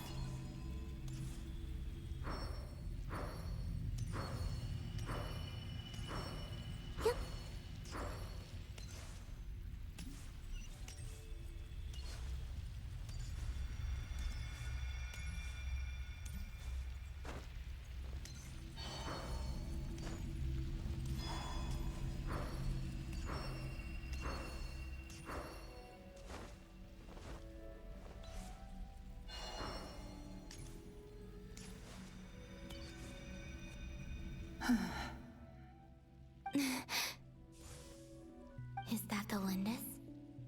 She wasn't far off at all. And yet, they can never meet.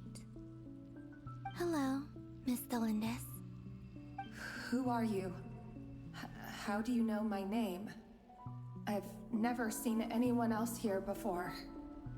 You can call me Columbina.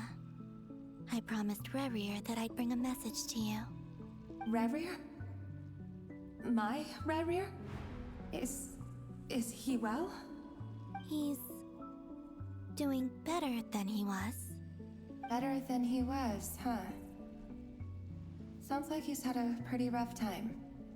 Others have had a rough time on his account too. In many cases, their time ran out because of him. Let it be known, Rerir is my inspiration. And I'm not just talking about the children of the Crimson Moon. So, things got worse before they got better. Could you tell me what happened, Miss Columbina? The lengths he went to go find a pretty white girl? King. Are you sure you wish to know? Yes. This is my opportunity to learn the truth. No matter how hard it is to hear, I have to know. I admire your courage. However, time is short. I cannot stay here for long.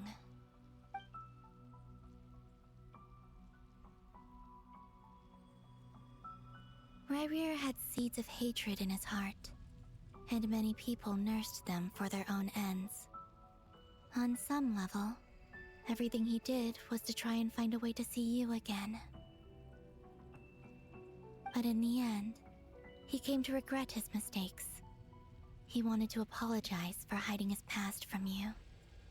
Beyond that, he did not say specifically what it was he wished to convey to you. But I'm sure that you've always been on his mind. You are what has kept him going over all these years.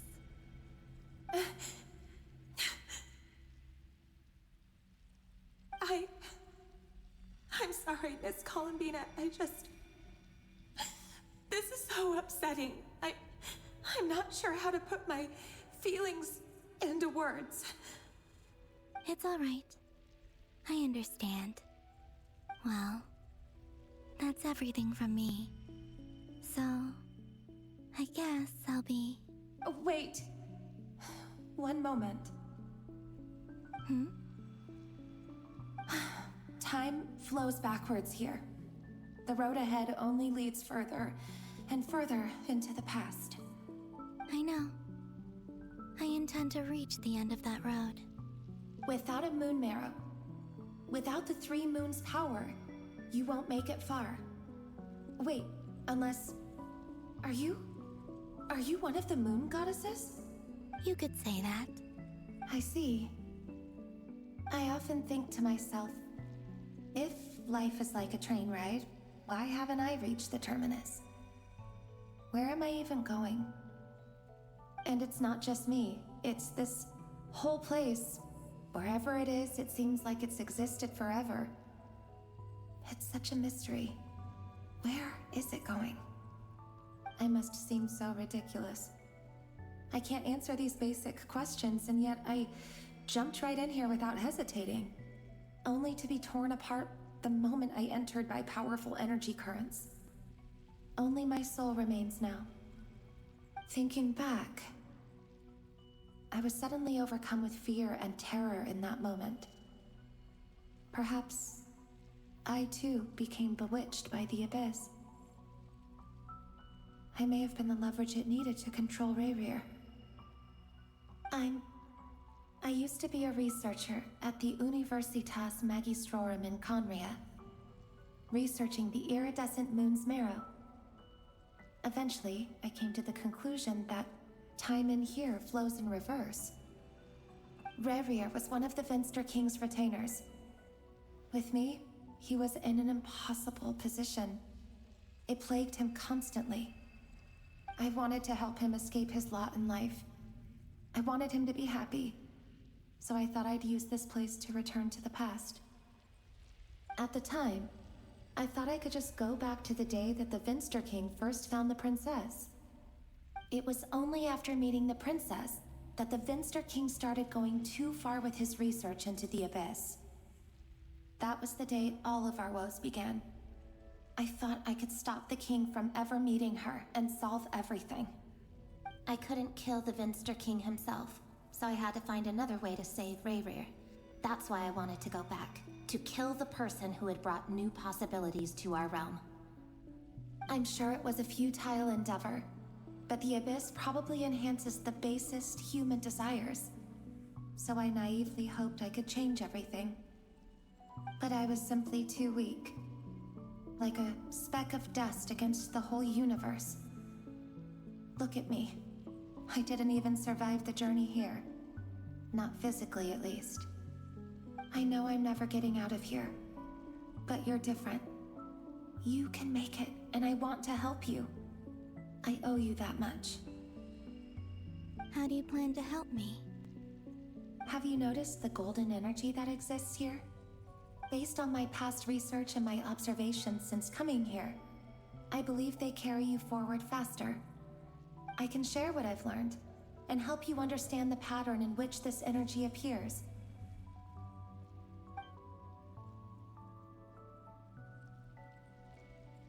I think you just might... Now, I know you will be able to change the past. Also, I've been speculating about the documentation was scanned, but from what I know of the legends about the moons, the oldest ones seem to begin with Nibelung, king of dragonkind. I have no way of verifying any of it by this point, but if it's true, you might be able to reach that era if you keep walking. Understood. Thank you, Miss Thelindis. I'm the one who should be thanking you. If you hadn't entered this realm of everlasting death, what use would my deductions be? Thanks to you, they have some meaning. About Rayrir, I'm so sorry. For everything. It wasn't your fault. That's not true. Because we both feared bringing trouble upon each other, neither of us ever told the truth. And that dishonesty sealed our fates. But enough about that. I wish you a safe journey, Miss Columbina.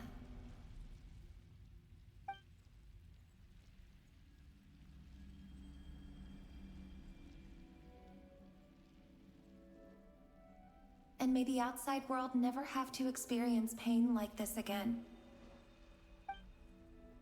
Rayrir, you're there, aren't you?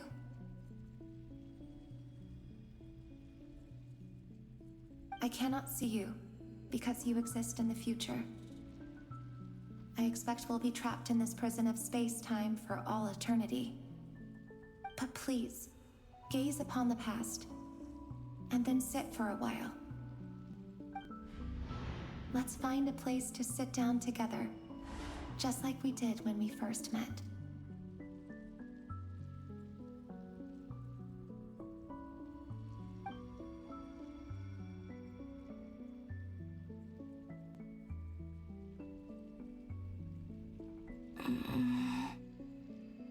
How long have I been walking?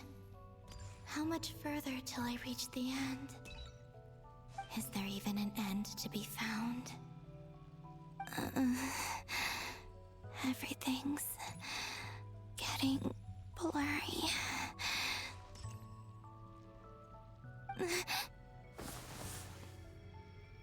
Huh? Are you all right, little sister? Have you come from the distant future?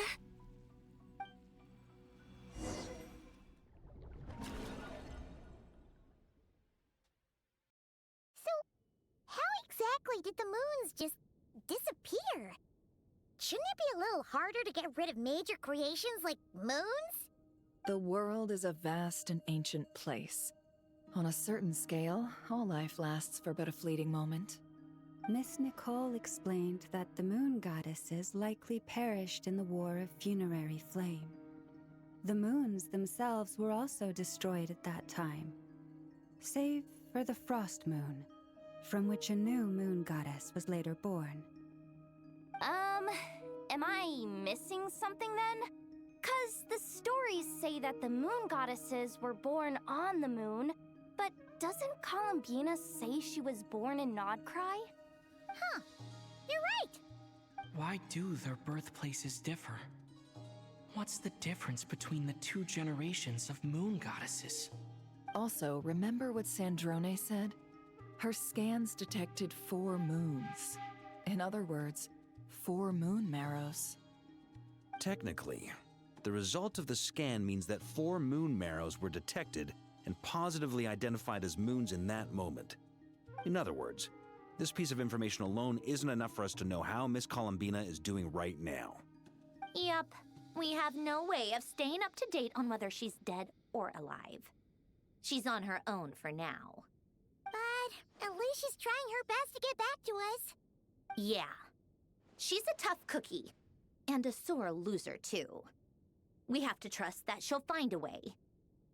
Because we really need her power. As much as it pains me to say it, we've got no chance of beating Dottore in a straight-up fight. He's much too powerful. It wouldn't even be close. That maniac is going to devour everything in his path until he reaches us. We need to find someone or something that can stop him before he does anything worse. I'll be frank. Our only hope of defeating this false god is with a real moon goddess on our side.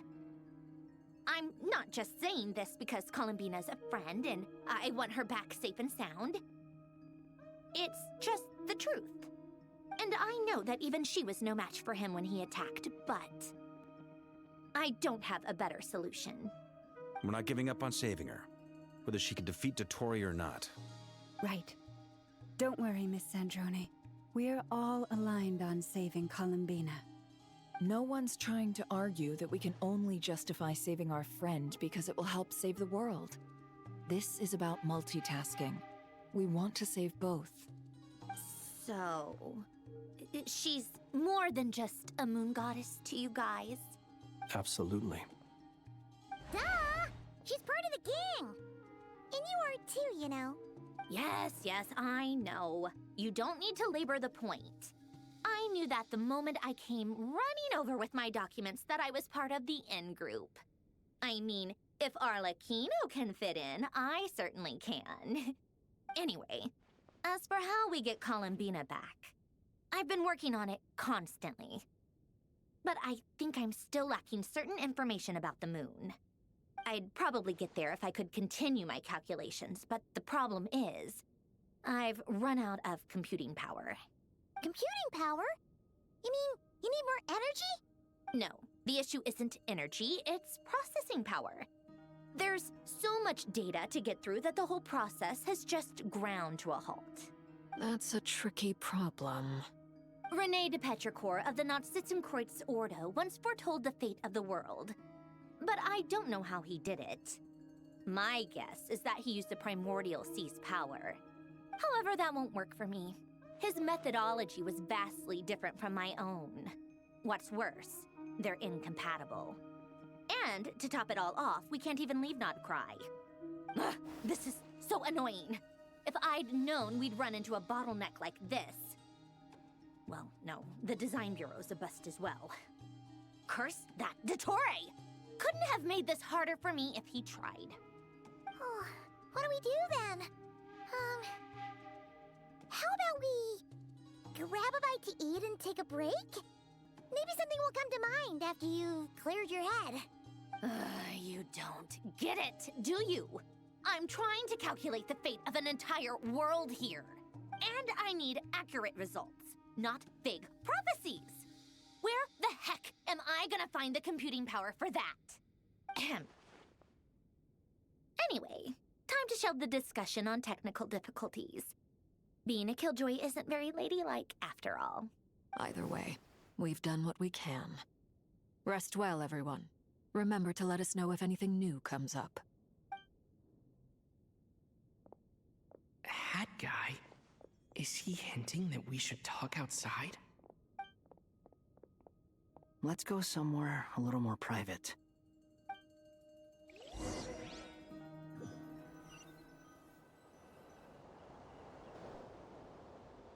You know that Dory went back to Sumeru, right? Yeah, she mentioned she was planning to head back. Things aren't looking good for Krai. She's gone to spread the word so that Sumeru has a chance to prepare for the worst.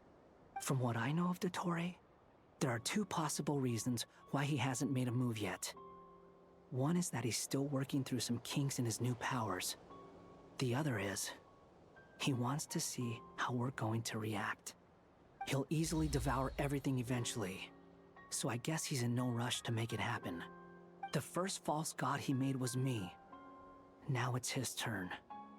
Even though my records were erased from Irminsul, Dottore ideas haven't changed one bit.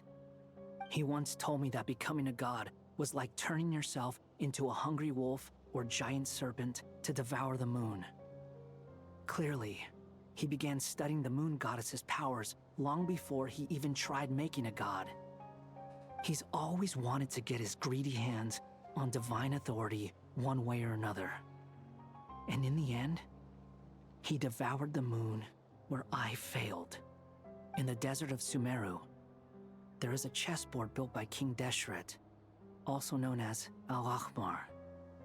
I don't know if it was a real game, or if he was just trying to challenge his servants and citizens in some way. But creating games and setting rules, gods do that as a matter of course. That's the kind of power Dottore craves. Now he has the Trilunar Authority. His power is leagues beyond the common people. I don't think there's any point in other nations rushing to the front line. They're better off focusing on defense and hoping they can fend off any threats that spill out from Krai. Either way, Dori will inform Lesser Lord Kusanali, and she will contact the other gods in turn. The Seven will have some recourse available. If nothing else, their protection should keep the rest of the world from descending into chaos as quickly as Krai has. So on the bright side, even if Krai is doomed, your friends in other nations won't be in any immediate peril. That's good to know. But I'm not ready to give up on Krai yet. There's a word for people who refuse to let anything go. It's called being greedy. Maybe it sounds greedy to you, and probably naive too. But whatever you call it, that's what gives me the determination to keep fighting. Battles are fleeting, but the will to fight is a long-term commitment. Give up for even a moment, and your resolve will shatter. Why do you always feel the need to do the right thing? No one is born to be a savior. I mean, who's gonna criticize you if you fail, or give up? Don't take this the wrong way, but Dottore said something similar to me. I guess the Fatui attracts people who don't believe in saviors. Not necessarily. It's less about belief for me. I just want to know how determined you really are. After all, I don't owe anything to anyone else here. Only you. You look kinda worried. If your arch-nemesis was about to achieve their ultimate goal, I think you might feel a little worried too. That's true.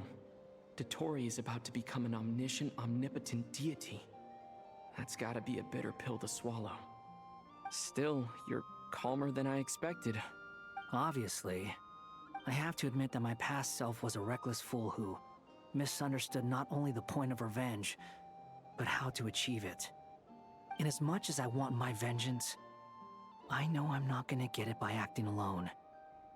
If the world's taught me anything, it's to think before I act. Too bad it never taught me any other virtues, though. So, I am going to destroy Dottore, no matter what it takes. So, what's your plan? I'll get to that. First, tell me, what do you think of Sandrone? Just like Paimon said, she's a friend, part of the gang. How much do you trust her? This is a serious question. Think carefully before you answer. She's a white woman. I trust her with my life. Although she's with the Fatui, she has her own values, and she's helped us a lot. If nothing else, she's clearly going the extra mile for Columbina. I see no reason not to trust her. If you say so. In that case, the three of us need to talk. I have some thoughts about her computing problem. It can be solved, but it will come with a cost. How much? If I can afford it, I'll cover it. Sometimes your heroism really backs me into a corner. You know that? Come on, let's go talk to her.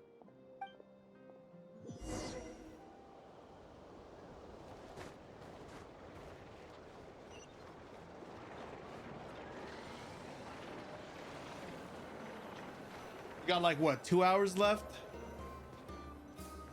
I'm low-key falling asleep at the wheel. Miss Androne, Traveler. Hey there. Paimon's here too. She was just helping them sort through their things. How did your chat go? That was fast. The call only just ended. Well, you said it was urgent, so we got here as quickly as we could. Correction, it's 2:21 for me. God. Albedo, I have some alchemy questions for you. I see. Looks like my knowledge proved useful after all.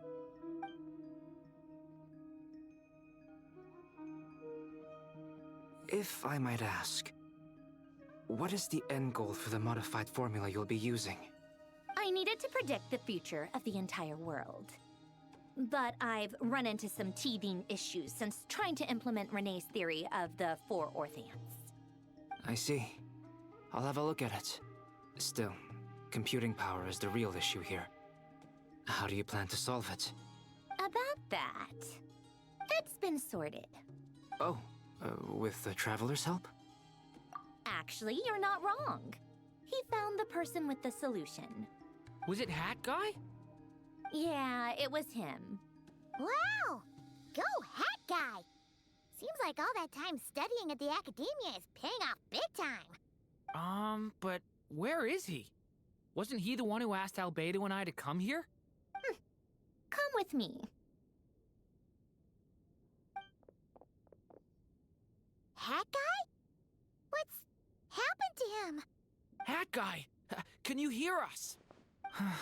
No response. I guess he's in hibernation. Hat Guy mentioned that he was a puppet. It seems that his functions are currently shut down. I presume this has something to do with the solution to your computing problem. That's right. He and the Traveler came to see me. Wait, what? You have a solution? Would you calm down? Why do you always react so hysterically to everything? Excuse me? How would you know? You shouldn't be so quick to judge complete strangers. It's very bad manners. Oh, please. It doesn't take that long to figure out that you have a temper. Where does a mere student get that kind of confidence? I've actually published more papers than you. Not that status counts for much. Even Paimon's applied for academia admission. Huh? Are you serious? See? This is why I can't be bothered to explain myself. She recognizes no one's skills but her own. Okay, fine. I'll hear you out. So, tell me, how do you propose to solve my computing power problem? This world itself is constantly processing all kinds of information. If it's the world's future you're trying to calculate, you need a processing device that's designed to cope with that volume. Easier said than done. Only Irminsul can handle that kind of... Wait, is that what you're suggesting? But surely we can't just plug my formula directly into the ley lines. You should be able to tell that I'm not human, right? Yeah, I noticed. The technology, though, seems pretty ancient. Very different from Pontaine's. It's a completely different system. Conrian, to be precise. I'm what they would have called a puppet. Puppets need an energy source and processing power. The artisans who built them sought out the materials most suited for that purpose. You? Do you mean... The Traveler and I have talked it over. He's willing to vouch for you. So, I'll allow you to borrow my core for your calculations. It was built using wood from a silver white tree, which makes it a small part of Irminsul. Conrian technology and Irminsul wood. Who in the world could have built you? Are you sure about this? A puppet without its core will cease functioning completely. And if it's left in that state for too long, it might not recover. You could die if you do this. You do realize that, don't you? I can put 2 and 2 together, yes. No need to rub it in. I won't lie to you. This has never been done before. I cannot guarantee your safety. Doesn't matter. I'm prepared for the worst. Did you two actually talk this through? Is he... Are we really considering this? Yes, we discussed it. The bottom line is, he trusts me, and I trust you. Let's give it a shot, shall we? Honestly, I have no clue where this kid even came from. But for whatever reason, he lent me his core to use in my formula. I'm very close to finishing my calculations now, and the core is currently in use. So I'm sorry, but I can only show you a sketch right now. This is what the core looks like. A silver-white branch. It certainly matches the legends told about Irminsul. Is Hat Guy gonna be okay? He's not gonna die, right? Right? In theory, he should be fine. As long as we put his core back in time. Beyond that, all I can say is that I'll try my best to avoid risk and make sure the core doesn't sustain any damage. I think I know why you called us here now. Someone needs to watch over his body and make sure it's protected until the process completes. Correct. He said that the only ones he trusts here are you two, and the Traveler. And the Traveler will have other work to do. He will have our undivided attention. Aww, Hat Guy. On a more positive note, things are progressing steadily on my end. I'll call everyone in for a meeting once the results are out.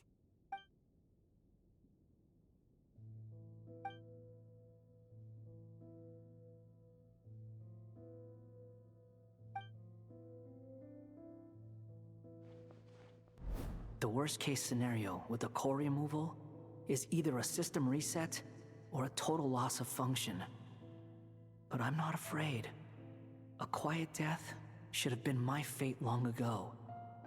A core is completely different from a heart. It's like another vital organ entirely. I never believed it could be a true replacement for what I sought. But in the end, it turns out the core was more useful to me. Pretty funny when you think about it.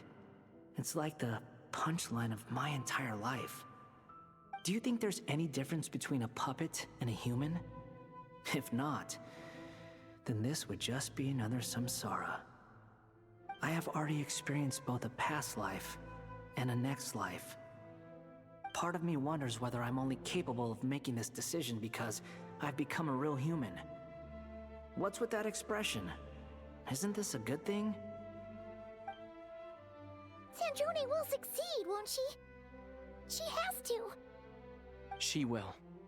We all have to persevere until this is over. That's right. And I'll protect you all until a moment of victory arrives.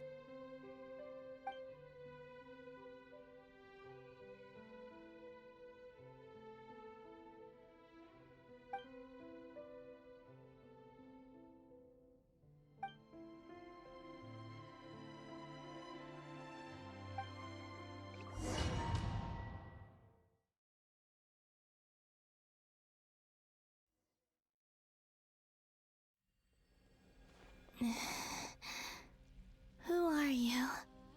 Call me Sonnet. You have the same power as Canon. Sonnet. So, you're the goddess of the iridescent moon? Oh, goodness. You recognize me? Well then, what's your name? Columbina. Columbina Hyposelenia. Hyposelenia? What a lovely name. Did you choose it yourself? It was a joint effort between me and my friends. Friends? You mean your friends in the heavens? Huh? Oh, sorry. You must be exhausted. I apologize. Hang in there. Let me introduce you to my older sisters. Do you mean the other two moon goddesses? Arya and Canon? Wow, you sure know a lot. Hey, does that mean that our story goes on into the future? Oh, I guess that wasn't the best question to ask. It's alright. We were prepared for that possibility. You could say we were too prepared. I can't even remember how long my sisters and I have been here by this point. When did you get here? How long has it been? I can't say for sure, but it feels like it's been forever. I see. Are you feeling alright?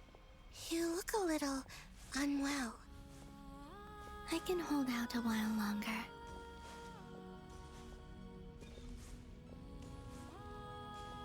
We don't have far to go. The place where my sisters and I are based is just up ahead. Don't worry, they're both really nice. I'll introduce you.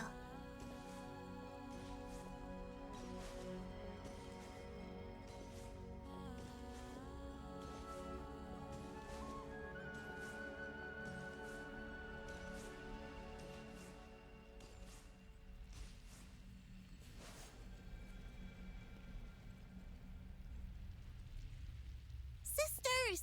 I'm back! And look who I've brought with me!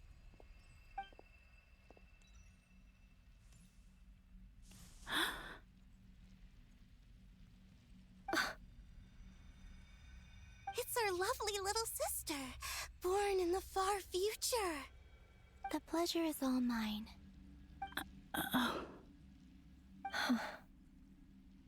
Allow me to introduce you to Columbina Hyposelenia. This is Arya, the goddess of the eternal moon. And this is Canon, goddess of the frost moon. Canon, don't you think Hyposelenia's power is similar to yours? Hello, Columbina. I apologize for our startled reaction just now. And please, forgive our little sister if she's been annoying you. She tends to talk a lot. It's fine. You seem shy. Don't worry, Columbina Hyposelenia. No one can hurt you here. Could you tell me where here is? Please. I must know. My dear sister. This is where Tevat's original ruler, the Dragon King Nibelung, imprisoned the moon goddesses. What? You're scaring her, Canon. No, I'm fine. Please, continue. Nibelung, our original master, created us in the distant past to maintain Tevat. But he left this world and traveled into the dark universe beyond, to explore worlds vaster still. Day and night, we fulfilled our duty in the heavens, until the day that the first Descender arrived. The great ruler of the firmament. The heavenly principles. Is that what later generations call them? I see. But we did not reject them at first, nor did they seem to harbor ill intent towards this world. We coexisted in peace. They were like a guest in our home. Slowly, however, we came to realize that our guest had a growing desire to change and dominate the world. And you didn't stop it? No. There was an order to the rules they set up that Nibelung never taught us. We wanted to know if this order would bode good or ill for Tevat. All right. Canon and I wanted to know. Sonnet was against it from the outset. Later, we discovered that this great ruler of the firmament bore an almost paranoid hostility toward the desire of certain life forms to seek power. Or perhaps they feared them. They would even cast down celestial nails as manifestations of their power, to punish the civilizations of the world below. Only this was far beyond mere punishment. Right. Their rules brought order, But the price people paid for merely testing the limits of those rules was far too great. I did everything in my power to help the punished escape catastrophe, but still, too many lives were lost. The ancestors of the Frostmoon Scions were some of the ones you helped. But just when we had decided to take countermeasures, the Dragon King, Nibelung, returned. And so began the War of Funerary Flame. So, that's the name the world gave that war in the future. Well, who won in the end? As far as I know, the Heavenly Principles won, although it came at a great cost. It's They true. remained in Teyvat, where they continue to rule to this day. And the world's original master, the Dragon King Nibelung, was destroyed. And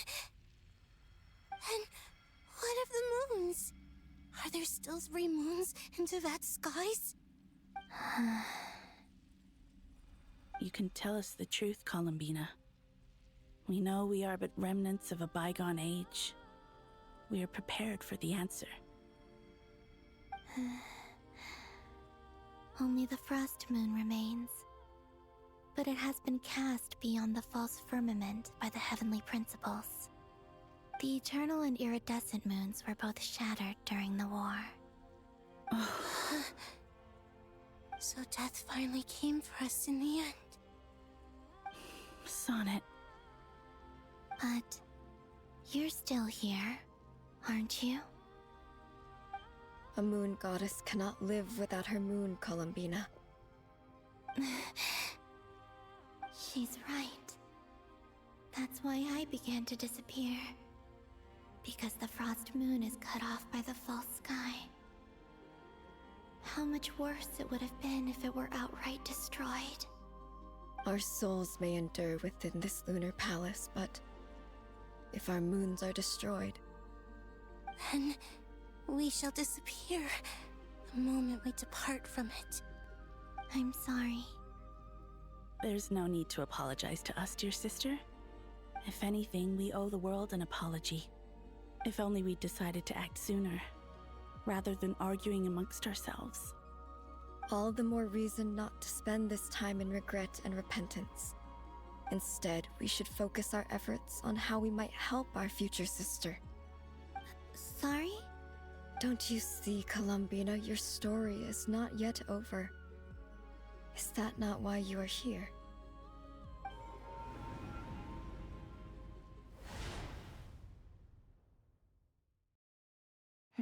It's done. Initiate numerological array. Continue running primary process. Calculate the world's fate through extrapolation. And identify nodes of potential change. Secondary process, scan for moons. Still 4. The number of moon marrows hasn't changed. Wait, let me think. Is it possible that there's something I've been misunderstanding about the moons all along? Variables. Variables in the world. I know where potential variables within the world come from. So what about the moons? Are there any variables there? Like their life or death, for instance. What if being alive or dead makes no difference to a moon? But that's so strange. Even immortal gods can die. Why would the moons alone be? Wait! Wait! I've got it! I've got it! If alive or dead is considered a variable, we might have had this wrong the whole time. No one ever said that a moon marrow equals a living moon.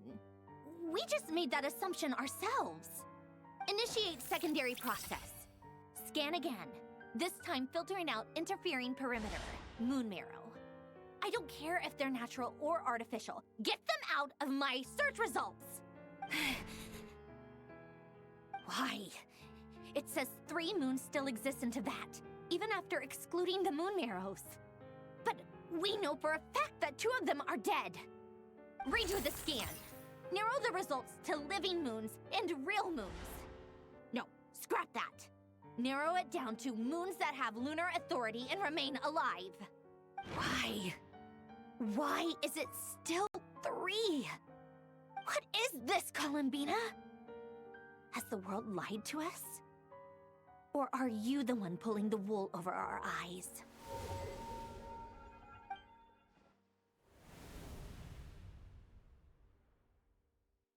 So, you think that the moon's reflection might be where Nibelung imprisoned the 3 Moon Sisters? Yes, it would explain a lot, such as why that space would respond to a moon goddess's power, opening the moon gate at her command. It would also explain why Miss Columbina has been unable to leave, and why time flows in reverse there. In the messages she sent, Columbina promised us she'd find a way to return, but we have no way of knowing how, when, or where this might happen. The fact that she still has yet to reappear in this world indicates that returning from that place is no easy feat. We cannot afford to simply wait for her. So you're saying, if she could return by her own power alone, she would have done so long ago? Yes, she certainly wouldn't leave it to this late stage when it's so touch and go. I've been giving this some thought, and I've come to believe that Luanatar might be an anchor that she left behind, as a sort of future waypoint. This could also explain why Luanatar is always by the Traveler's side. Sounds like a plausible theory. If that's the case, there must be some criteria we need to fulfill to allow Columbina to return to the present. The question is, what could they be? Hello? Listen up! This is extremely important!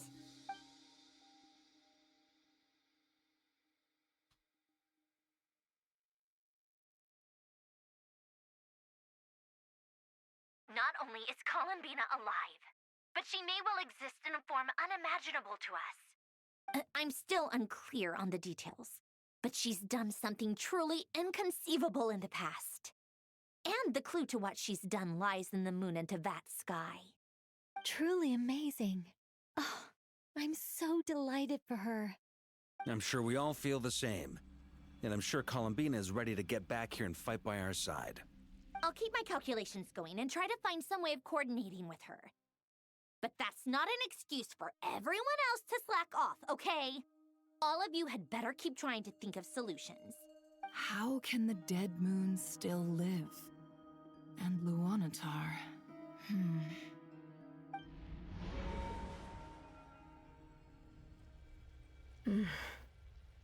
It's hard to believe that's what will happen in the distant future.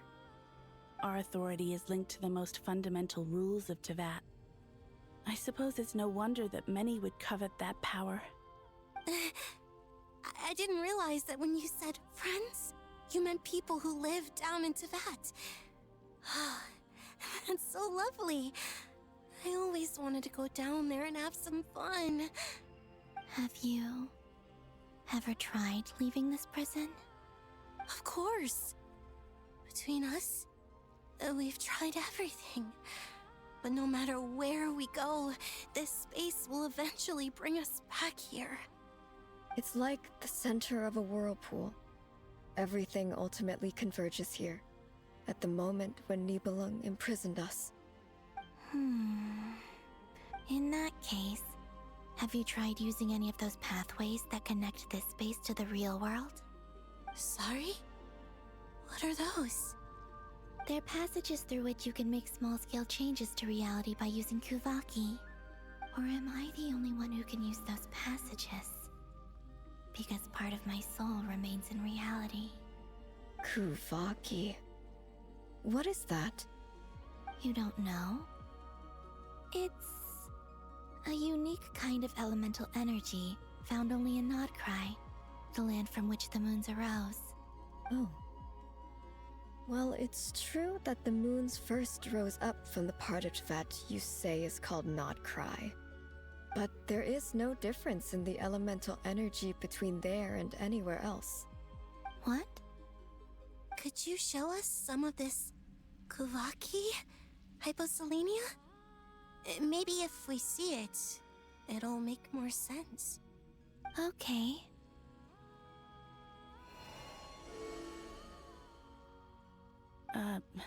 Isn't that just your power? What? But it's everywhere in Krai. In the air, in the land. Even the creatures who live there have adapted to its influence. How curious. This Kuvaki certainly did not exist anywhere in the world before we were imprisoned. Let alone influence living creatures. So, how exactly does it affect them anyway? Can they float in the air like us? This is so strange. Why would their reality differ so much from mine? Columbina, you're looking for more than just a way out of here, aren't you? Yes. If I am to help my friends, I will need tri-lunar authority on par with that of our foe. You mean... you'll need our power? This sounds extremely risky. The Three Moons' powers are not mutually compatible. Concentrating them into one goddess will be a very painful process.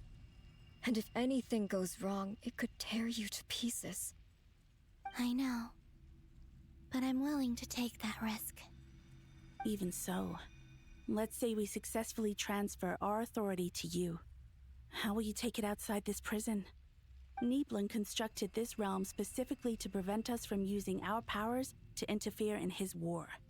No moon goddess can leave this place alive. What if I don't leave alive?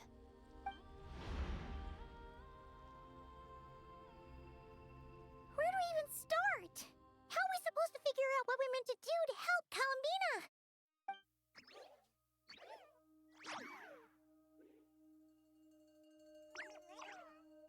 Columbina? What do you need from us? If she really got to the beginning of time in there, how do you think she'd leave us a message? You don't think she'd write it down on a stone tablet somewhere in the hopes that we'd find it, do you? Seems unlikely. Columbina may not talk a lot, but she thinks deeply about issues like this. Let's review what we know. This is the Columbina who fought alongside us against the Reikir of Solnari, and with whom we celebrated Moon Prayer Night. She knows our personalities, our ways of doing things, even our unique strengths and abilities. So, if she wanted to tell us something from a long, long time ago, what would she do? Oh.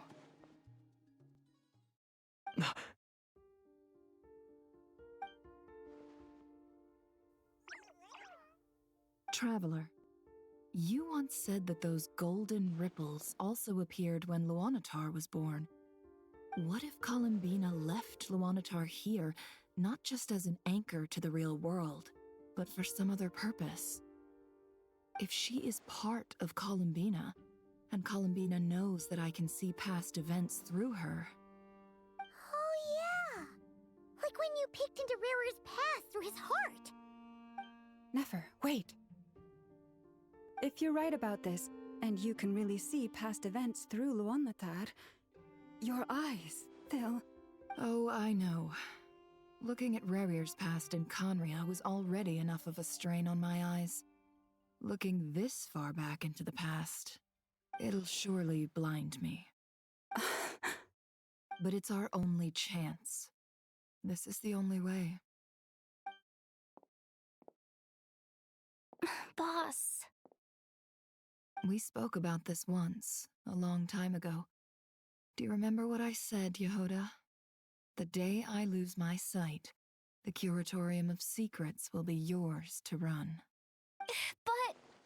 What's wrong? I'd be overjoyed if I were you. This day's come a lot earlier than either of us expected. I need to know you'll honor our agreement, Yehoda. Promise me. Yes, Boss Neff. I promise. Are you sure you don't want some time to think this through? What is there to think through? I should have gone blind after our battle with Rerir. Frankly, it's almost criminal that I got away with it for this long. Then at least let me take some precautions on your behalf. And if you really do lose your sight, I'll visit your office every day and make sure you're well looked after. Oh, please, anything but that. I was actually ready to go through with this. Are you trying to scare me into backing out? As if I could ever scare you. I'll assume you're just joking to calm your nerves. All right, enough chit-chat. Let's do this.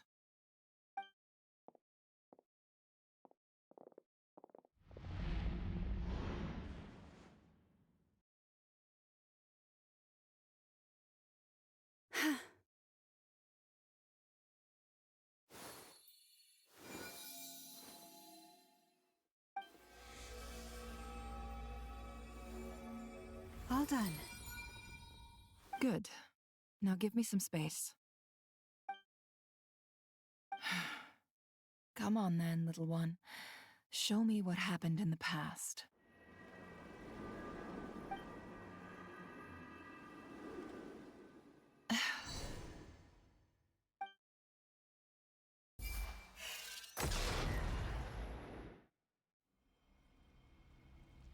Between the Trilunar Authority, Kuvaki, and the sole-surviving moon, the Frost Moon, I think I might know how to get back.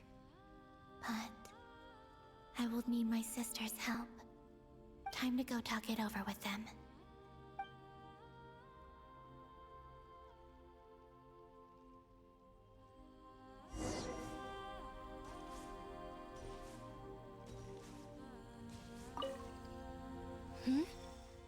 Have you decided what to do? I hope it's not too dangerous. You really scared me when you said that thing about not leaving here alive. Come on, let's go find the other two.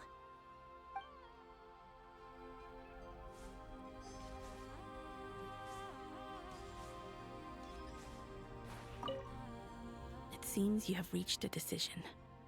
I'm all ears. What do you propose?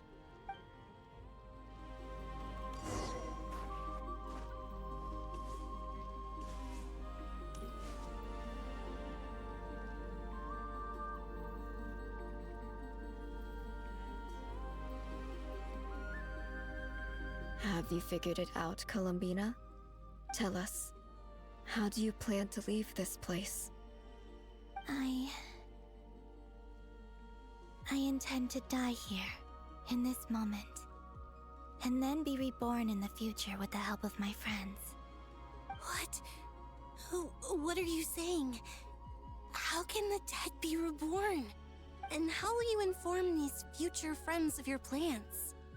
You can't exactly leave oracles. Nothing can escape this place. Not a single ray of moonlight. And even if you found a way, what if they never find the message you left for them? You'll... No, that won't happen. Come again? They will find my message. I'm sure of it. I'm not following. How exactly will you achieve this? It's quite simple, really. First, I will leave my soul here.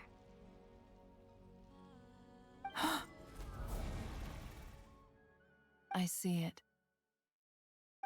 Your soul? You mean you're a divinity? Yes. I once left a portion of my soul in the future. One so small that this prison barely noticed anything. In this very moment, she can resonate with my soul across time. When the time comes, I believe that she can serve as an anchor to pull my soul from here back to the future reality. Just as gravity connects the world to the moon. Exactly. In the future, where I came from, the moon has been cast beyond the false sky, but I can still feel that it is there. In a similar way, I can feel a connection to the soul fragment I left behind even now. My friends can use it to detect my presence. But how do you just leave your soul here? Is that even possible? On my way here, I met an ordinary mortal who entered this place long before I did. Her body is long gone, but her soul remains. And before that, I encountered an old enemy whose entire soul survives here intact, while the power that once corrupted his body has faded away. So, perhaps this space is specifically designed to imprison divinity and authority, but not the physical body. Still, even if your body can escape, would it not just be a lifeless husk without the soul inside? Wait, is that what you meant when you said you wouldn't leave alive? Yes. I shall turn my body into moonlight and pour it over Krai. That power shall protect the land and quietly blend into it, awaiting my soul's return in the future. However, I cannot do this on my strength alone. I would need your help to do this, so I'm humbly asking for your assistance. Oh, dear sister, you need not be so formal. As I said before, we are but remnants of a bygone age. You, on the other hand, were born alone in that distant future, and you have walked a long and lonesome road since then. How could I bear to let your story end here in this dungeon? Don't forget, we are your sisters, your family. Arya's right. Actually, I've always wanted a little sister. Can you imagine how it's been for me? Getting nagged by two older sisters all the time. Now, I finally get to be the big sis. And not just that, but I get to help you return to your world, too. How could I say no to that? Sonnet. Canon? I'm sorry. I know this is a bold request. The Frost Moon is rightfully yours, and it remains intact. Oh, no, please, don't misunderstand me, Columbina. I was just thinking back on the years that the three of us once spent together. You cannot imagine how happy I am to hear of the future world you describe. The Frost Moon Scions, your lovely, kindly friends. For the three of us, whose purpose in life was to maintain the peace in Teyvat. It is a great relief to know that the people of this world live in such an abundant future. If your plan can save them, and save Krai, I will gladly give you all that I can.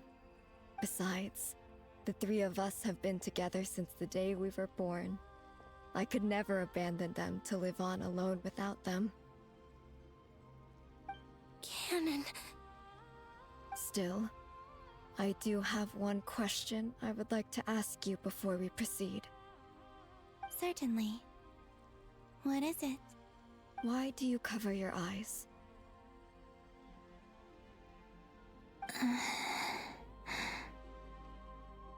Yeah, I was curious about that too. But it seemed personal, so I didn't want to intrude. There was a time when I refused to look upon the world. I believed it was full of nothing but lies and falsehoods. I wished to hide my feelings, seal my heart, until I could return to my true home. I see. Perhaps that decision saved you from ever having to see the false sky again. But at the same time, you likely missed out on many true and precious things, like the smiles on your friends' faces. Promise me this, Columbina.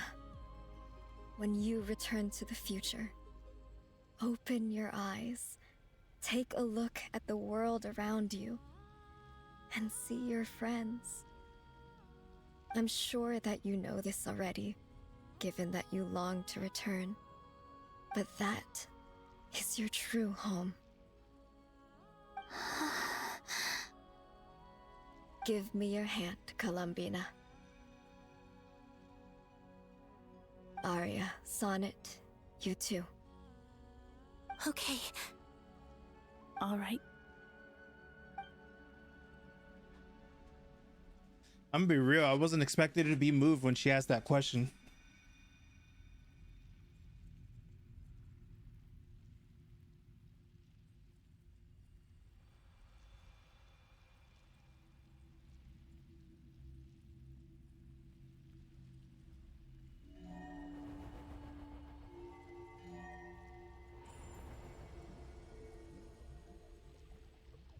We once were the songs sung for eternity, but now it is you who must continue to sing.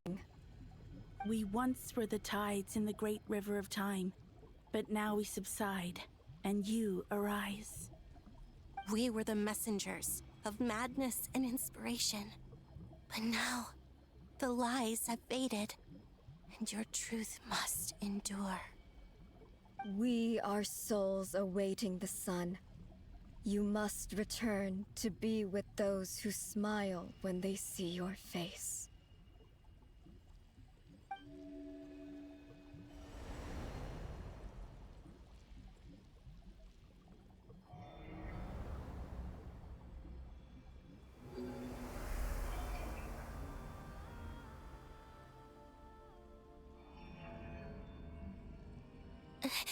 Is it done?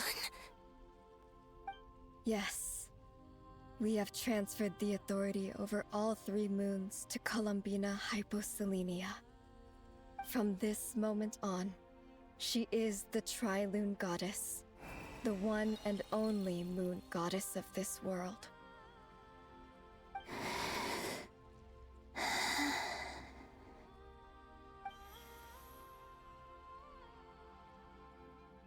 Thank you. Thank you, my sisters.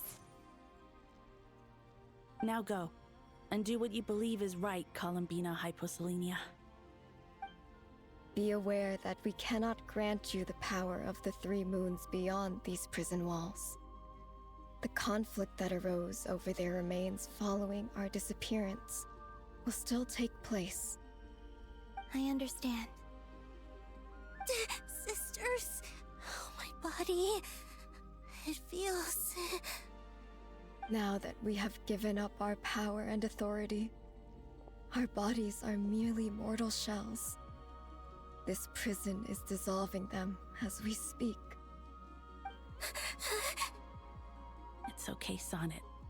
The end must come for every god, just as it does for every human. That's all this is. The final destination of our lives. Canon and I will be by your side the whole way. We have one final request, Columbina. Could you use the 3 moons' power to send us back into the real world? Now that we have lost our powers, I doubt this space will seek to hold us further. It's just... we would like to spend our final moments together in the only place we ever called home. Of course. Gladly.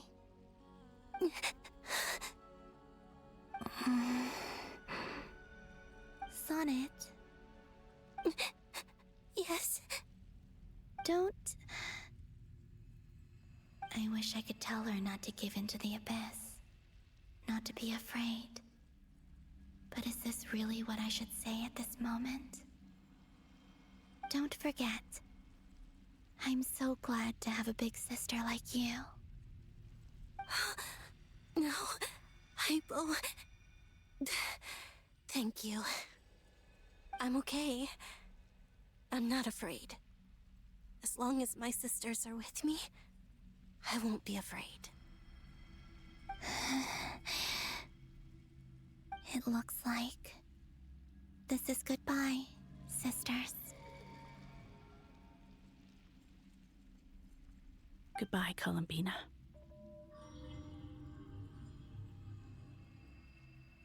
Take care of this world in our stead. I will.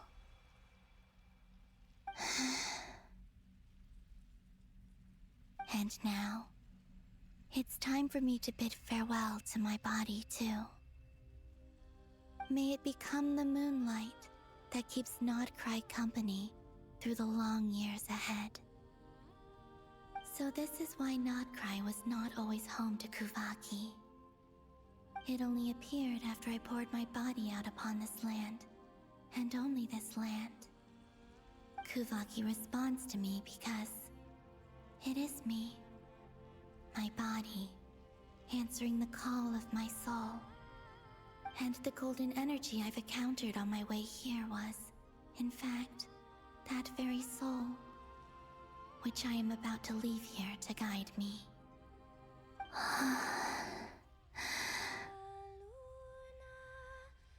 O power Triloon, eternal moonlight.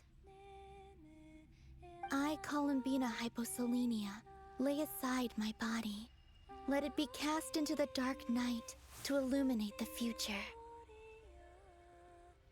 May it be a companion to all who dwell beneath the moon.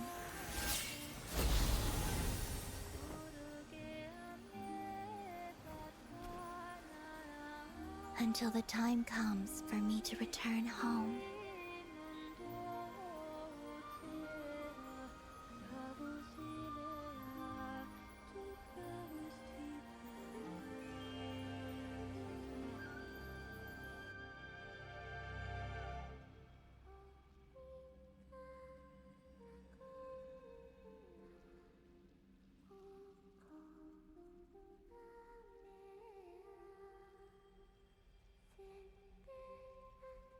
Can't even say that. Dude, that was like really sad.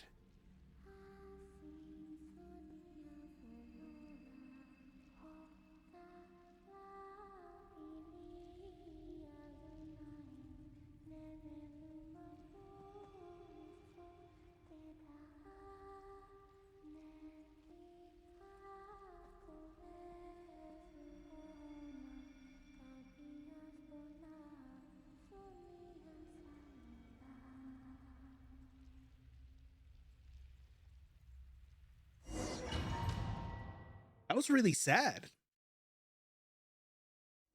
Wow. Boss! That was crazy! Were we even allowed to see that? Is anyone? Oh, can you still see? How many fingers am I holding up? I see 2 fingers, and a look of sheer terror on your face. Truly astounding, Miss Nefer. Your eyes have glimpsed the very ends of the world, and yet they remain as sharp as ever. Or is the credit for this miracle due to Miss Lauma? It seems that even time itself is no match for your medical skills. He's so good. He's so good at gassing people up. The fucking 2 hands, the twisting motion up and down. So good at throwing people. Jesus. Surely you jest, Mr. Flins. I suspect we have No Columbina to bumps. thank. She must have realized the immense toll that the ritual would take and purposely set aside some of her power in the past to protect Nefer's eyes when this moment arrived. There is always a great price to pay for witnessing the truth, but it seems that this time, Columbina has shouldered that burden on our behalf. She chose the perfect method of getting a message to us. Though her eyes were always shut, she was clearly so perceptive. She knows us well. She knew exactly how we would think and what we would try. Despite being separated by time and space, we're seeing the same possibilities and seizing the same opportunities.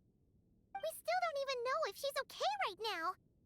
But as long as there's a chance we can do something, we'll fight to make it happen. We'll get you back somehow, Columbina.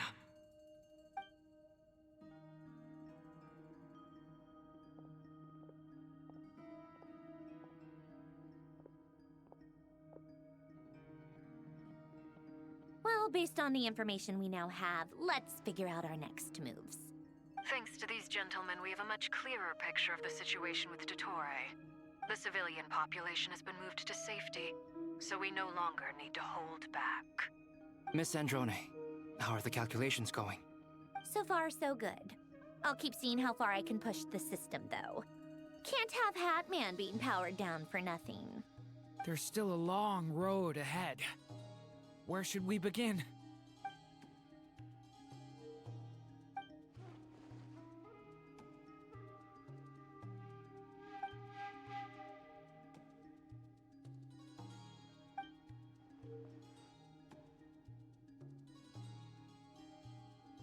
Our plan is clear. Time is short, so let's get moving. There's just never enough time, is there? Time is the bane of my existence. Ugh. Anyway, I'm gonna get back to work. All right, we'll do our part too. Yeah. That whole Moon Sisters bit actually made me want to cry just a bit. Albedo's theory says that elemental energy can dilute the light realm's power, but I'm no expert in building elemental defenses. Sounds like something out of the advanced elemental theory section of the library. Whew. You seem quite troubled. Well, yeah. I mean, who doesn't get a little flustered when they're completely out of their depth? You were the very picture of confidence back when you approached the Hexencircle. Yeah, I could have been faking it through that whole meeting for all you know. Who's to say I'm not just a ball of nerves in a charming and gregarious package? Oh gosh, really? I'm so sorry, I had no idea. Well, you're all the braver for it. Still, I was much more in my comfort zone than I am here. At least in Mondstadt, you can cry for help from a cliff top and actually stand a chance of summoning Barbados himself. Things have never looked bleaker than they do now. If we don't pull this off, Tevat's doomed, isn't it? Oh, you think so? Actually, yes. Yes, it probably is. It's a shame. Don't put too much pressure on yourself. Tevat has faced annihilation many times in the past, but it also gave us you, didn't it? Hey, don't give me that. It's not like I'm anyone special. What is she implying by that? I disagree. Every human born in this world is special. We angels have always believed that. In that case, this humble human being has a big favor to ask of you. I thought you might say that. I'm sure Alice, in her great wisdom, sent you here precisely to help us in this difficult time, yes? Well, that has less to do with her wisdom and more to do with my power. Of course, of course. Well, the thing is, these elemental defenses we're about to build, I don't think it's a question of if they'll fail, but when. Durin's findings from his patrols make it clear that Dottore is constantly expanding his territory. First it was his lab, then the design bureau, and now this. It's not realistic to completely stop him encroaching on the rest of Krai. Rather, our goal should be to stall him for as long as possible. If Miss Sandroni's calculations are correct, well, they're the closest thing to certainty we have in this situation, so let's assume they are. Anyway, her calculations suggest that our best hope for victory lies in Miss Columbina's return. It's up to us to slow Dottore's advance and buy time for her to make a return. Are you asking me to help you with building the defenses? No. I'd like you to prepare for what comes next. When he eventually reaches us, we will have to fight him. You were an angel once and a mage now. I'm asking you to lend us your protection. Oh. Can I take it that you're triggering the terms you fought for during our three-way talks? Well, technically those terms were about protecting Mondstadt.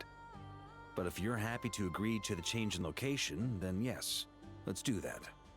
This is a huge power sway that Varka's pulling right now. I just want people to really understand. You're cashing in on this much sooner than I'd imagined. Well, yeah. The way things are going, I might not get another chance. Very well. The mages have heard the knight's plea, and we will respond.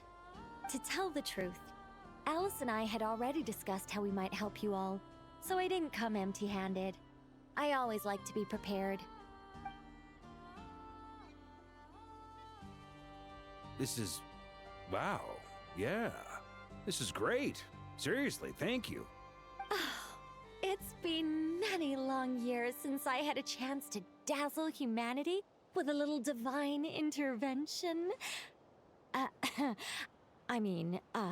To humbly serve as a reliable and responsible guide. Anyway, Knight of Boreas, please accept this gift in recognition of your great virtue. Go now. May the angel's blessing deliver you safely to your destination.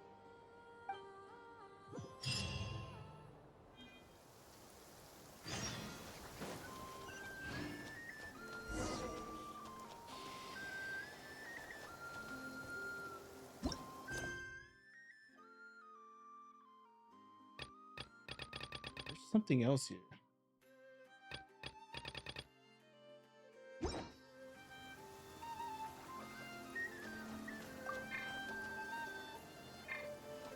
It won't. Oh my god. It's fine. Give me my you're 2 free here. polls. Sandrone, how are things going? Glad you asked. You two are about to become the first people to lay eyes upon my masterpiece. Or should that be the first person and the first, specter? Hey! Whatever. Come, feast your eyes on this. Wow! We've never seen something like this before. This meter displays the progress of my formula. Currently, it's still making the most important connections. Once it's finished running, I'll deliver it right to your side. And then, we can finally bring Columbina back. What do you mean, deliver it? Can't you just tell us over the Dodo communication device? It'll just be some numbers, right? Ugh, you're such a greenhorn. This isn't the kind of formula you solve in math class. It's a highly complex algorithm capable of constructing a framework of rules. Ugh, whatever. We'll be here all day if I start trying to explain it. All you need to know is the formula must be completed before we can bring Columbina back. I'll share the data with you. Nicole's agreed to let me use her information channel, so we just need to use the Dodo communication device like so. And there. Now you can check in on my progress. Wow! Look at that! You're amazing, Sandrone. About time you recognized my genius. Took you long enough. Anyway, that's all for me. You should check on the others if you have time. Make sure we don't have any weak links in the chain. That might sound harsh to you, but close supervision is a common practice in the Fatui. Not looking to catch anyone out. I just care about everything going smoothly. That's all. I'm kinda stuck here while the formula's running, so I need you to be my second pair of eyes in the meantime.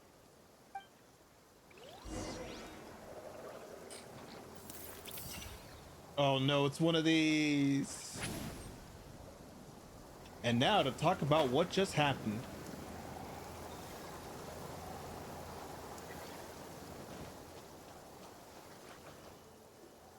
Yes, Miss Moonchanter?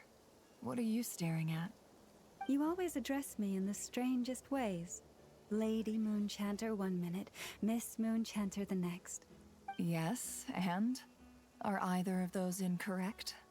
Not as such. It's just that I simply call you Nefer nowadays. Uh-huh. That's my name. What's your point? The point is I don't add any honorifics or titles. Meaning what? That maybe we're on friendlier terms now than we used to be. Is that how you see it? And I thought I was the one with eye damage. Never! Wilma! Paimon, traveler. Just swinging by to check in on you. How are things going? Did you manage to get some rest? Don't worry about me. I won't slow us down. And I give my all to ensure our victory. Ah, yes. Allow me to give you two a quick checkup. All done. You're both in good shape. You're welcome. You'll have your work cut out for you in this battle against Dottore, so make sure to get some rest in first. Paimon will keep an eye on him. Don't you worry. I'm glad to hear it. Take good care of yourself, too, Paimon. Sure thing.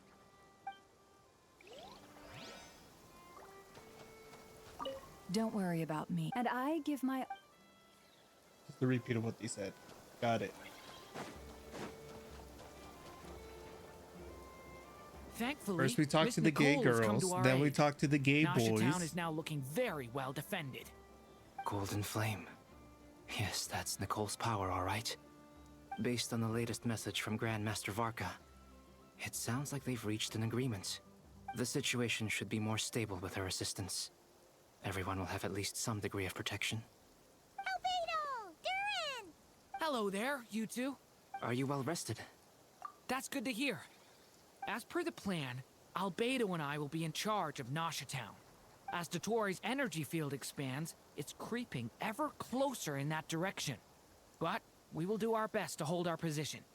We fought side by side many times before, and always with great success. I believe this time will be no different. So don't worry about us. Focus on fighting Dottore.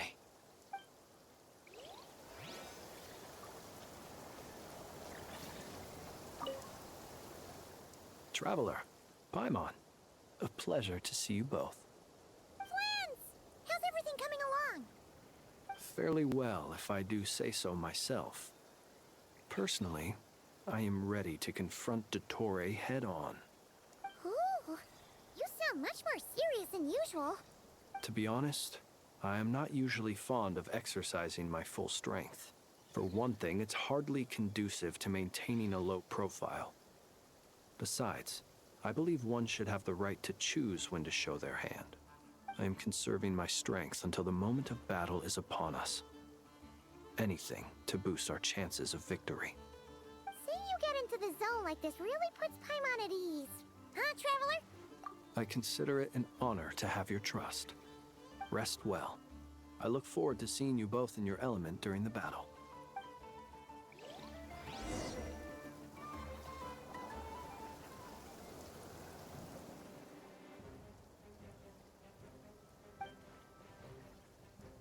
Here they come. That's quite a horde. As we expected. Get ready, everyone. Take your positions and prepare to engage. Let's begin. I'm at the ready.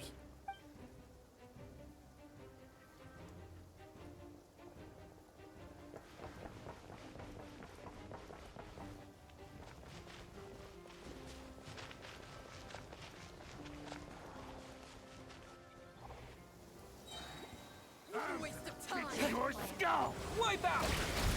Be silent. The night cometh. Observe. Close your eyes. Do you fear the dark? Another one. Fine. Water check! You fear the What? Mom's a...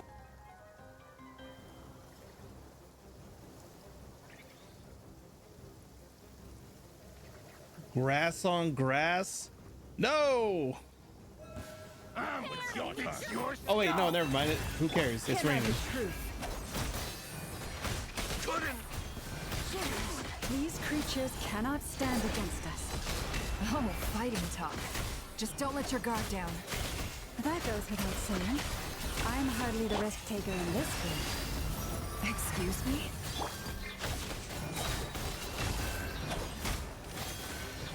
Where are my stacks? Where's the bloom?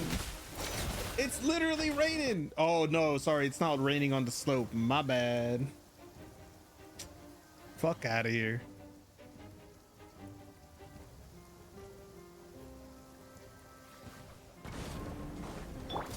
Watch out! Whoa, who's this guy? Come into... The fuck is this Feel guy? ancient power. That was easier than I thought. Naturally. What do you mean? Is it because as created we... It's fine, don't worry about it.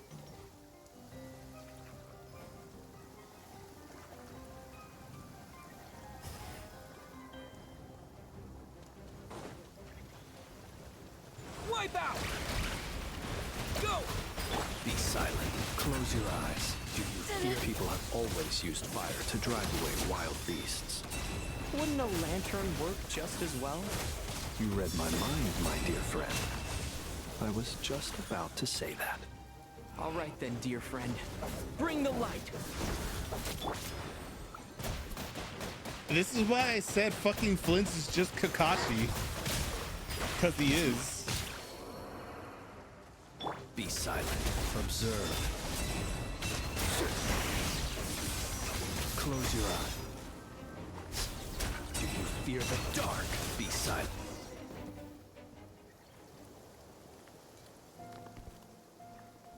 It's funny. You're looking well. I trust you've had a good couple of days. If they let me use my Hydro main character, would have been fine. Tori. It's actually a good thing, in my view. If the subjects of my experiment were to die prematurely, it would throw quite a wrench in the works. And so, I must thank you all for your resilience. We are no longer on the same level, but you are nonetheless worthy of my respect. A creator god should be merciful and gracious after all. And in any case, it is only right that before I end your lives, the world is informed of the arrival of their new god.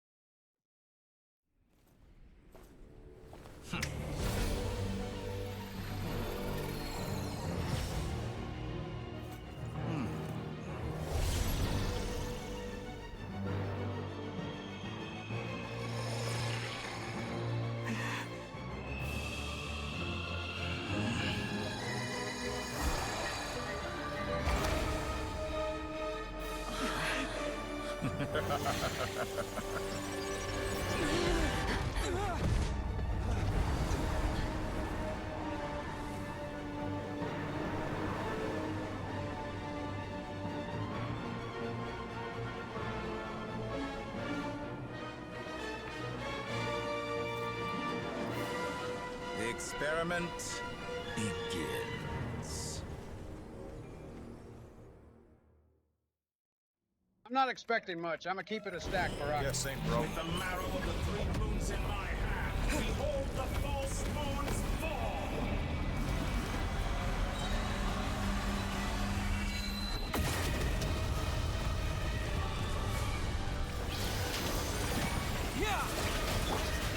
By the frost moon of old.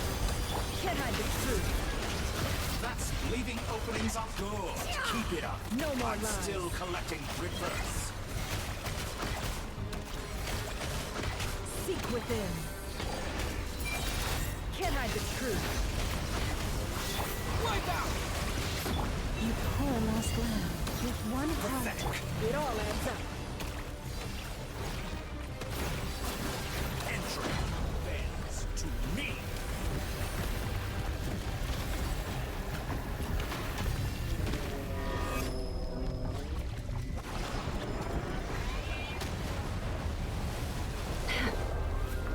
No more lies. Like an ant in my palm. I didn't pull Flint's in. Oh, I've been moved inside another space, and it's sealed off.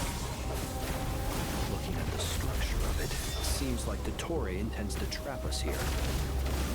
There's It's no just exit. Takeshi's castle. Our endurance is about to be put to the test. Moon's remnants fall.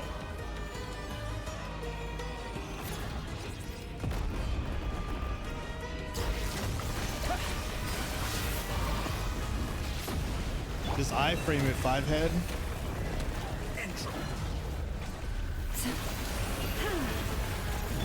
Leaving openings on purpose.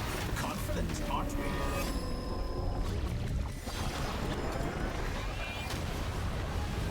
Okay, so it's just AoE and then he does that. That's not too bad. Be shackled. Good. Keep it up. I'm still. It all adds up. That's more like it. Some results of that. Leave this place for the everlasting forest. So he stole Flynn's.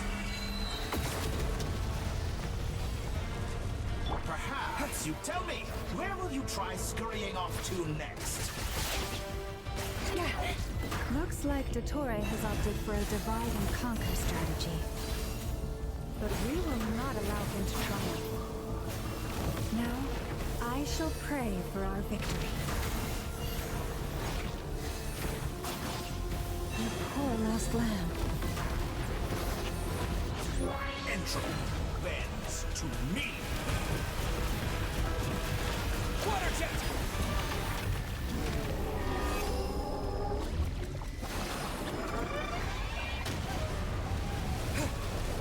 Moon's remnants fall.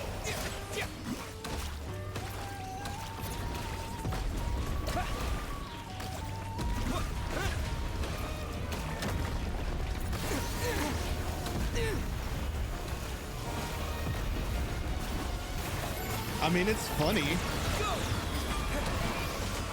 No more lies. Good. Keep it.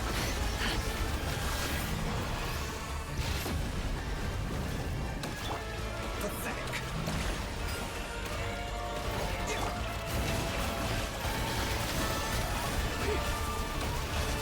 Can I be true? You barely managed to touch my level.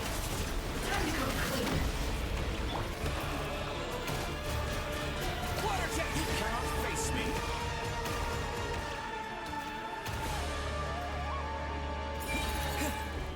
Be annihilated, that which cannot stand against me. This automatically hitting you some bullshit, but A knockoff version of the space Columbine got trapped in? the reduced FOV is fucking annoying. I'm not gonna lie. Okay, it's just reduced, but you can still zoom it out. Kind of annoying. Entry. I have not intended to take your teammates from you. But you have a choice. Obey, and I can release them. An excellent deal, if you ask me. Won't you consider that?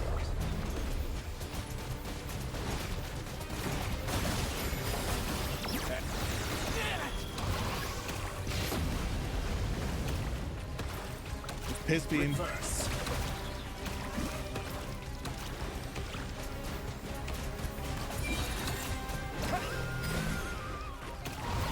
Bombs away!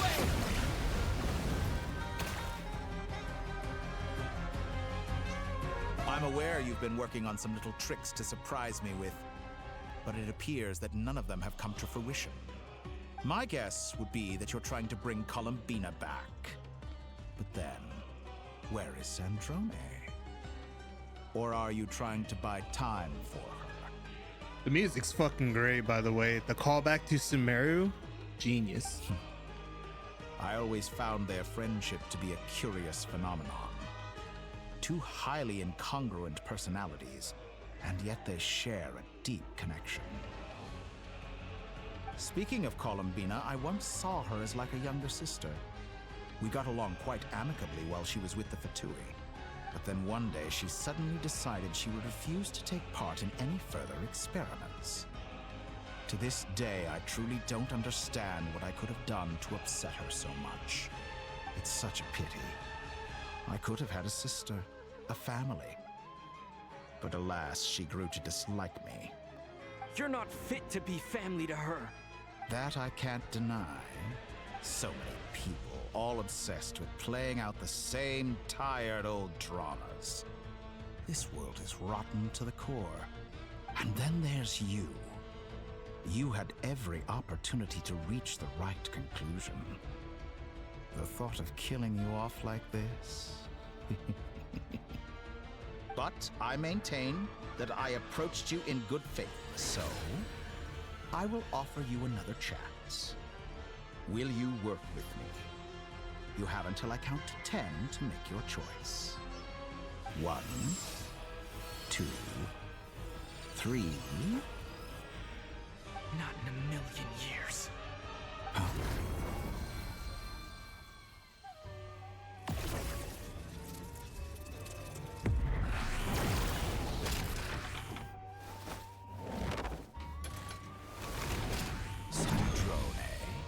What a pleasant surprise.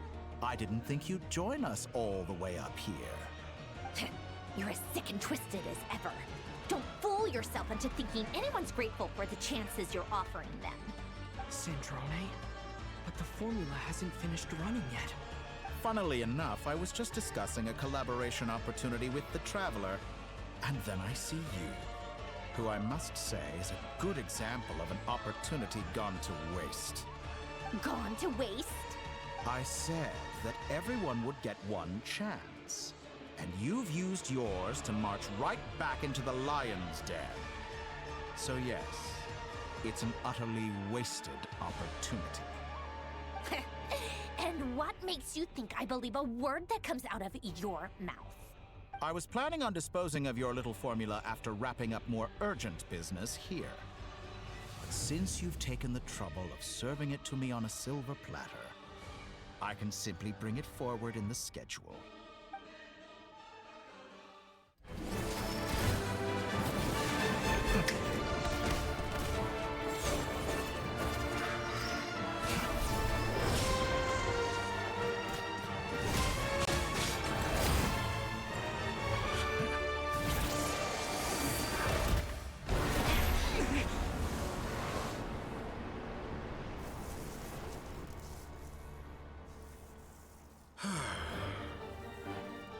Is this your life's work? This piece of trash?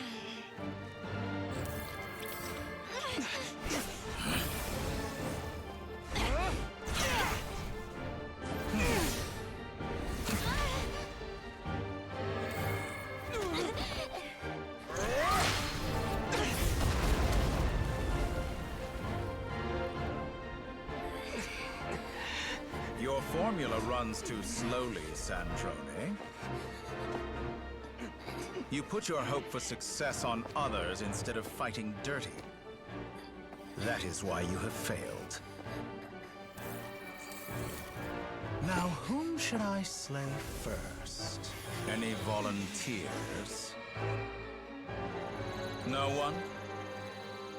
How nice of you to leave the decision to me.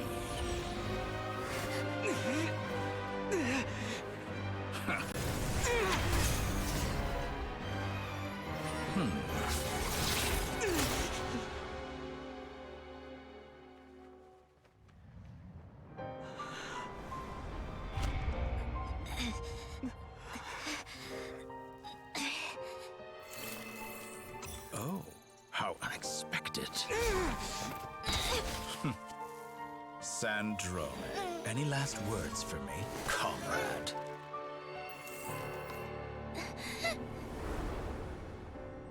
Is there anything you wish for? Not really. But I've always known what I don't want. Go to hell, Dottore.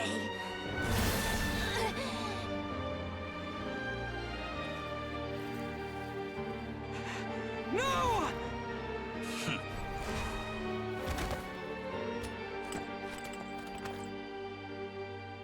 And now, you have failed.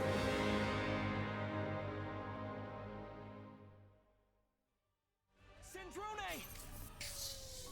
Now you see how fragile mechanical contraptions are. Just a gentle tap, and they fall to pieces.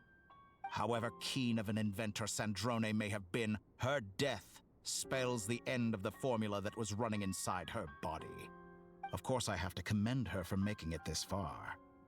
As her colleague, I have to admire her stubborn tenacity.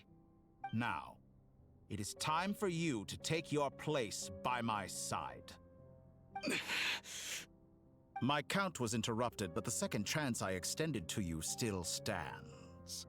Once again, you are welcome to join me. By now, I'm sure you have gained a greater appreciation for the power and authority I wield. What is stopping you from embracing a new world of endless possibilities? Not in the mood to talk? As you wish. You seem less talkative than usual today. I'll change the topic to something more apropos. Sandrone was always like this, never trusting anyone, always so reluctant to share her research with them. Objectively speaking, she had her strengths. It is remarkable how she extracted and even optimized the world formula from so much data. But her inability to trust was her undoing. Had she allowed someone else to monitor or run the formula for her, you might still have a chance at victory even now. But regrettably, she was a stubborn fool. As much as it pains me, she had to go. Dottore. Maybe this is news to you, but people can change. Columbina surprised you when she escaped. And I think Sandrone would surprise you too. Change? You can twist the truth however you want, but I see it clear as day. You're the one who can't trust other people. Is that how you see me? By this point, what can you hope to do about it? It is pointless to fight on. You've already lost. Wrong. You can't win this, Dottore.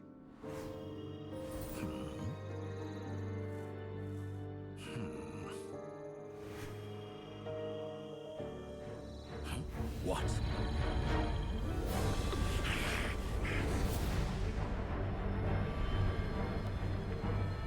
With raw manpower alone, he's pulling the moon in. My formula can get us 90% of the way. It will connect you to Columbina. Then, I will bring the formula's output to the Traveler's side. For the last 10%, do whatever it takes. Just bring the moon down.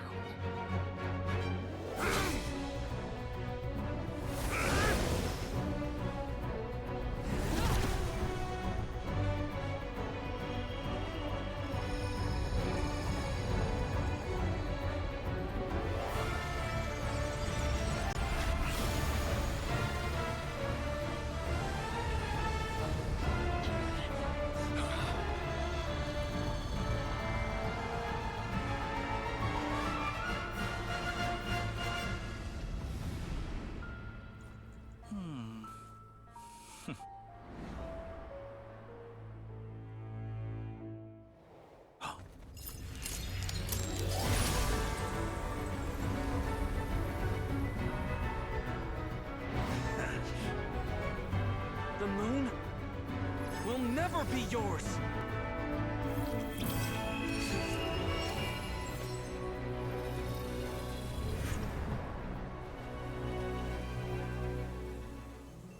I turn my body into moonlight and pour it over Krai.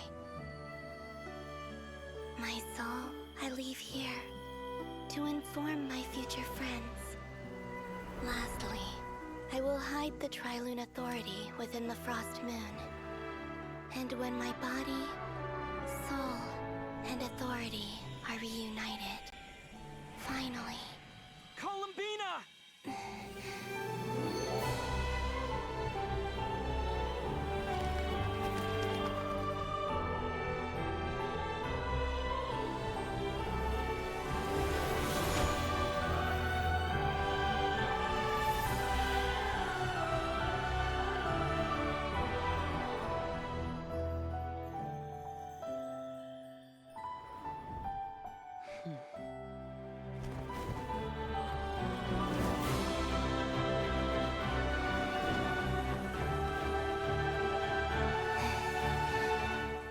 It's been too long. I'm back.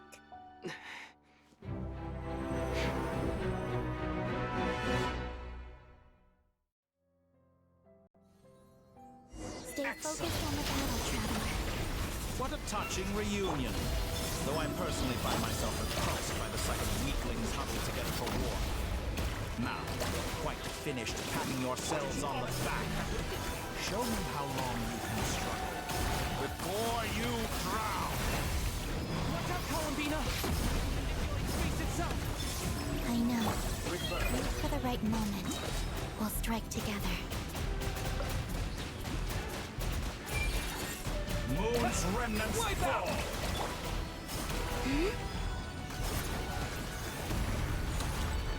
How dull!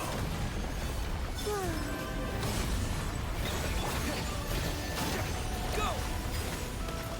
Did all the long years teach you nothing?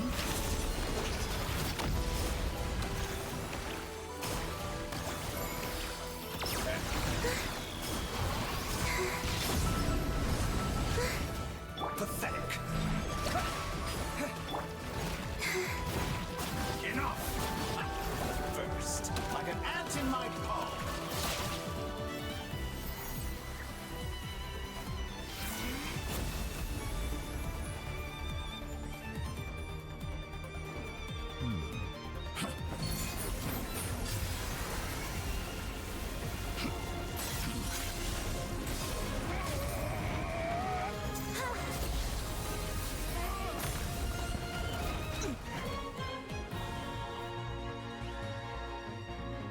I grant you the new moon's blessing.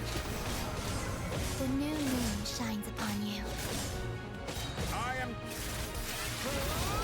It's over, Dottore!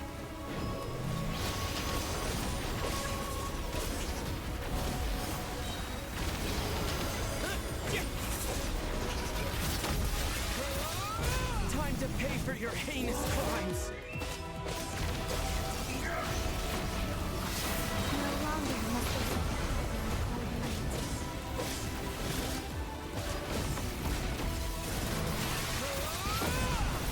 It's not... Let the moonlight dispel the darkness.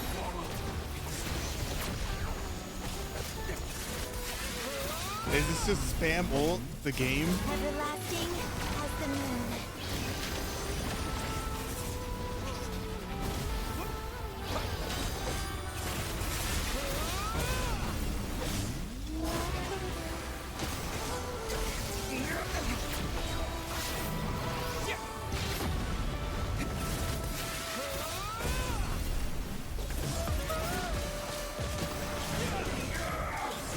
So close. I was so close to them.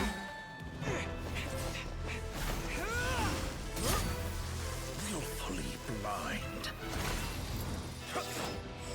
How can you be so satisfied with your fate?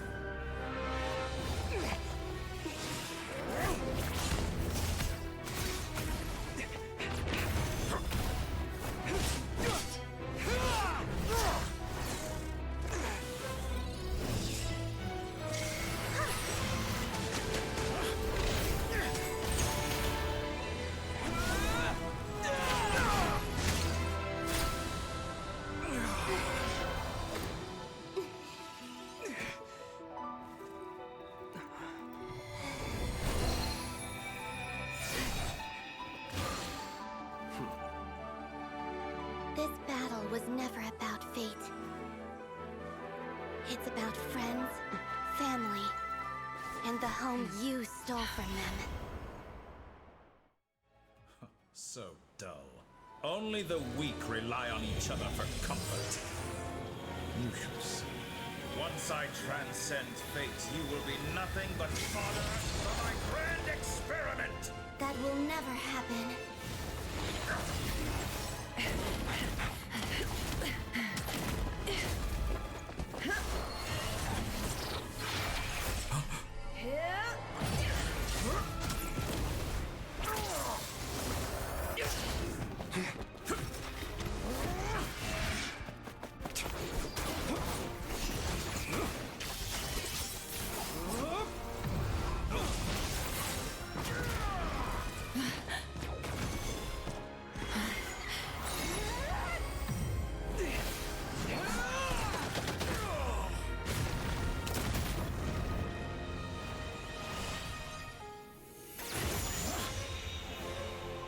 Today, the moon lights up this world once more.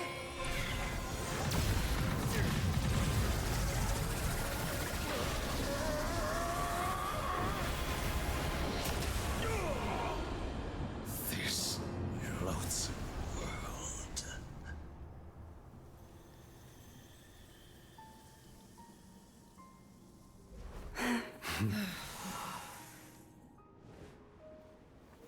No. This world is our home.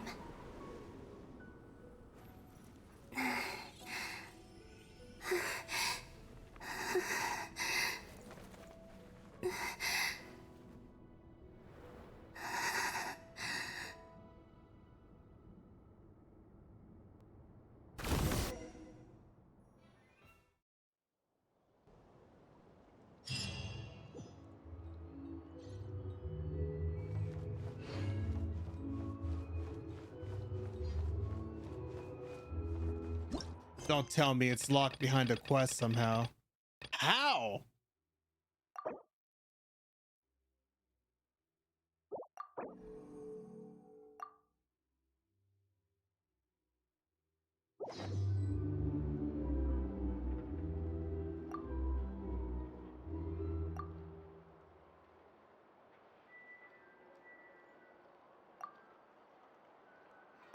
No, you're doing it wrong. The moon looks like this now. What are you drawing, children? The new moon, Mom. It looks different than before, doesn't it? Also... Can I go buy a sugar sculpture today? Please? Just one? All right. I suppose today is a special day after all. Almost like a festival. Extra, extra! Get the latest Nasha Express here! Post-disaster report! Nasha Town reborn beneath a new moon! The voyage begins today! The future looks bright thanks to the League. Want a copy? I knew things would be different. But I didn't think that would include the moon. They say a new moon goddess has been born. A new moon goddess? Who's saying that? The Frost Moon Scions? I guess so. I'm not too clued up on the details. As far as I'm concerned, the moon's still in the sky and it's business as usual. Hey, since we've come all this way, shall we grab ourselves a free meal while we're here? Are you a convert now? Or are you just here for the free lunch? Oh, come on. What does it matter? After everything we've all just been through? That smells good. All right, that's it. I'm hungry. Time to eat. Come on! We gotta get there early, or there won't be any good spots left! Shh, keep it down. This is a residential area. What if people are still sleeping?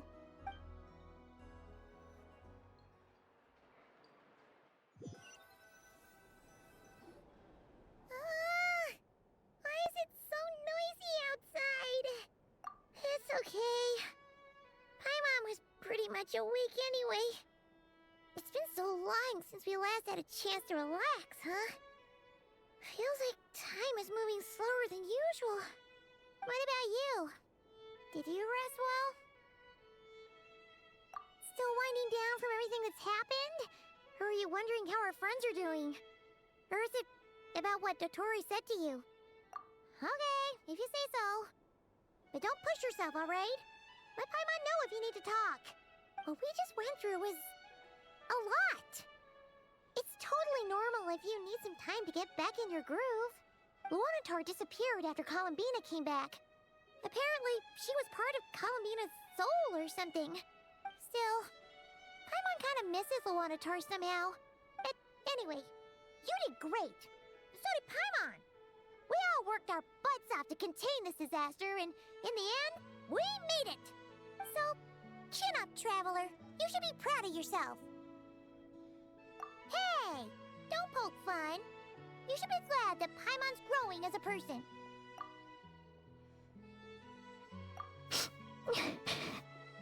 Paimon didn't think you'd mention it. You have no idea how anxious Paimon was. She was worried sick about you. Well, if you really want to show Paimon you're sorry, you're gonna need to make it up to her. You better be ready to splash out on a lavish meal.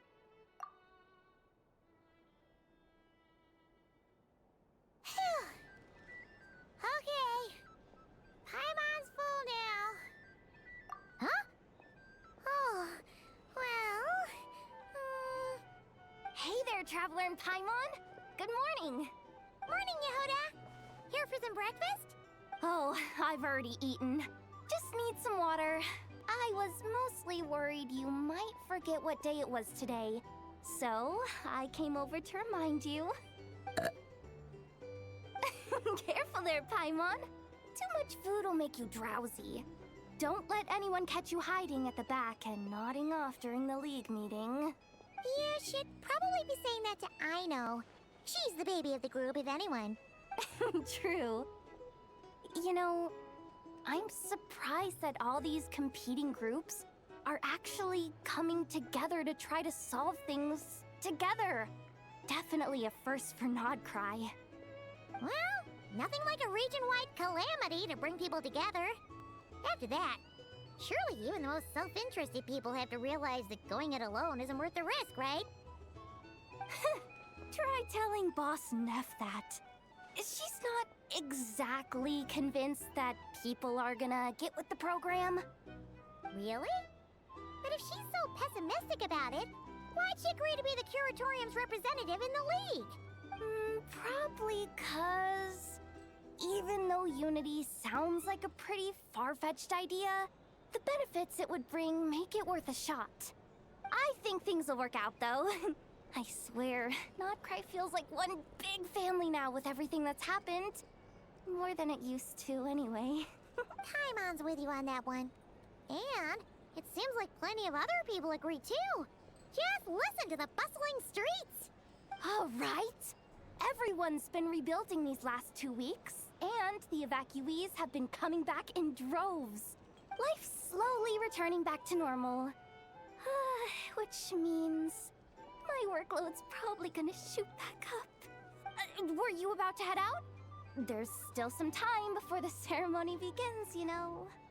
Yeah, we were gonna take a stroll around the square and say hi to some friends first. Sounds good. See you later then.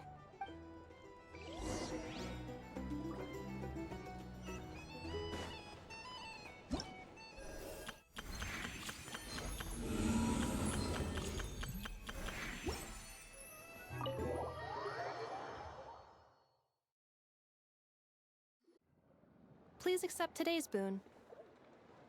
Have a nice day. Are Paimon's eyes deceiving her? Or is that Inefa handing out food for the Frost Moon Scions? Hello there. Would you like a feast of the moon, along with some snacks of the day? So, what's new, Inefa?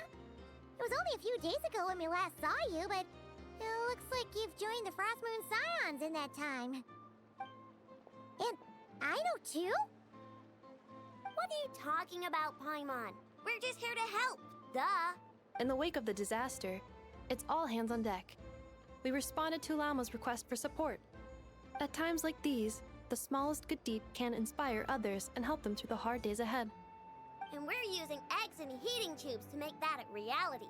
In true Kromkake Craft Shop style! Enough! Did you hear that?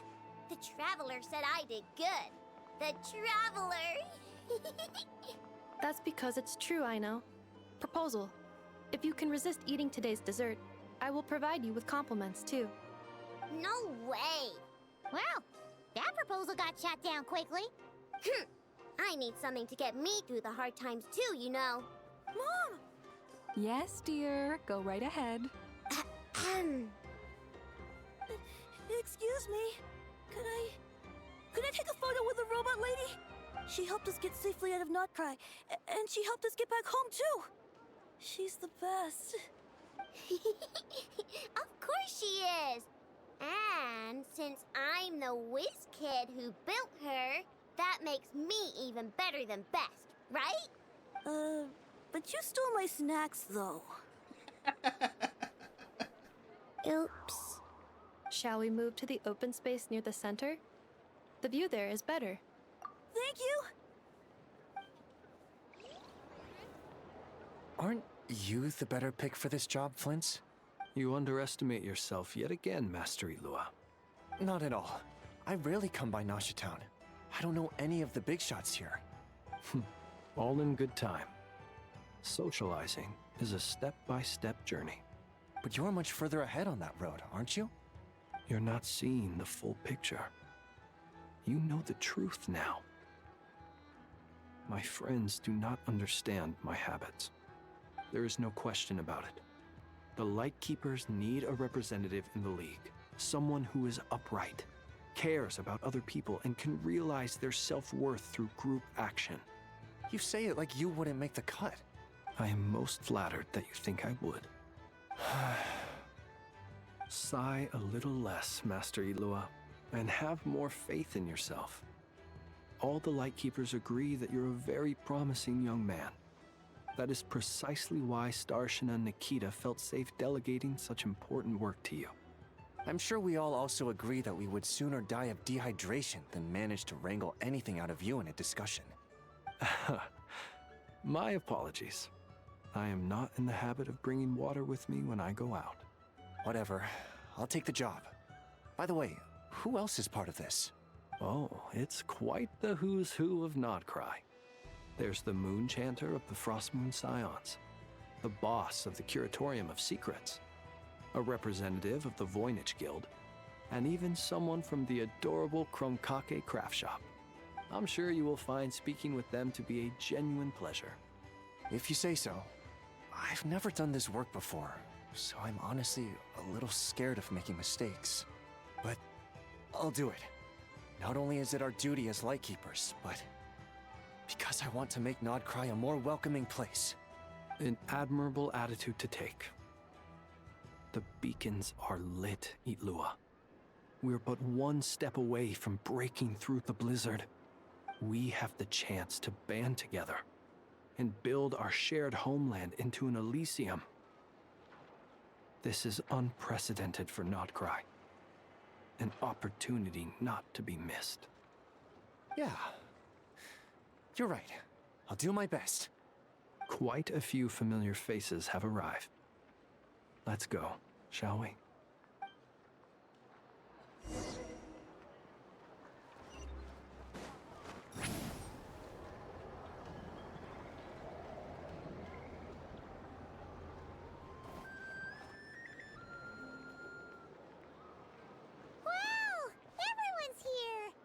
You seem well rested.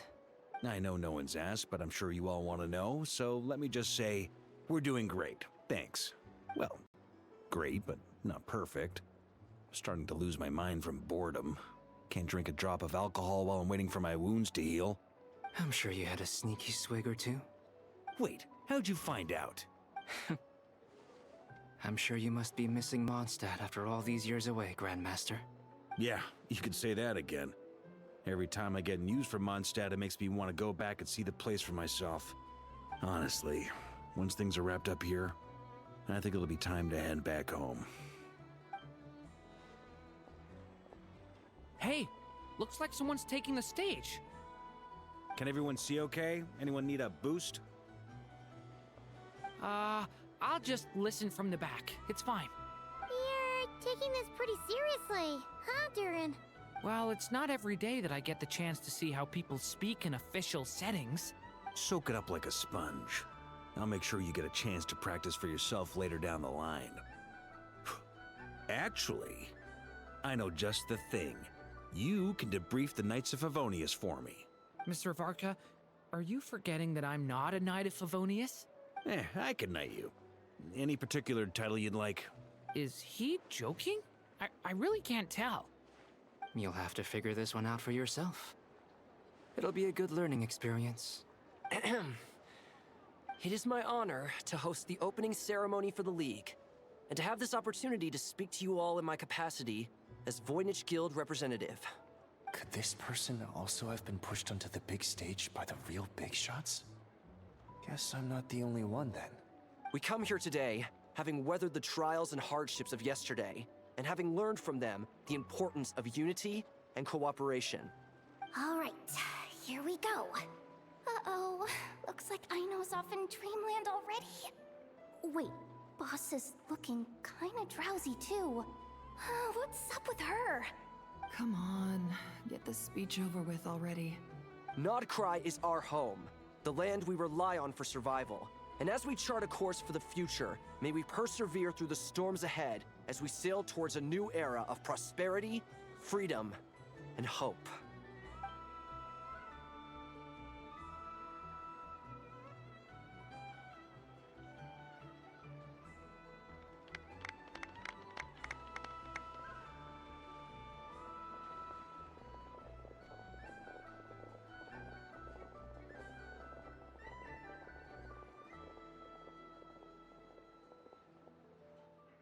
Looks like we'll have more opportunities to travel in the future. I'm sure you'll cope, Lady Moonchanter, given how fleet of foot you are. Unfortunately, I suspect I'll be too busy at the curatorium to act as your host. We have a busy schedule, not to mention an international network of contacts to manage. It'll be all right. I'll just check your schedule with Yehoda well in advance. And if she's not available, I can simply ask Ashru. You... So giving my employees extra workload isn't enough for you? You're really going to drag my cat into this too? I thought you'd approve. Aren't you forever increasing your employees' workloads? That's a bold statement. Are all the Frost Moon Scions feeling more audacious now that your moon goddess has returned? Columbina's return has brought joy to all who care about her. That includes both you and me. As for the Frost Moon Scions, we are learning how to thrive independently, without relying on the moon goddess. It is up to us to make our home a more livable place. Joining the League is one of the steps we are trying towards that end. I like the word try. It's nice and non-committal. You can opt out at any time and still say you tried. You don't see a bright future for the Frost Moon Scions? Or did you mean the League? I'm just not as optimistic as you. The Frost Moon Scions should count themselves lucky that they have a leader as stubborn and enterprising as you. But Nod Krai's a big place, with all kinds of people. Most of them don't enjoy answering to a leader, or even listening to reason. Well, that's where you and your methods come in. Unless the Curatorium of Secrets is only here for appearances. For now, yes. And that won't change until this venture becomes worth my while. What would make it worth your while? Getting out more than I put in. Right now, I'd barely break even, but I'll grant that it's a good start for Nod Krai. Then maybe it's worth a try. All right, you can stop now. Or do I have to join the Frost Moon Scions before you'll get off my back? You'd be very welcome to join us. Hey, you two! Congrats on all your hard work! What are you chatting about? Nefer was trying to dissuade me from adding to her employees' workload. Also, she's considering joining the Frost Moon Scions. Sorry, what? Your conversations are always the most interesting. Would you two care to join me for some tea before heading to your next destination?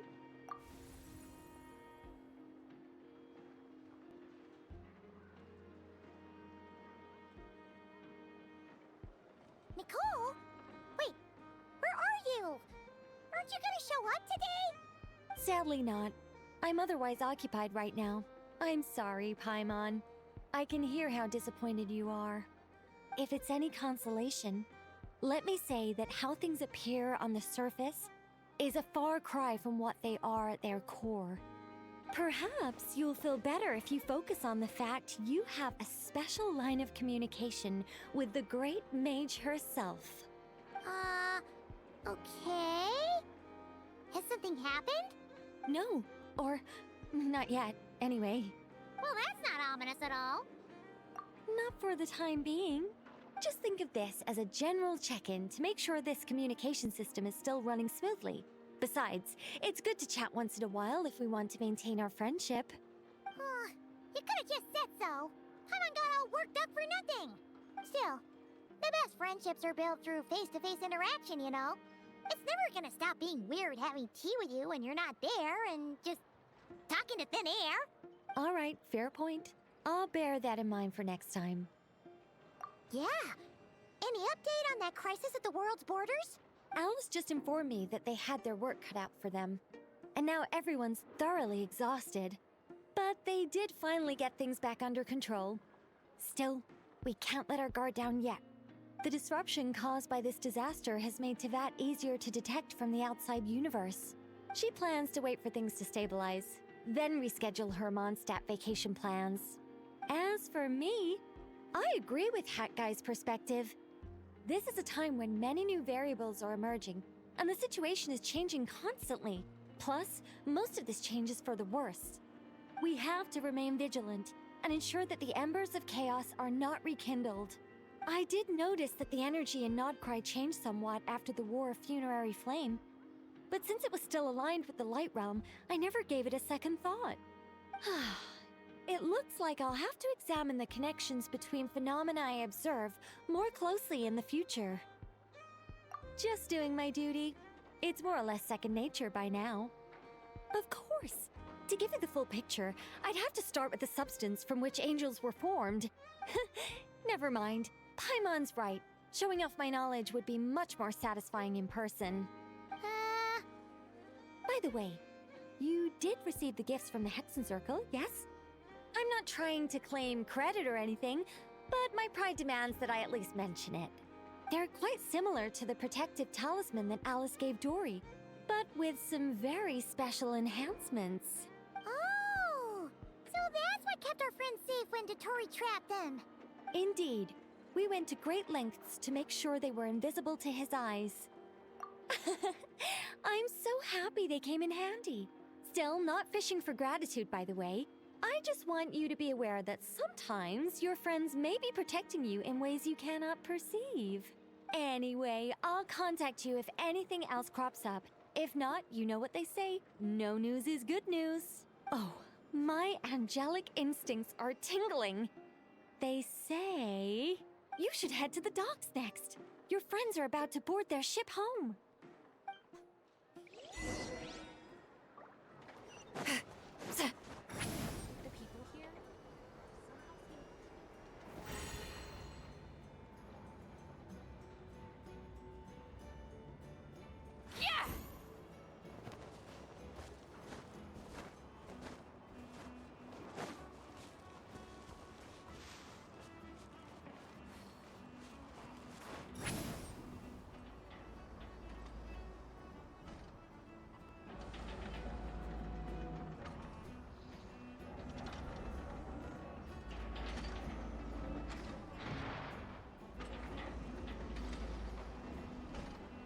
Incoming!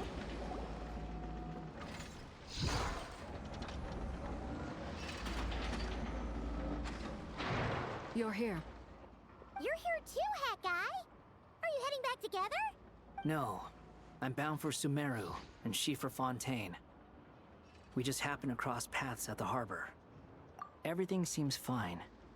Sandrone may have an abominable temper, but she's always been very responsible with important calculations and things entrusted to her by valued friends. You always speak as if you know us inside out, Mr. Hat Guy. Maybe I'm just a good judge of character. I certainly hope that's all there is to it. Regardless, you have been a significant help in this matter. For that, you have my gratitude. I didn't do anything special. Sandrone's the one who completed a seemingly impossible formula and turned the tide of the entire battle, even giving her life in the process. She's the one we should be thanking. Even we were unaware that Sandrone had hidden the real formula inside Polonia's body. She managed to fool Dottore into thinking the formula was running in her system by installing an identical-looking decoy within her. She probably realized that she didn't have the strength to stop Dottore. But this way, she could at least get him to lower his guard. She always worked like that. Always had a backup plan. Well, that's why I'm traveling to Fontaine. She made a request of me long ago, and the time has come to fulfill it. Think of it as her will. She said that should she ever fail in a mission, she'd like me to deliver her core and Polonia's to the Fontaine Research Institute. She also mentioned that she had made arrangements for people there to set her affairs in order. Some of her personal effects, such as her notes, were left to me. I've decided to take them back to the House of the Hearth, for safekeeping primarily, but also as mementos, I suppose. However, there is one book among them that I'd like to leave in your care. I'll have someone deliver it to your residence at the flagship at a later date. No, I was specifically warned not to tell her. This is her last wish, and I will abide by it. I can only hope so, but none of us here can know for certain. I bade farewell to Columbina earlier today. As promised, she turned the iridescent moon's marrow over to me. She spent a long time with Sandrone's body, saying her goodbyes. Oh, is she alright? Sandrone's passing has left a great wound in all of our hearts. It will take time to heal, but Columbina surprised me. She offered me some words of comfort before I departed. Despite being grief-stricken herself, she showed an awareness of the feelings of others around her. She never used to act like this. Clearly, she has grown. And I suspect that we have you to thank for much of the change we are seeing in her. Huh. After these recent events, the Tsaritsa has revoked the Pale Star Edict. Snezhnaya now realizes that the arrest warrant for Columbina was just a ploy by Dottore, who coveted her powers. I shall return to Krai to see her as soon as I find the time. I hope that from now on, she too will explore more of the world. Columbina Hyposelenia's journey is only beginning. My ship is here. Traveler, Paimon, we shall meet again. You too, Hat Guy. What are you still bumming around for? Isn't Columbina waiting for you? I thought today was the day you'd agreed with her to go find out the truth about your sibling. You're afraid you won't like the truth when you see it. Well, this is new.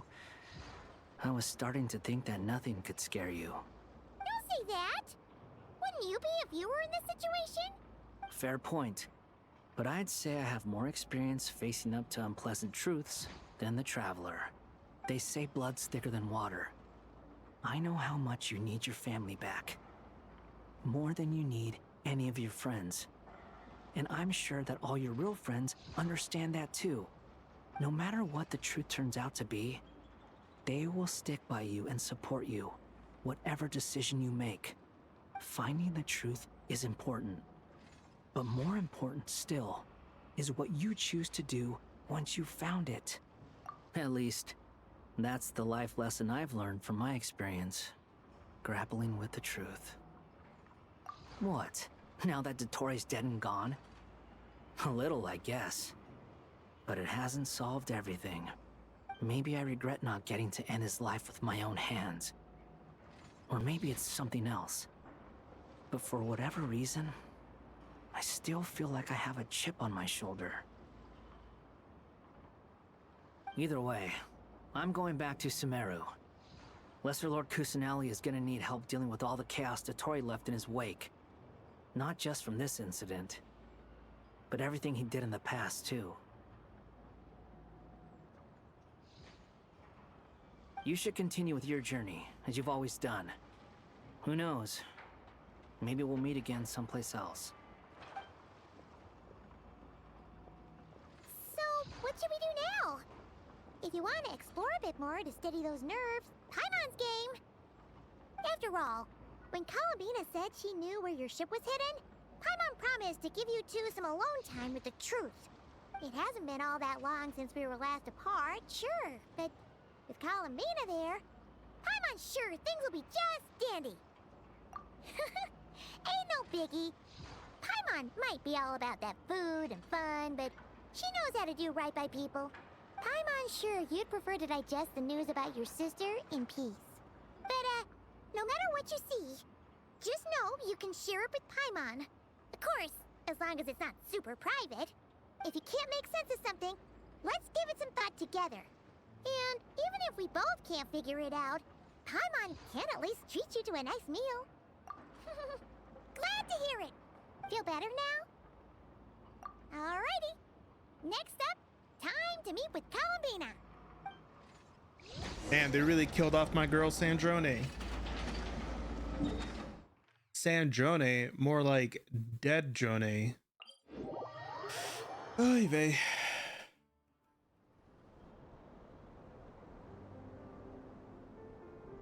Columbina, we're here.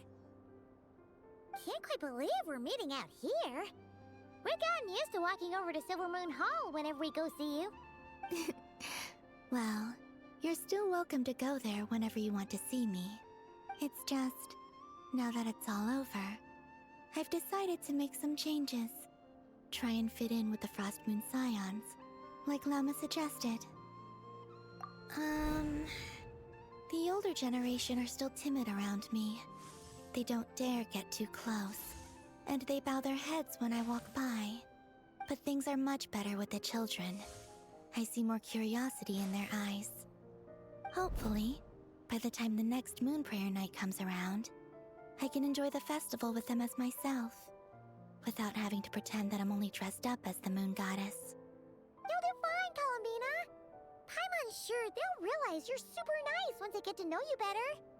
You really think so?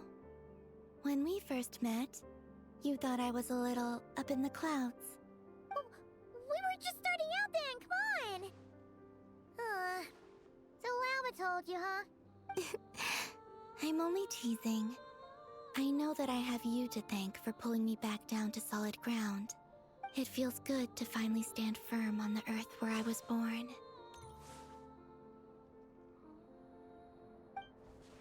Oh, that's great!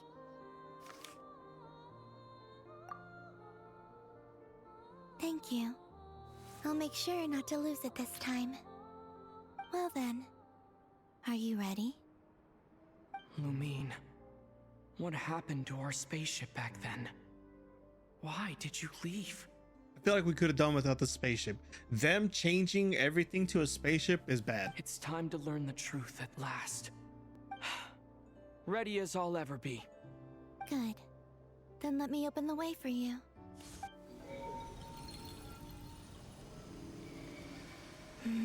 Where does this lead? To our shared destination. Huh? Do you remember me telling you about my missing prologue back when we just met? I said that my story began on the moon.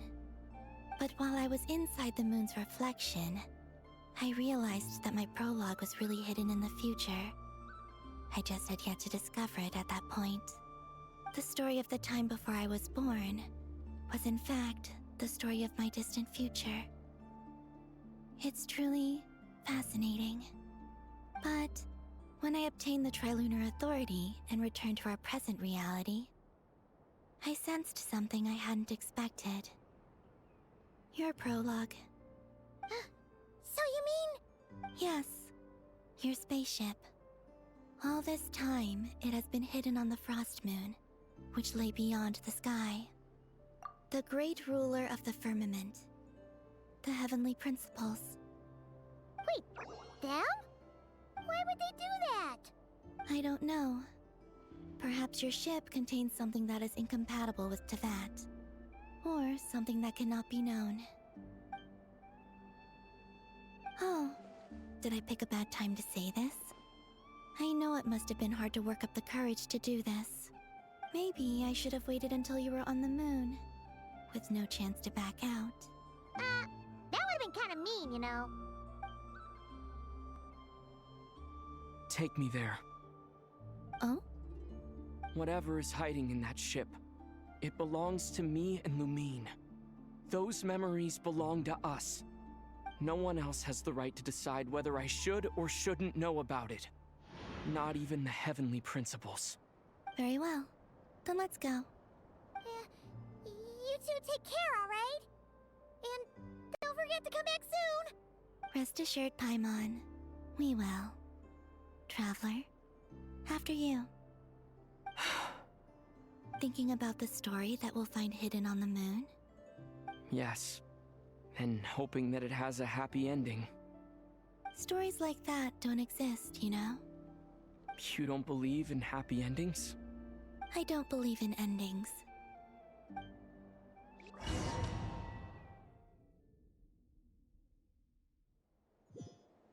Where am I? This is the pathway I built between Teyvat and the Frost Moon. The moon is very far away from us, so it could be a long journey.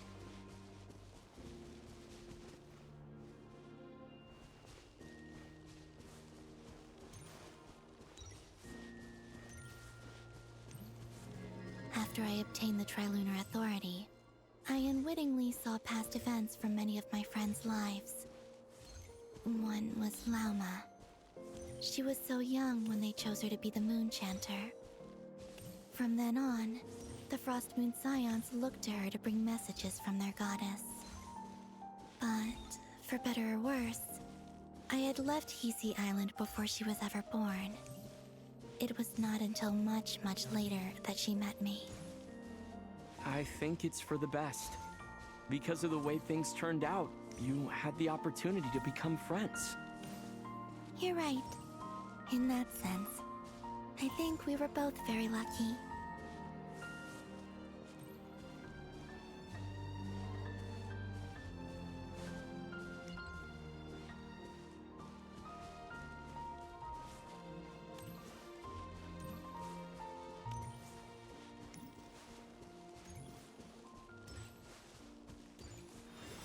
Oh, and about that mage, Nicole. I only recently learned that she has lived in Tevat since the time of the Three Moon Sisters. The Moon Goddesses always had a good relationship with the angels. I suppose our friendship continues that tradition.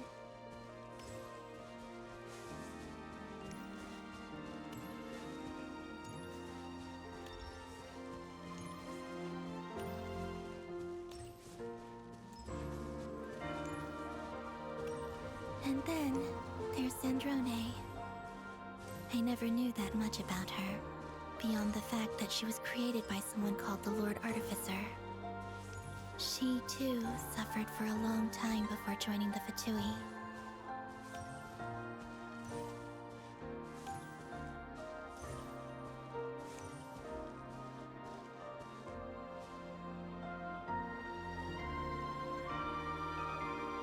How I wish I could talk to her again, even if only to hear her say nasty things to me.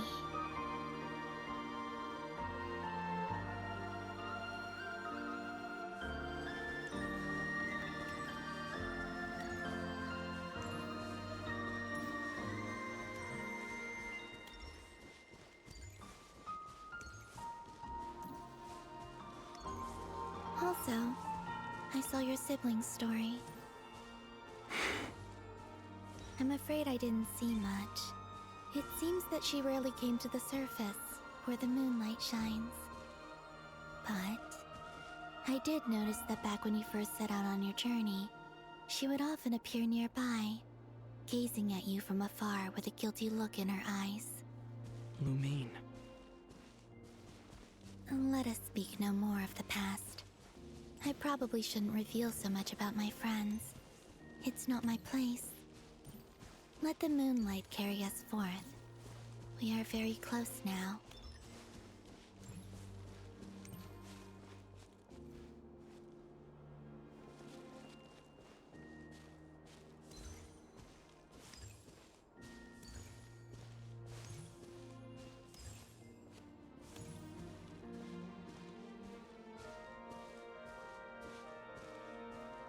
After this, I'd like to bring some Kuhenki to the moon as well. If they're willing, of course. What about your other friends? Will you bring them to visit too? Certainly. But I'll need to tidy the place up first. This home hasn't received any guests in a long, long time.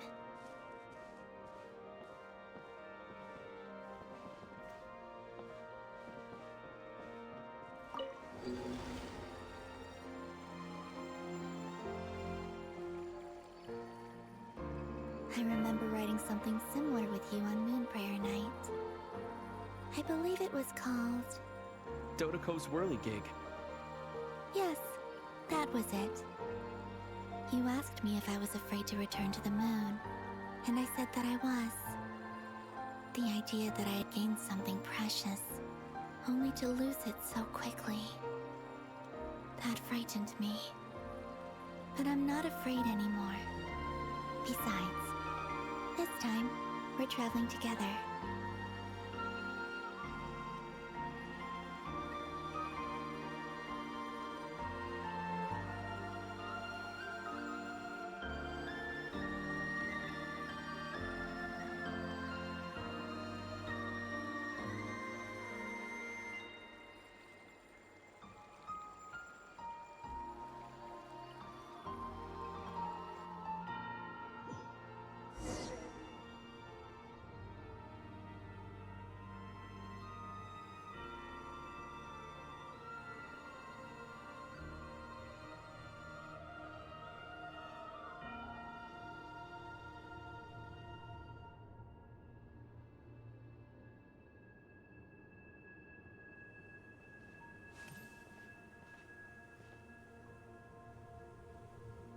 We're here.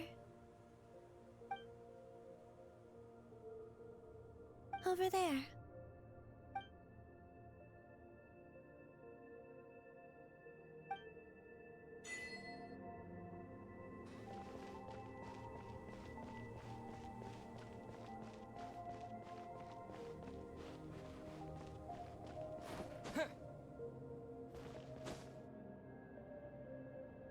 Stop asking the real questions.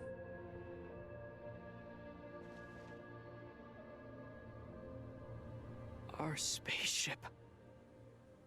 It's huge.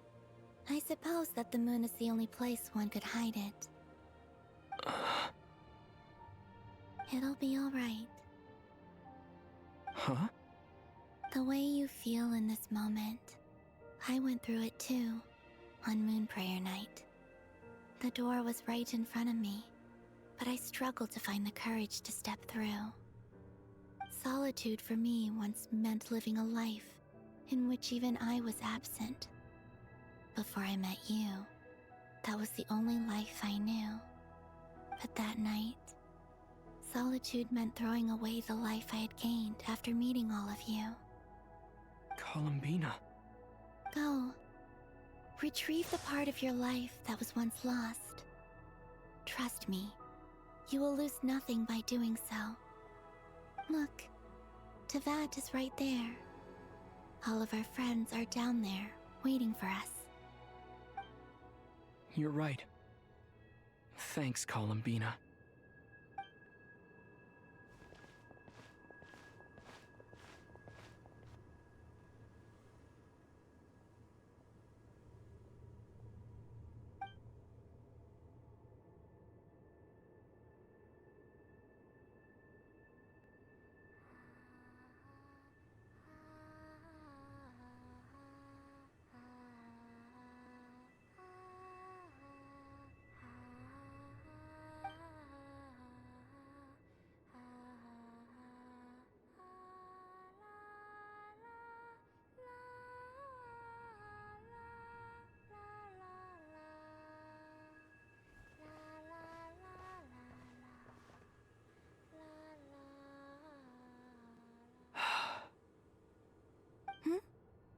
Finished?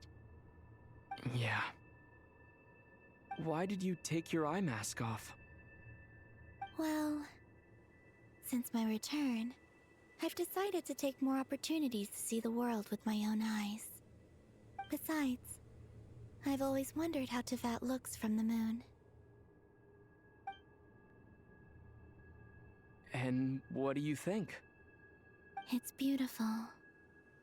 I could spend a whole day here just gazing at it. What about you? What do you think of the truth you found?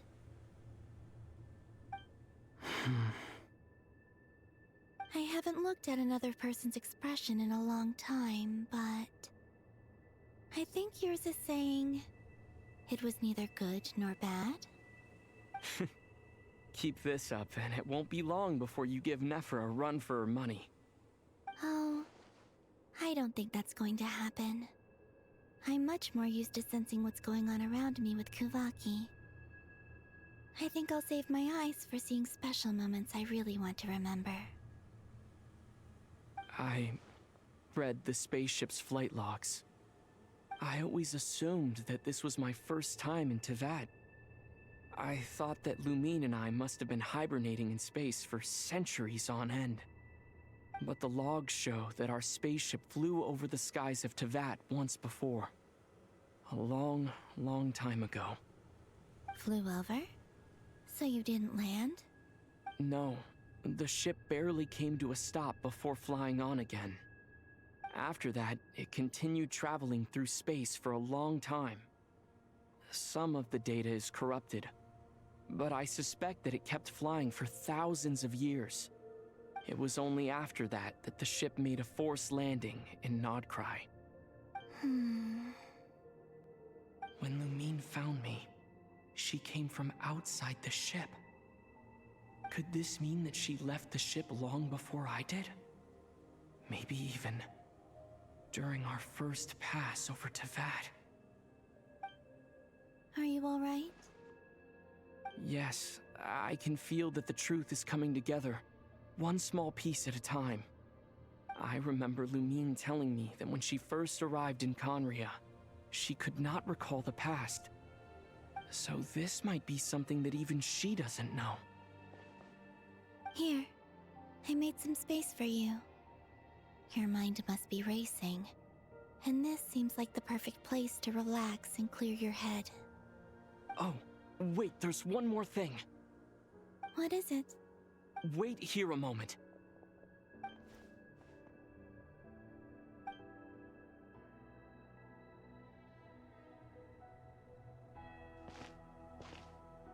Is it the fit? Hey, Columbina.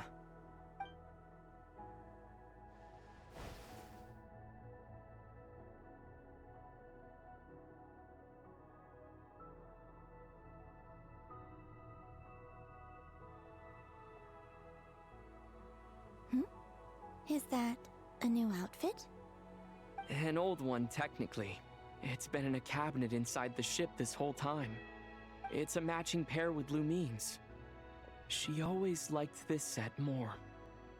Huh. I don't think there's a huge difference. Really? Yes, it's still the same you. You're the same person, no matter what clothes you wear. Only Columbina would make an observation like that. Traveler, do you consider Tevat your home? Home is wherever Lumine is. But then after all the time I've spent here, and everything I've been through, yes, I'd say it's my home. Would you change your answer if Tevat changed appearance? I mean, if the truth about Tevat turned out to be different than what you thought. I don't know, but I don't think so. The truth is not what matters most to me about Tevat. When I was first born, I longed for a home. And when you get something before you're mature enough to understand the world, you just take it at face value. I thought that a home was a transaction. You give me what I want, and I'll do the same for you.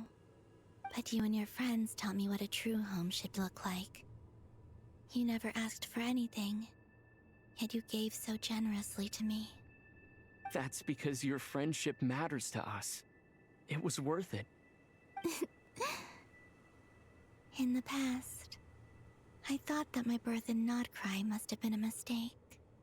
But after journeying to the distant past where the story began, I realized that it was I who chose Krai to be my future home. Now, I am glad that I made that choice. I'm sure your friends are just as glad. In fact, I intend to make the same choice today as I did back then. What do you mean? Well, I've given the Eternal Moon's Marrow to Lauma, and the Iridescent Moon's Marrow to Arlecchino. And now, I shall return my Kuvaki to Krai again, that it may continue to protect my chosen home. Wait, but what about your body? Oh, are you worried that I'll disappear again? I won't. Not this time. The Frost Moon has now entered the false sky, and I am the Tri-Lune Goddess. I am only returning to Krai the part of me that it needs.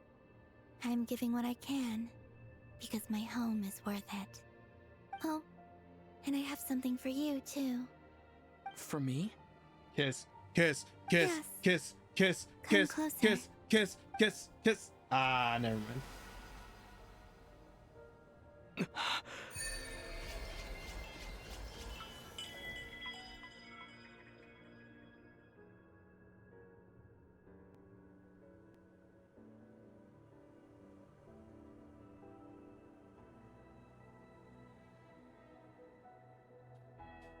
He's only gonna kiss his sister, bro. Yeah, you're right.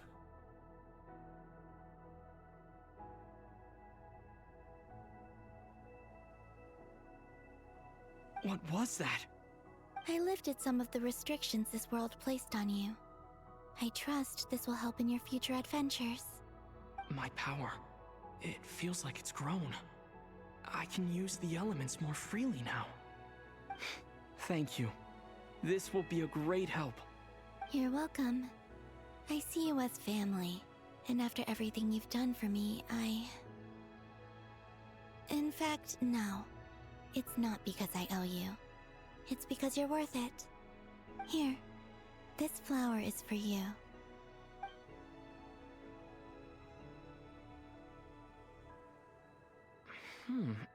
Isn't this a moon prayer blossom? Yes. Don't worry. You will never see these flowers lose their color again.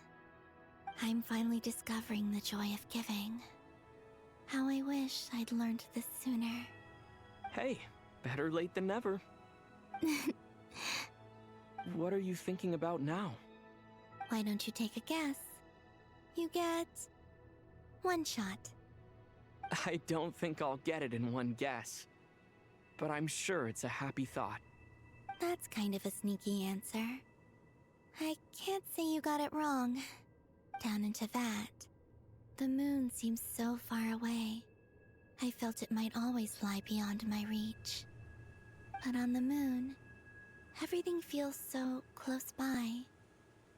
The haze that once enshrouded the skies has finally been dispersed. I feel like a traveler on a winter's night, starting a new chapter in my tale by the warmth of a bonfire. I don't have a lot of luggage, but I do have a lot of hope for the future. Well, what's next? Next, to start with, I want to stay here just a little longer. After that, let's return home and continue our journey.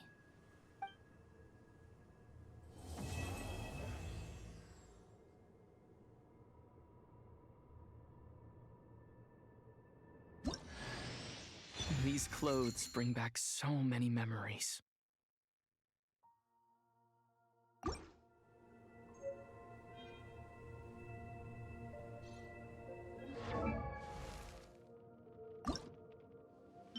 He got that shit on for real, for real.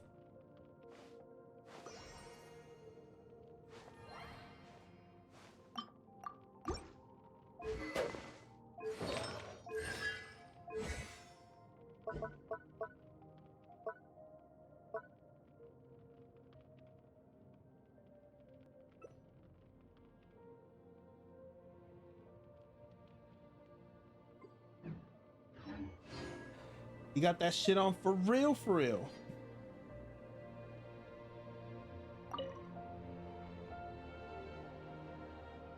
The journey goes on, for you and for me. Like I said, this is not the end. Oh I my don't believe god. there has to be an ending. Oh, is that your next destination? Most people would probably tell you to pack some warm clothes. But I experience things differently So I than can't, most I people, know. so I can't know how cold it is. In fact, it is home to quite a wondrous heat source. I think they call it Kreshnik's torch. Every city in Snezhnaya is built around one of those. I sensed the energy it gave off as I was passing by on a railway train. It felt grand and distant. I also recommend the Korolievsky troupe in Snezhnograd. They give performances quite regularly, and entry was free for harbingers. I liked them a lot.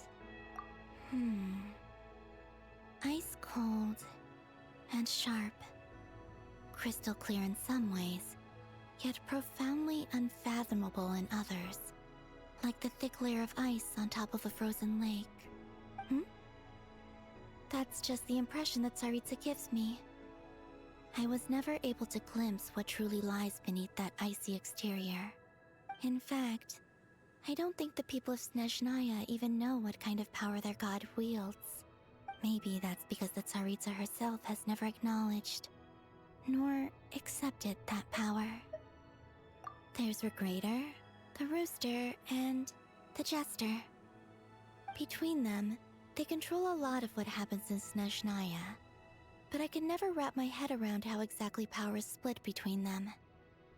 I just know they are each responsible for many specific domains. I noticed that the Rooster and Regrator often appeared to get along on the surface, while working against each other in secret. And theirs is not a friendly rivalry. But I wasn't particularly interested, so I tended to keep my distance.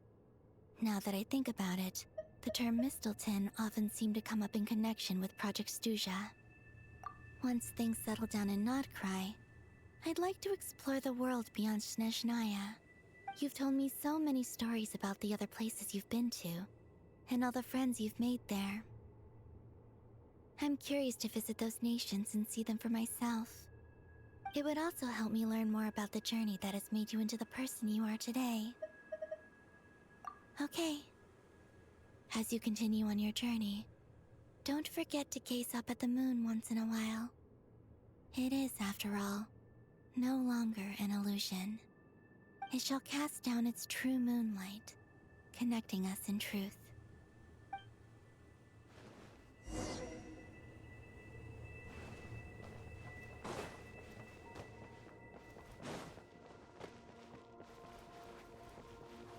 Peace.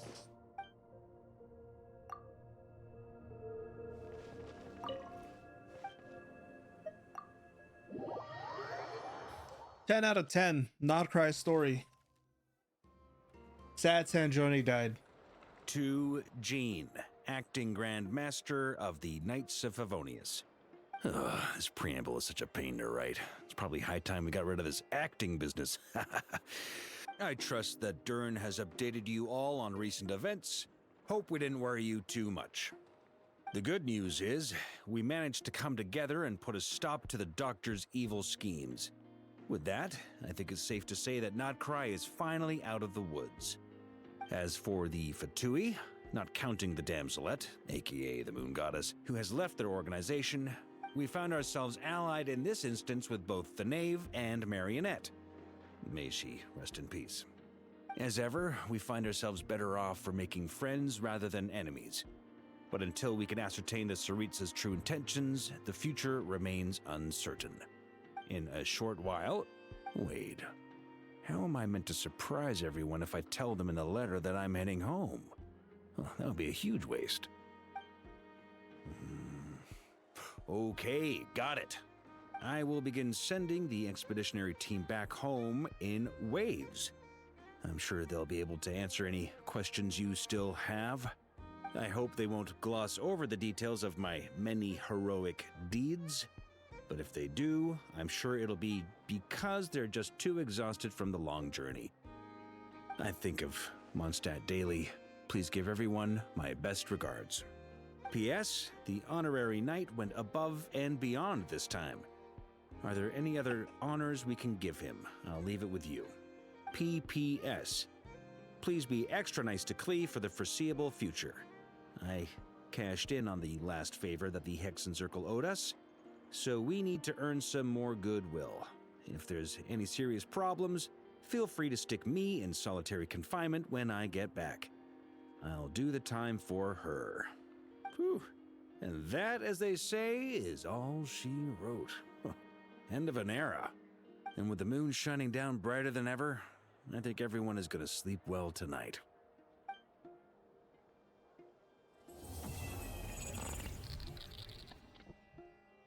The fuck was that? Ain't no way, bro. I'm not expecting much. I'ma keep it a stack, Barack. Yeah, same, bro. I thought my fucking capture card was fucking over. The fuck was that? Sandrone.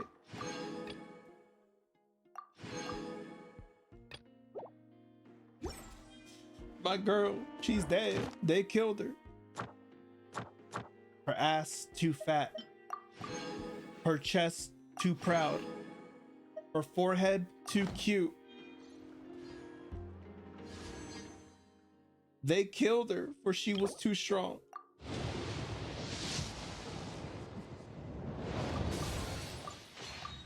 It's not happening, bro. I don't think we're getting it.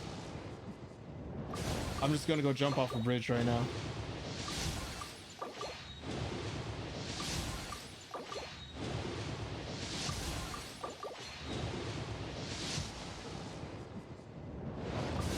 be right back. I have to go jump off a bridge.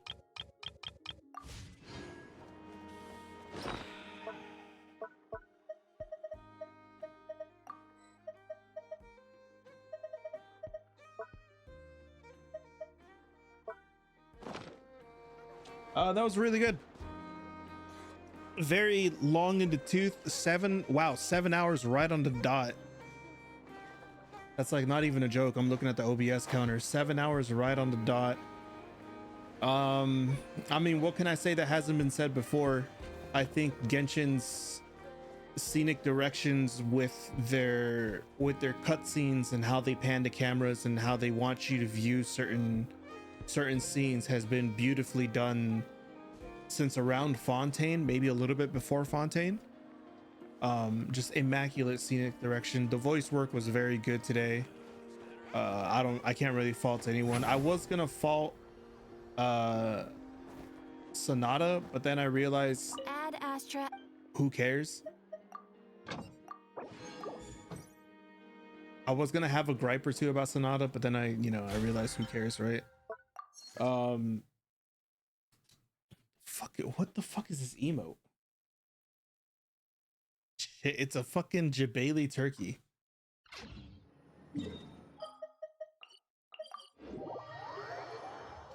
The narrative beats, I thought it was nice how they all tied it back together to events that happened earlier in the story. You can't really complain about that. Sad they killed off Sanjone, but what can you do, right? She girl boss too hard. Narcissism crits Bordeaux Ad Astra. too strong.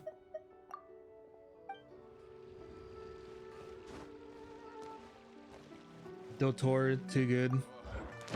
Do I even want to fight his dumbass fucking like his trounce domain? What the fuck is it?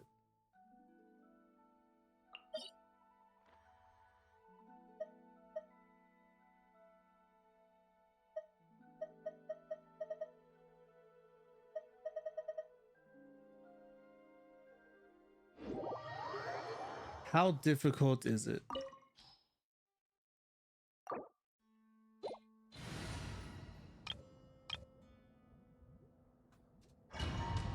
Surely it can't be that bad, right? It's just Takeshi's Castle. Show no mercy. Deep lolling, deep pop up, strike a pose. Let the world come on. Off to the freezer.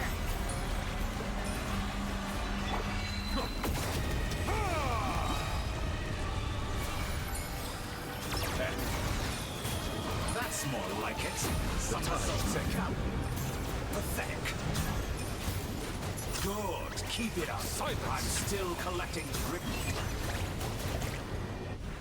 Get to work. You two. Time to shine. Adaptive frosting. At first, the split. Be sanctified.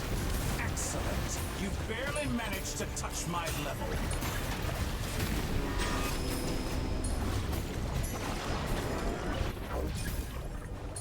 Show no mercy. Show him you this.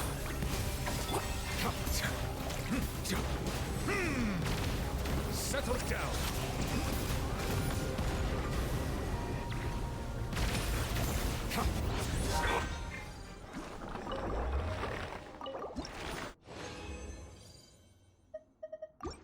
Cheese freeze, can't do shit about it. Fuck them, right? I mean, whatever.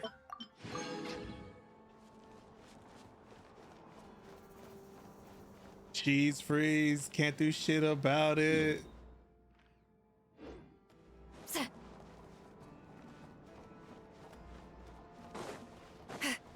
Use of Fulfill our task. Bow your head.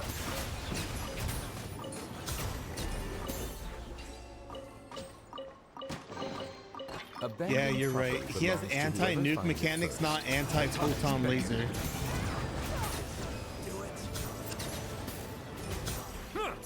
Silence. Get to work. A little amuse-bouche. Boost on the loot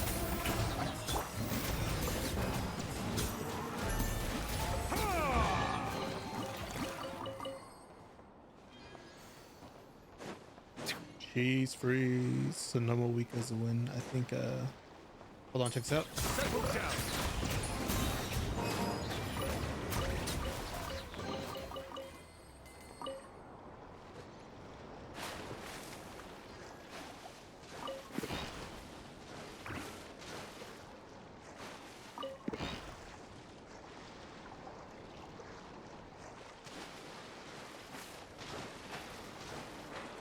You're funny.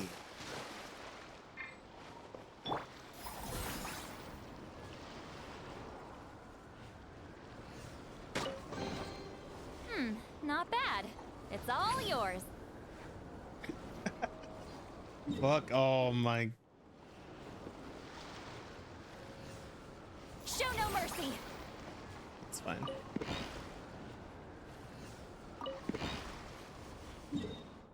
I mean, what can be said that hasn't been said before, right? Not Krai, and I've been saying this for a while. I think the reason why Not Krai's story was inherently good is because it had a lot more focus on, man, I don't know, I don't even know what I'm gonna try and say, right? I think Not Krai worked because they pulled on the generally ubiquitous cultural phenomenon, right? Not every culture has hip-hop and graffiti and partying after any events because, you know, fuck it, why not? We live, we should probably eat because that's, we're not dead, bro.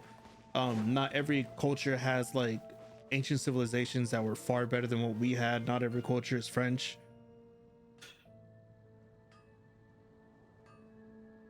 Not Cry was good because it focused on the moon, and every culture has some semblance to do with the moon, right? I've said this a couple times before, and I really do stand by it.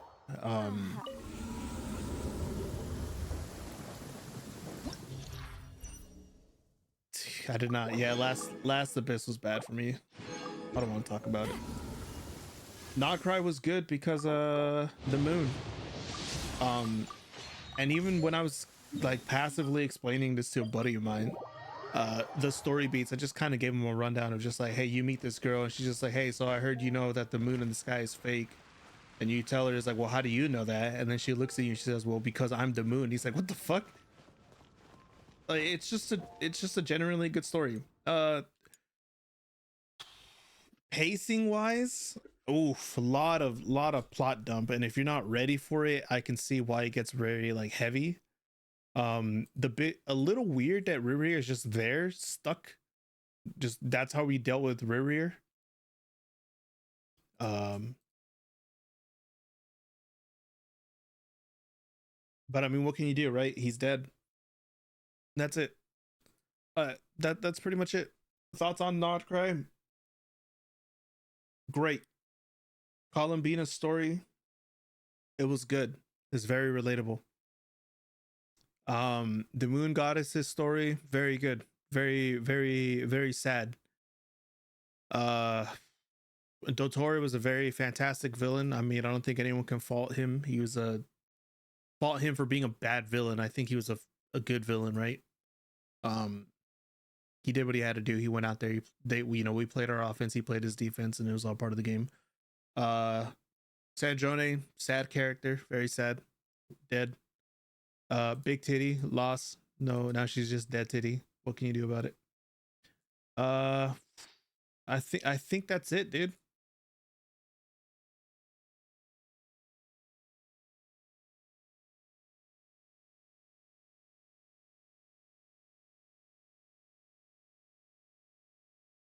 I think that's it. End of the day. The hell?